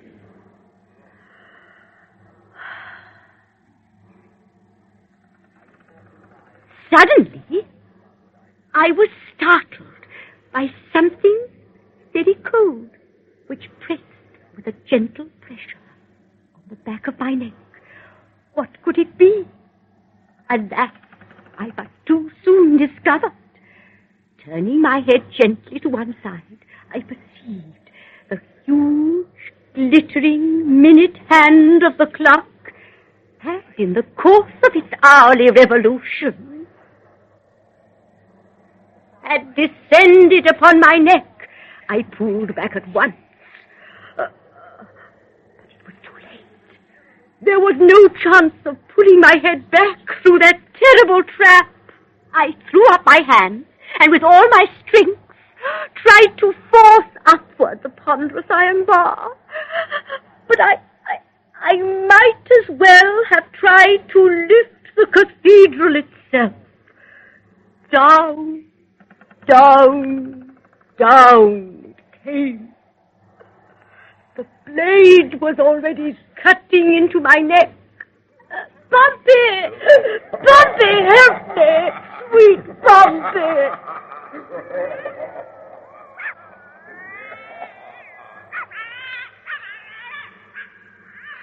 Diana! Is there no help for the Senora Psyche Zenobia?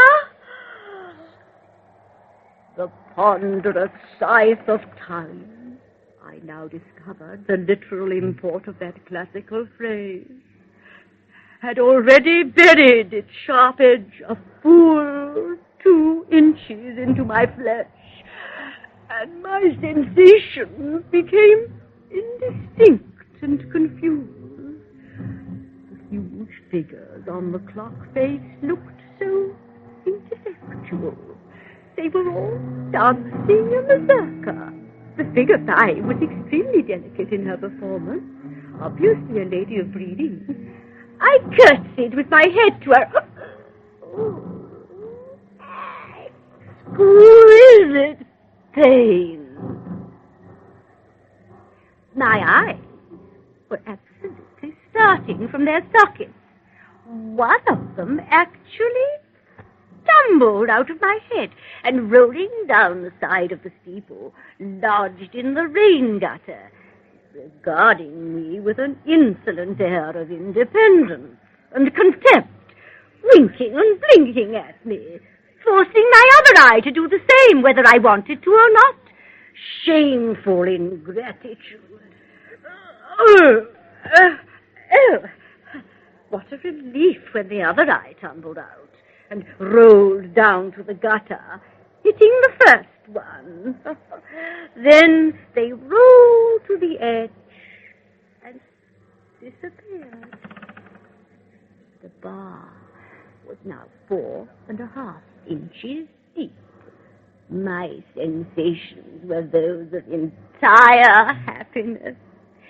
In a few instants, I would be relieved from my disagreeable predicament.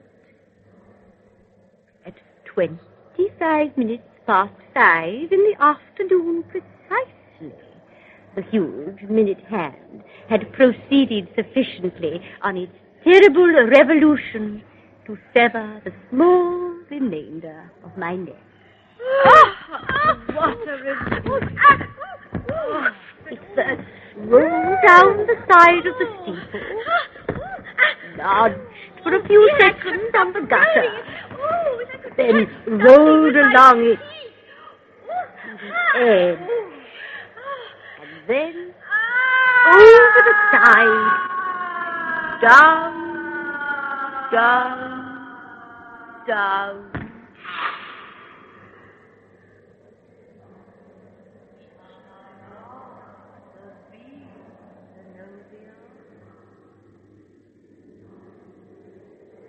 No, I am the real Zenobia.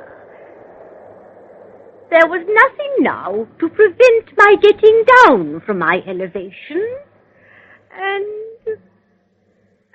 I did so. Well, Pompey! Pompey! Come back, Pompey! Look out for the stairway! Look out!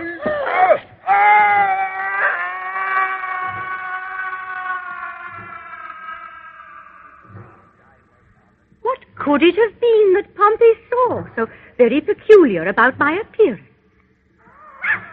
Giant! Horrible vision! Is that a rat skulking in its hole? Oh, those the picked bones of the little angel cruelly devoured by the monster? What do I behold? Is that the departed spirit, the ghost of my beloved Poodle? Sweet creature, she too has sacrificed herself in my behalf. Dogless, niggerless, headless.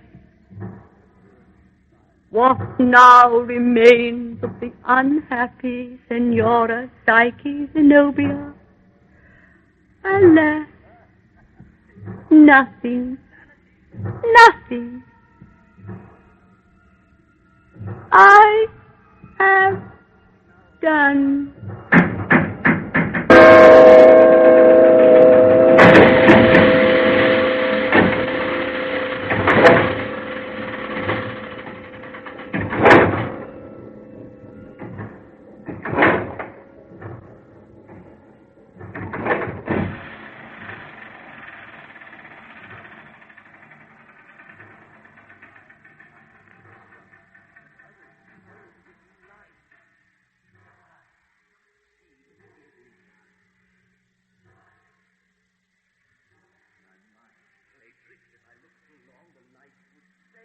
A Predicament by Edgar Allan Poe.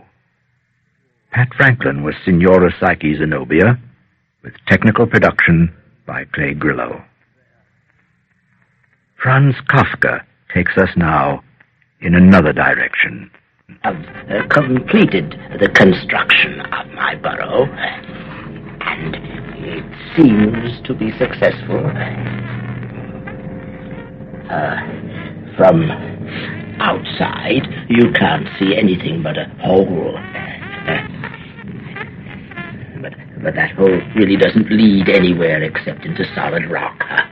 It was a little trick.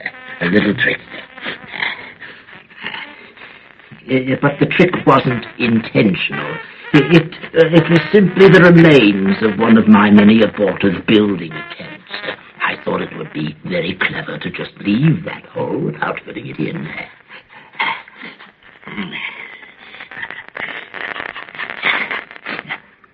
The real entrance to the burrow lies some 1,000 paces from that false hole, and it is completely hidden by a movable layer of moss. Oh, it is secured as carefully as anything in this world can be secured.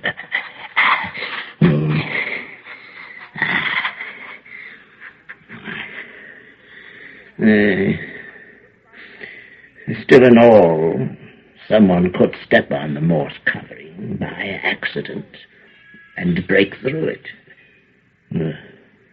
And then the entrance to the burrow would be revealed, and anybody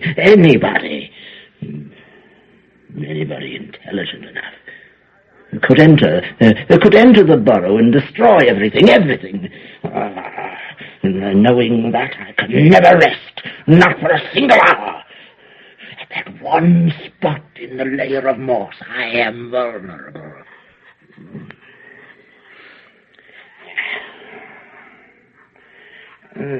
All this involves very laborious calculation, and the sheer pleasure of the mind in its own keenness is often the only reason one keeps it up.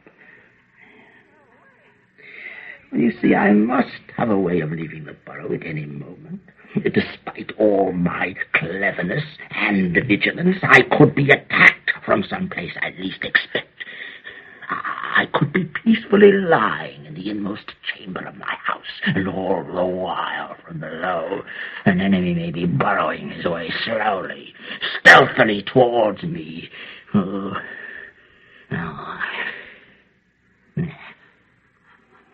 course, he may not even know that I'm here. But there are insatiable robbers who burrow blindly through the ground, to whom the very size of my house gives the hope of finding something in one of its remote passages. It's true I have an advantage being in my own house and knowing all the passages and where they lead.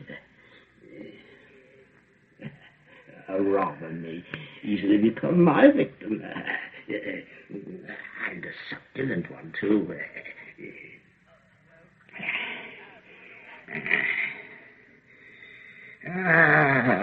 But I am growing old. I am not as strong as many others. They make it possible to scent things far off.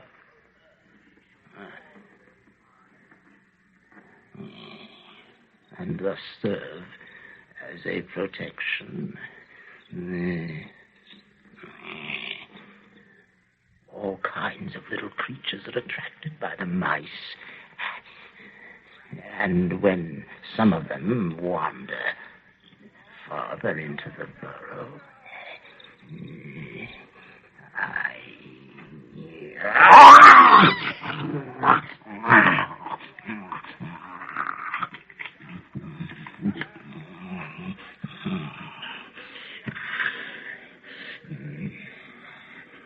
so I can have a certain amount of subterranean hunting, sufficient for a modest way of life, without leaving my burrow at all. And what a great advantage that is.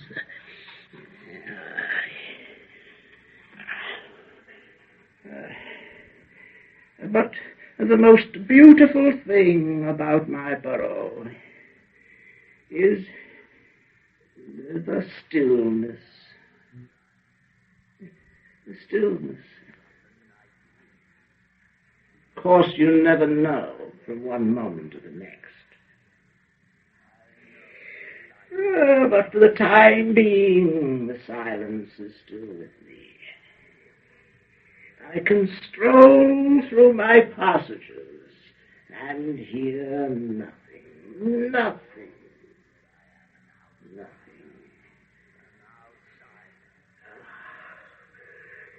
And the fragrance of the woods floats in.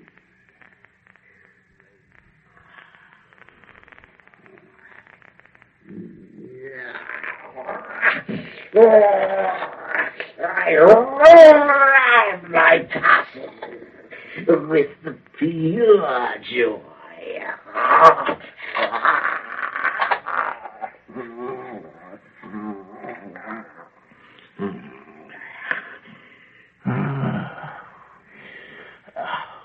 when autumn sets in, to possess a burrow like mine and a roof over your head is a great good fortune for someone getting on in years. Poor homeless wanderers in the roads and woods, creeping for warmth into a heap of leaves or a herd of comrades. Delivered to all the perils of heaven and earth.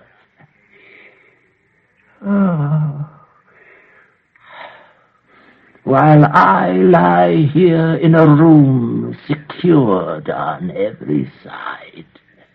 Why, there are more than 50 such rooms in my burrow.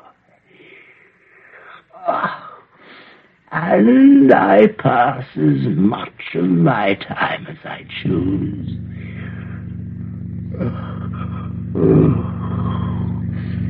Between dozing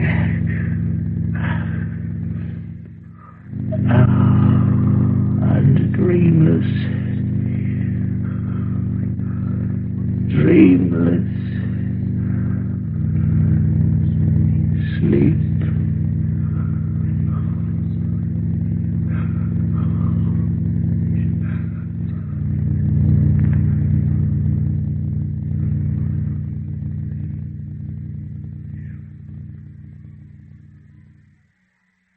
That was The Burrow by Franz Kafka.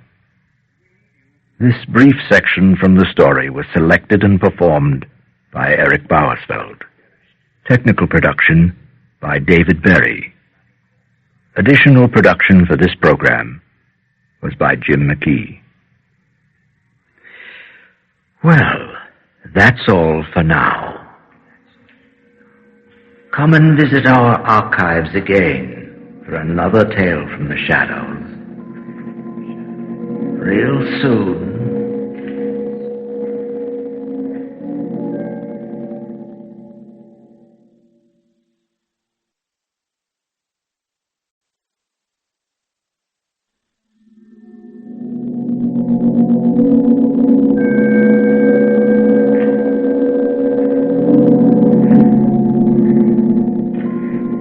Welcome to the shadows.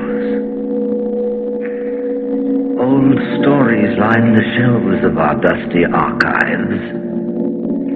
Stories of dreams, mystery, horror. We would like to bring one of our early radio tales back to life during this half hour. Let's see. This is our final visit in this series, and we find ourselves once more in the H.P. Lovecraft alcove. Deathly vapors seem to rise from this aged box of tape. It contains a story called The Rats in the Walls. Don't get too close. But let's listen.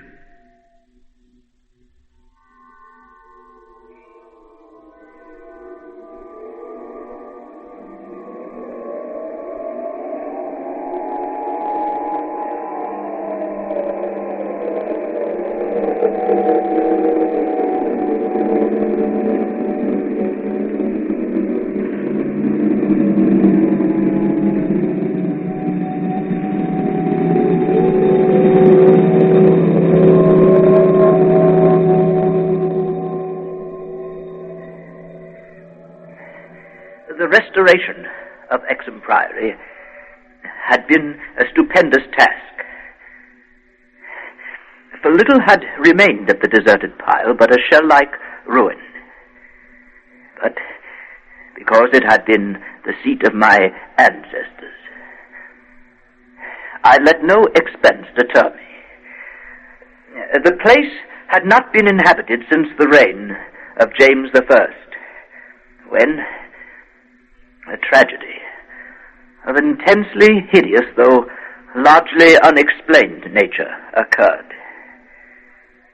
It appeared that my ancestor was accused, with much reason, of having killed all the other members of his household in their sleep. This deliberate slaughter, which included his father, as well as 3 brothers and 2 sisters, was strangely condoned by the villagers and slackly treated by the law. With this sole heir nevertheless legally denounced as a murderer, the estate had reverted to the crown. Walter de la Power fled to the United States, where, by the end of several generations, the family had achieved a proud and honorable, if somewhat reserved and unsocial Virginia line. After the Civil War, the family moved north. I emerged and grew to manhood, to middle age, and to ultimate wealth within the grayness of a Massachusetts business life. I traveled, eventually to England, eventually to Anchester, eventually to the ancient family seat, Exham Priory itself. A jumble of tottering medieval ruins, covered with lichen. Perched perilously upon a precipice, denuded of floors and other interior features save the stone walls and the separate towers. The priory had been allotted to the estate of the Norris family by the crown. And now, 3 centuries later, I purchased the ruin for a surprisingly reasonable figure, and resolved to divert my remaining years by restoring my ancestral home.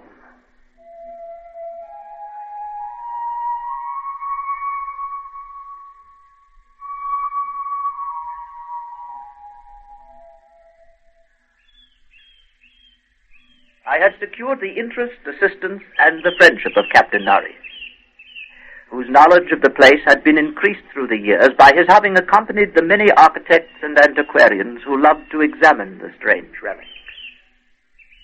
Mind your foot on that big stone over there. The architecture, you see, is peculiarly composite. Gothic towers resting over there on Saxon or Romanesque substructure. The foundation is of a still earlier order, blend of orders, I suppose, Roman or even Druidic or native Cymric, if legends speak truly. And merged on the one side, you see, down here, with the solid limestone of the precipice. Amiable Captain Norris. The place and its ancestry had an almost consuming fascination for him. He knew every detail of its history and its former structure, and became of inestimable help in the reconstruction. The priory itself actually stands on the site of a prehistoric temple. Yes. A druidical or anti-druidical thing which must have been contemporary of Stonehenge at dates like that. Well, it's unfortunate that our neighbors aren't all antiquarians such as you, Captain Norris. I had not been in Anchester a day before I knew I came from an accursed house. Oh, yes, the country folk around here have their own sense of tradition, I'm afraid. They hated the priory hundreds of years ago when your ancestors lived here. And they hate it now, with the moss and mold of abandonment on it. We'll have to go outside of the immediate vicinity for our workers. You see, it isn't so much hatred as the almost unbelievable fear they have of the place. And the scope appears to include both the priory and, I'm afraid, its ancient family. Yes, I don't seem to be able to convince the villagers how little I know of my heritage. Oh, but to them a lineage is beyond a message of knowing. It's in the bone and blood itself. Yes. I'm not sure I disagree. But what do we see? After 3 centuries, a power has returned to its ancient site to reconstruct the very house. And for the villagers, you've come to restore a symbol abhorrent to them. Oh.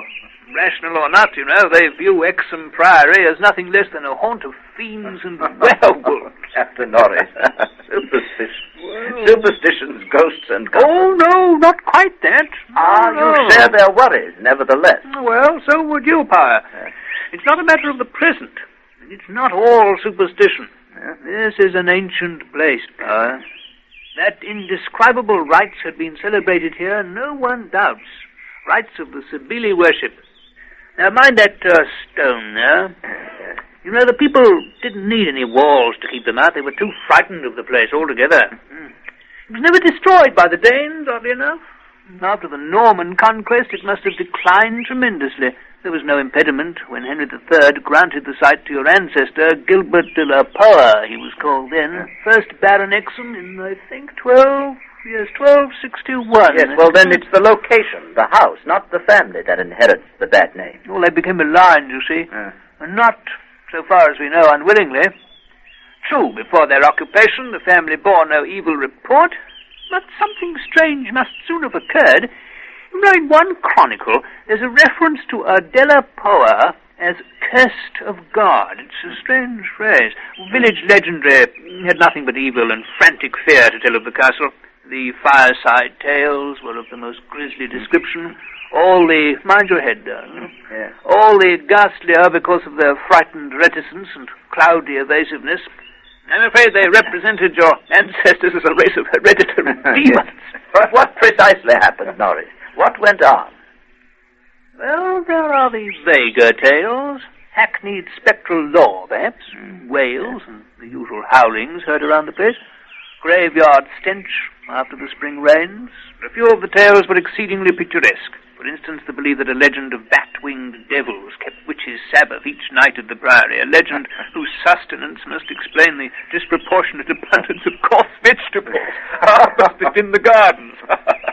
But most vivid of all, there was the dramatic epic of the rats. The rats?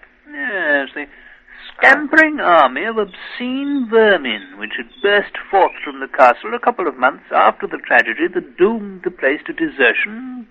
You know, a lean, filthy, ravenous army which had swept all before it and devoured fowl, cats, dogs, hogs, sheep, and, you know, even 2 villagers before its fury was spent. Yes, and that was just 3 months after Walter de la Poer had murdered his family and fled to Virginia. Yes, I should say about that. You know, one thing puzzles me about that murder.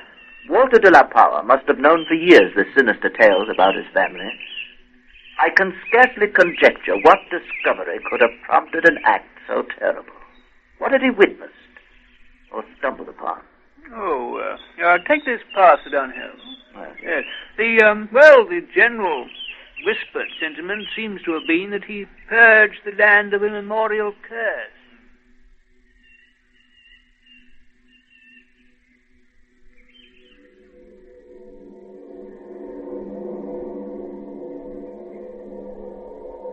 Such was the law that assailed me as I began, with an elderly obstinacy, the work of restoring my ancestral home.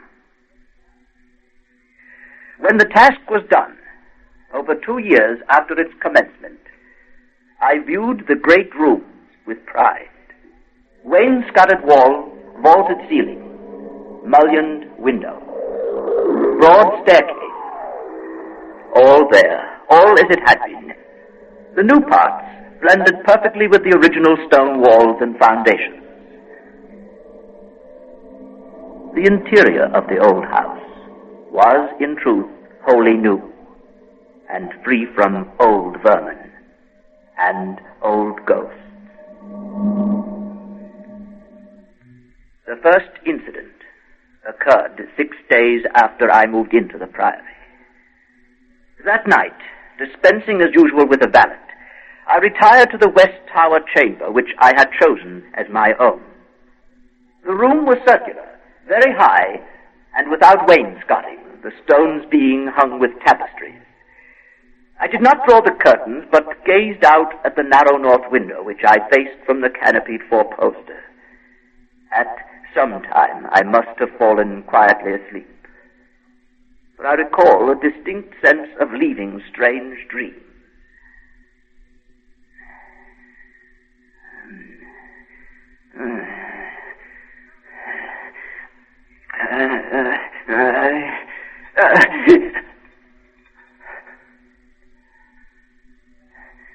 As I awoke, I found myself looking intensely at a point on the wall, a point to which my eye had nothing to mark it, but toward which all my attention was directed. Whether the tapestry actually moved, I cannot say. I think it did very slightly. But what I can swear to is that behind it I heard a low, distinct scurrying, as of mice or rats. Then it was gone. Some sort of effect of echo, perhaps, coming from some other area of the house.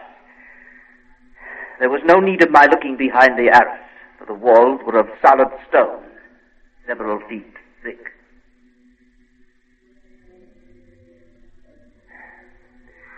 It was a while before I could drift back to sleep, and I seemed directly to re-enter my earlier dream, except that this time the vision was clearly, horribly before me. I seemed to be looking down from an immense height upon a twilit grotto, knee-deep with filth, where a white-bearded demon, a swineherd, drove about with his staff a flock of fungus beasts, whose appearance filled me with unutterable loathing. Then, as the swineherd paused and nodded over his task, a mighty swarm of rats rained down on the stinking abyss and fell to devouring beast and man alike. But suddenly I was awake, wide awake. On every side of the chamber the walls were alive with nauseous sound, the verminous slithering of ravenous, gigantic rats.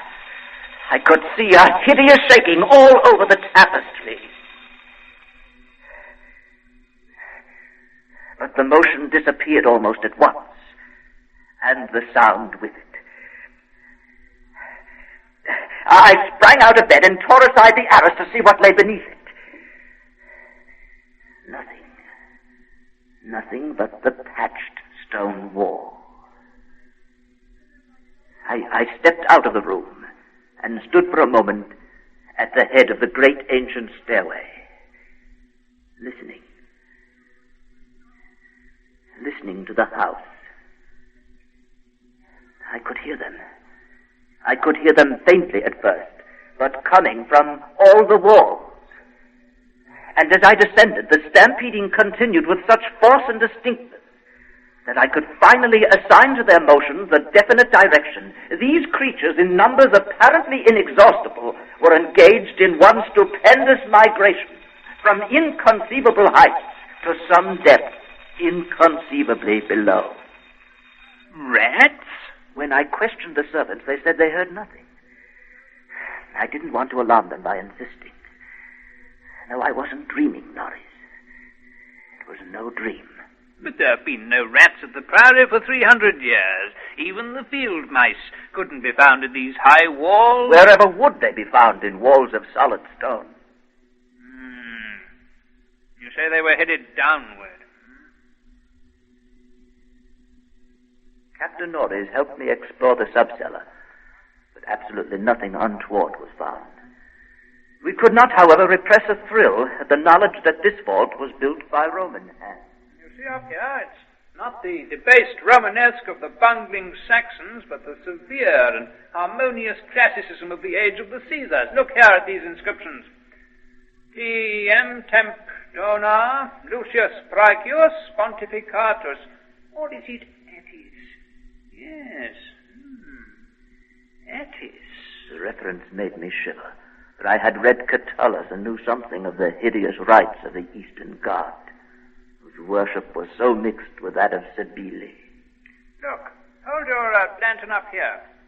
No, not that one. By this stone block here. Oh, yes, I see. Yes, you see the design cut into it? A sort of rayed sun? That's not Roman. No, that's not Roman at all. It's of an earlier origin. These altars had merely been adopted by the Roman priests from some older, perhaps aboriginal temple on the same site. Come down here. Let's have a look down here. Norris and I determined to pass the night in the crypt, and couches were brought down by the servants. We retired with the lantern still burning, to await whatever might occur. The vault was very deep in the foundations of the priory, and that it had been the goal of the scuffling and unexplainable rats, I could not doubt. But why? Why? As we lay there expectantly, I found my vigil occasionally mixed with half-formed dreams. I saw the Twilight Grotto and the swineherd. The fungus beasts wallowing in filth. They seemed nearer and more distinct. I could almost observe their features. Beasts, but not exactly beasts. They became more distinct as I watched, looking up at me. Terrifying.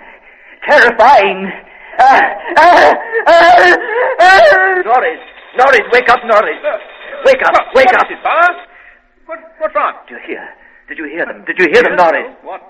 The rats! Rats? I heard nothing at all. Still downward. They were going still farther down. No. There are cellars below us, Norris. Cellars? Norris, was it hallucination? Was it madness? Why have they stopped? Why is it silent now? Perhaps you've been shown what certain forces wish to show you. They were headed downward. In this altar, see, Norris? The lantern flickers at the crevice here between the altar and the floor. There must be some kind of... By Jove! There must be some way of descending, some door, some kind of entrance. Balanced by some sort of counterweight, I expect. You see? Look here, look. Yes. The entire stone pivots aside. By Jove! There's your cellar power.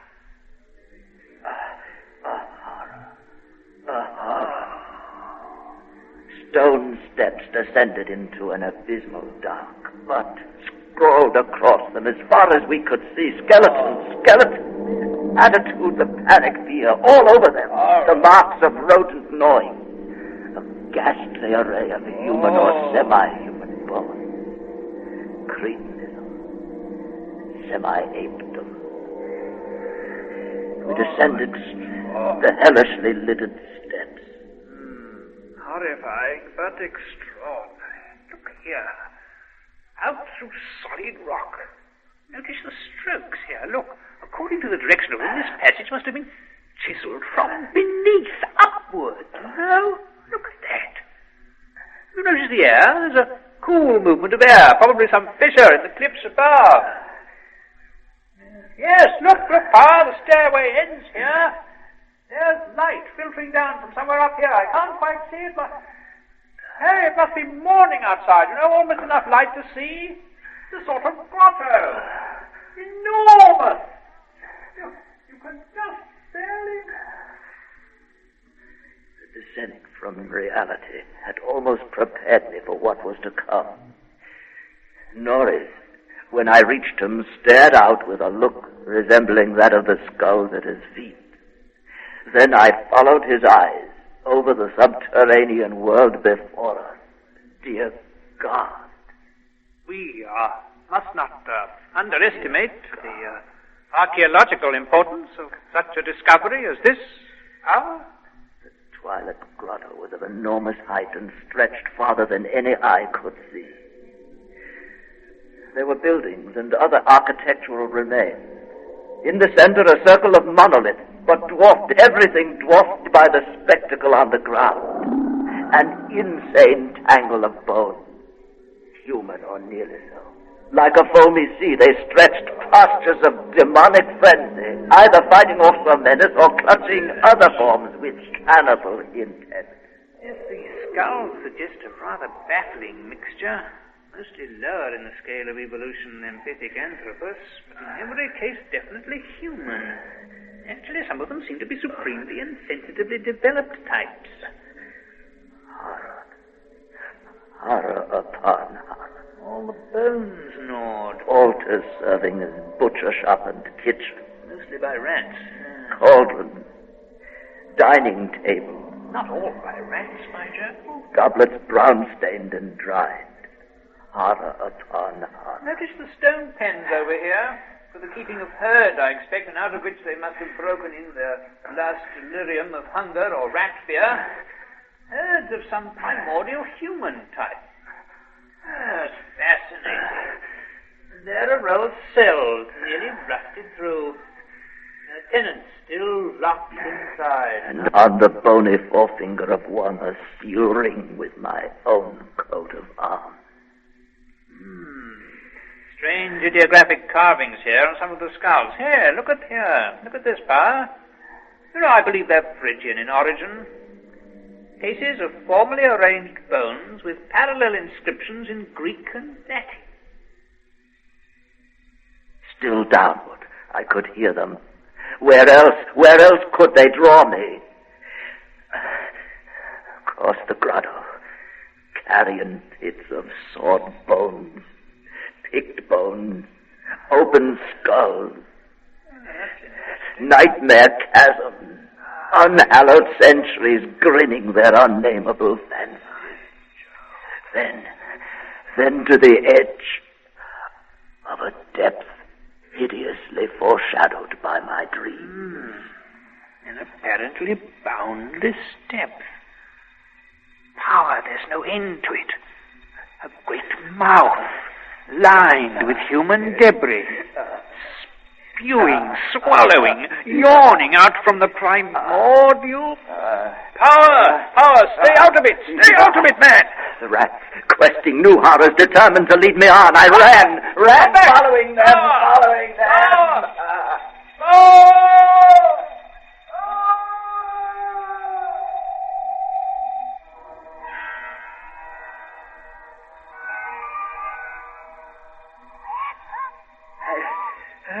I heard voices, echoes, but above all that insidious scurrying. I felt them all around me.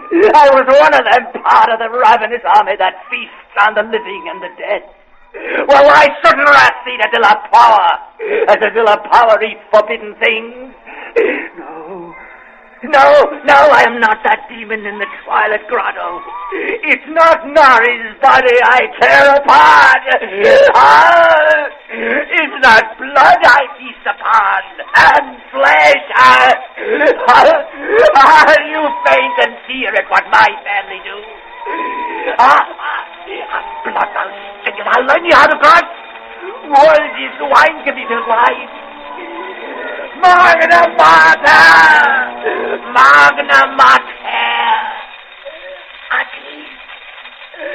Understand, God!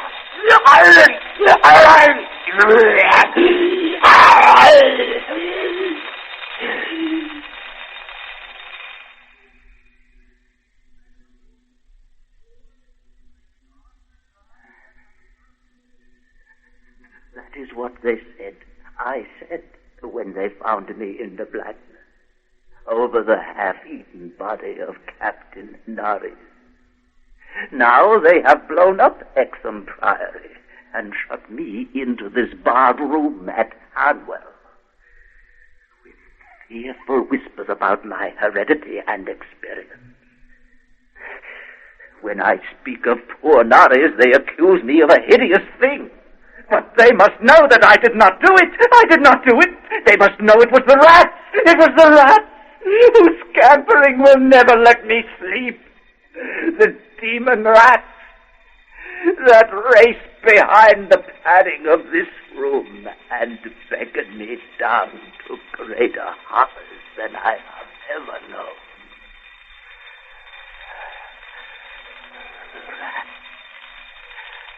The rats, they can never hear.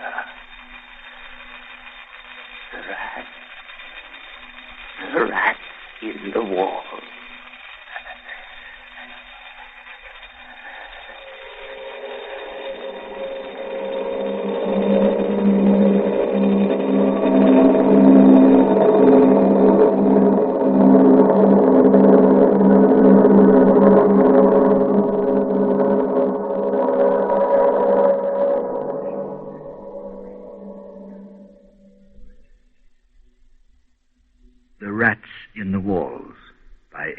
Lovecraft. Adapted and produced by Eric Bauersfeld, with technical production by John Whiting. Bernard Mays was heard as Captain Norris. Eric Bauersfeld was De La Parra. Special production for this program was by Jim Mckee. Well, that's all for now. Come and visit our archives again for another tale from the shadows. Real soon.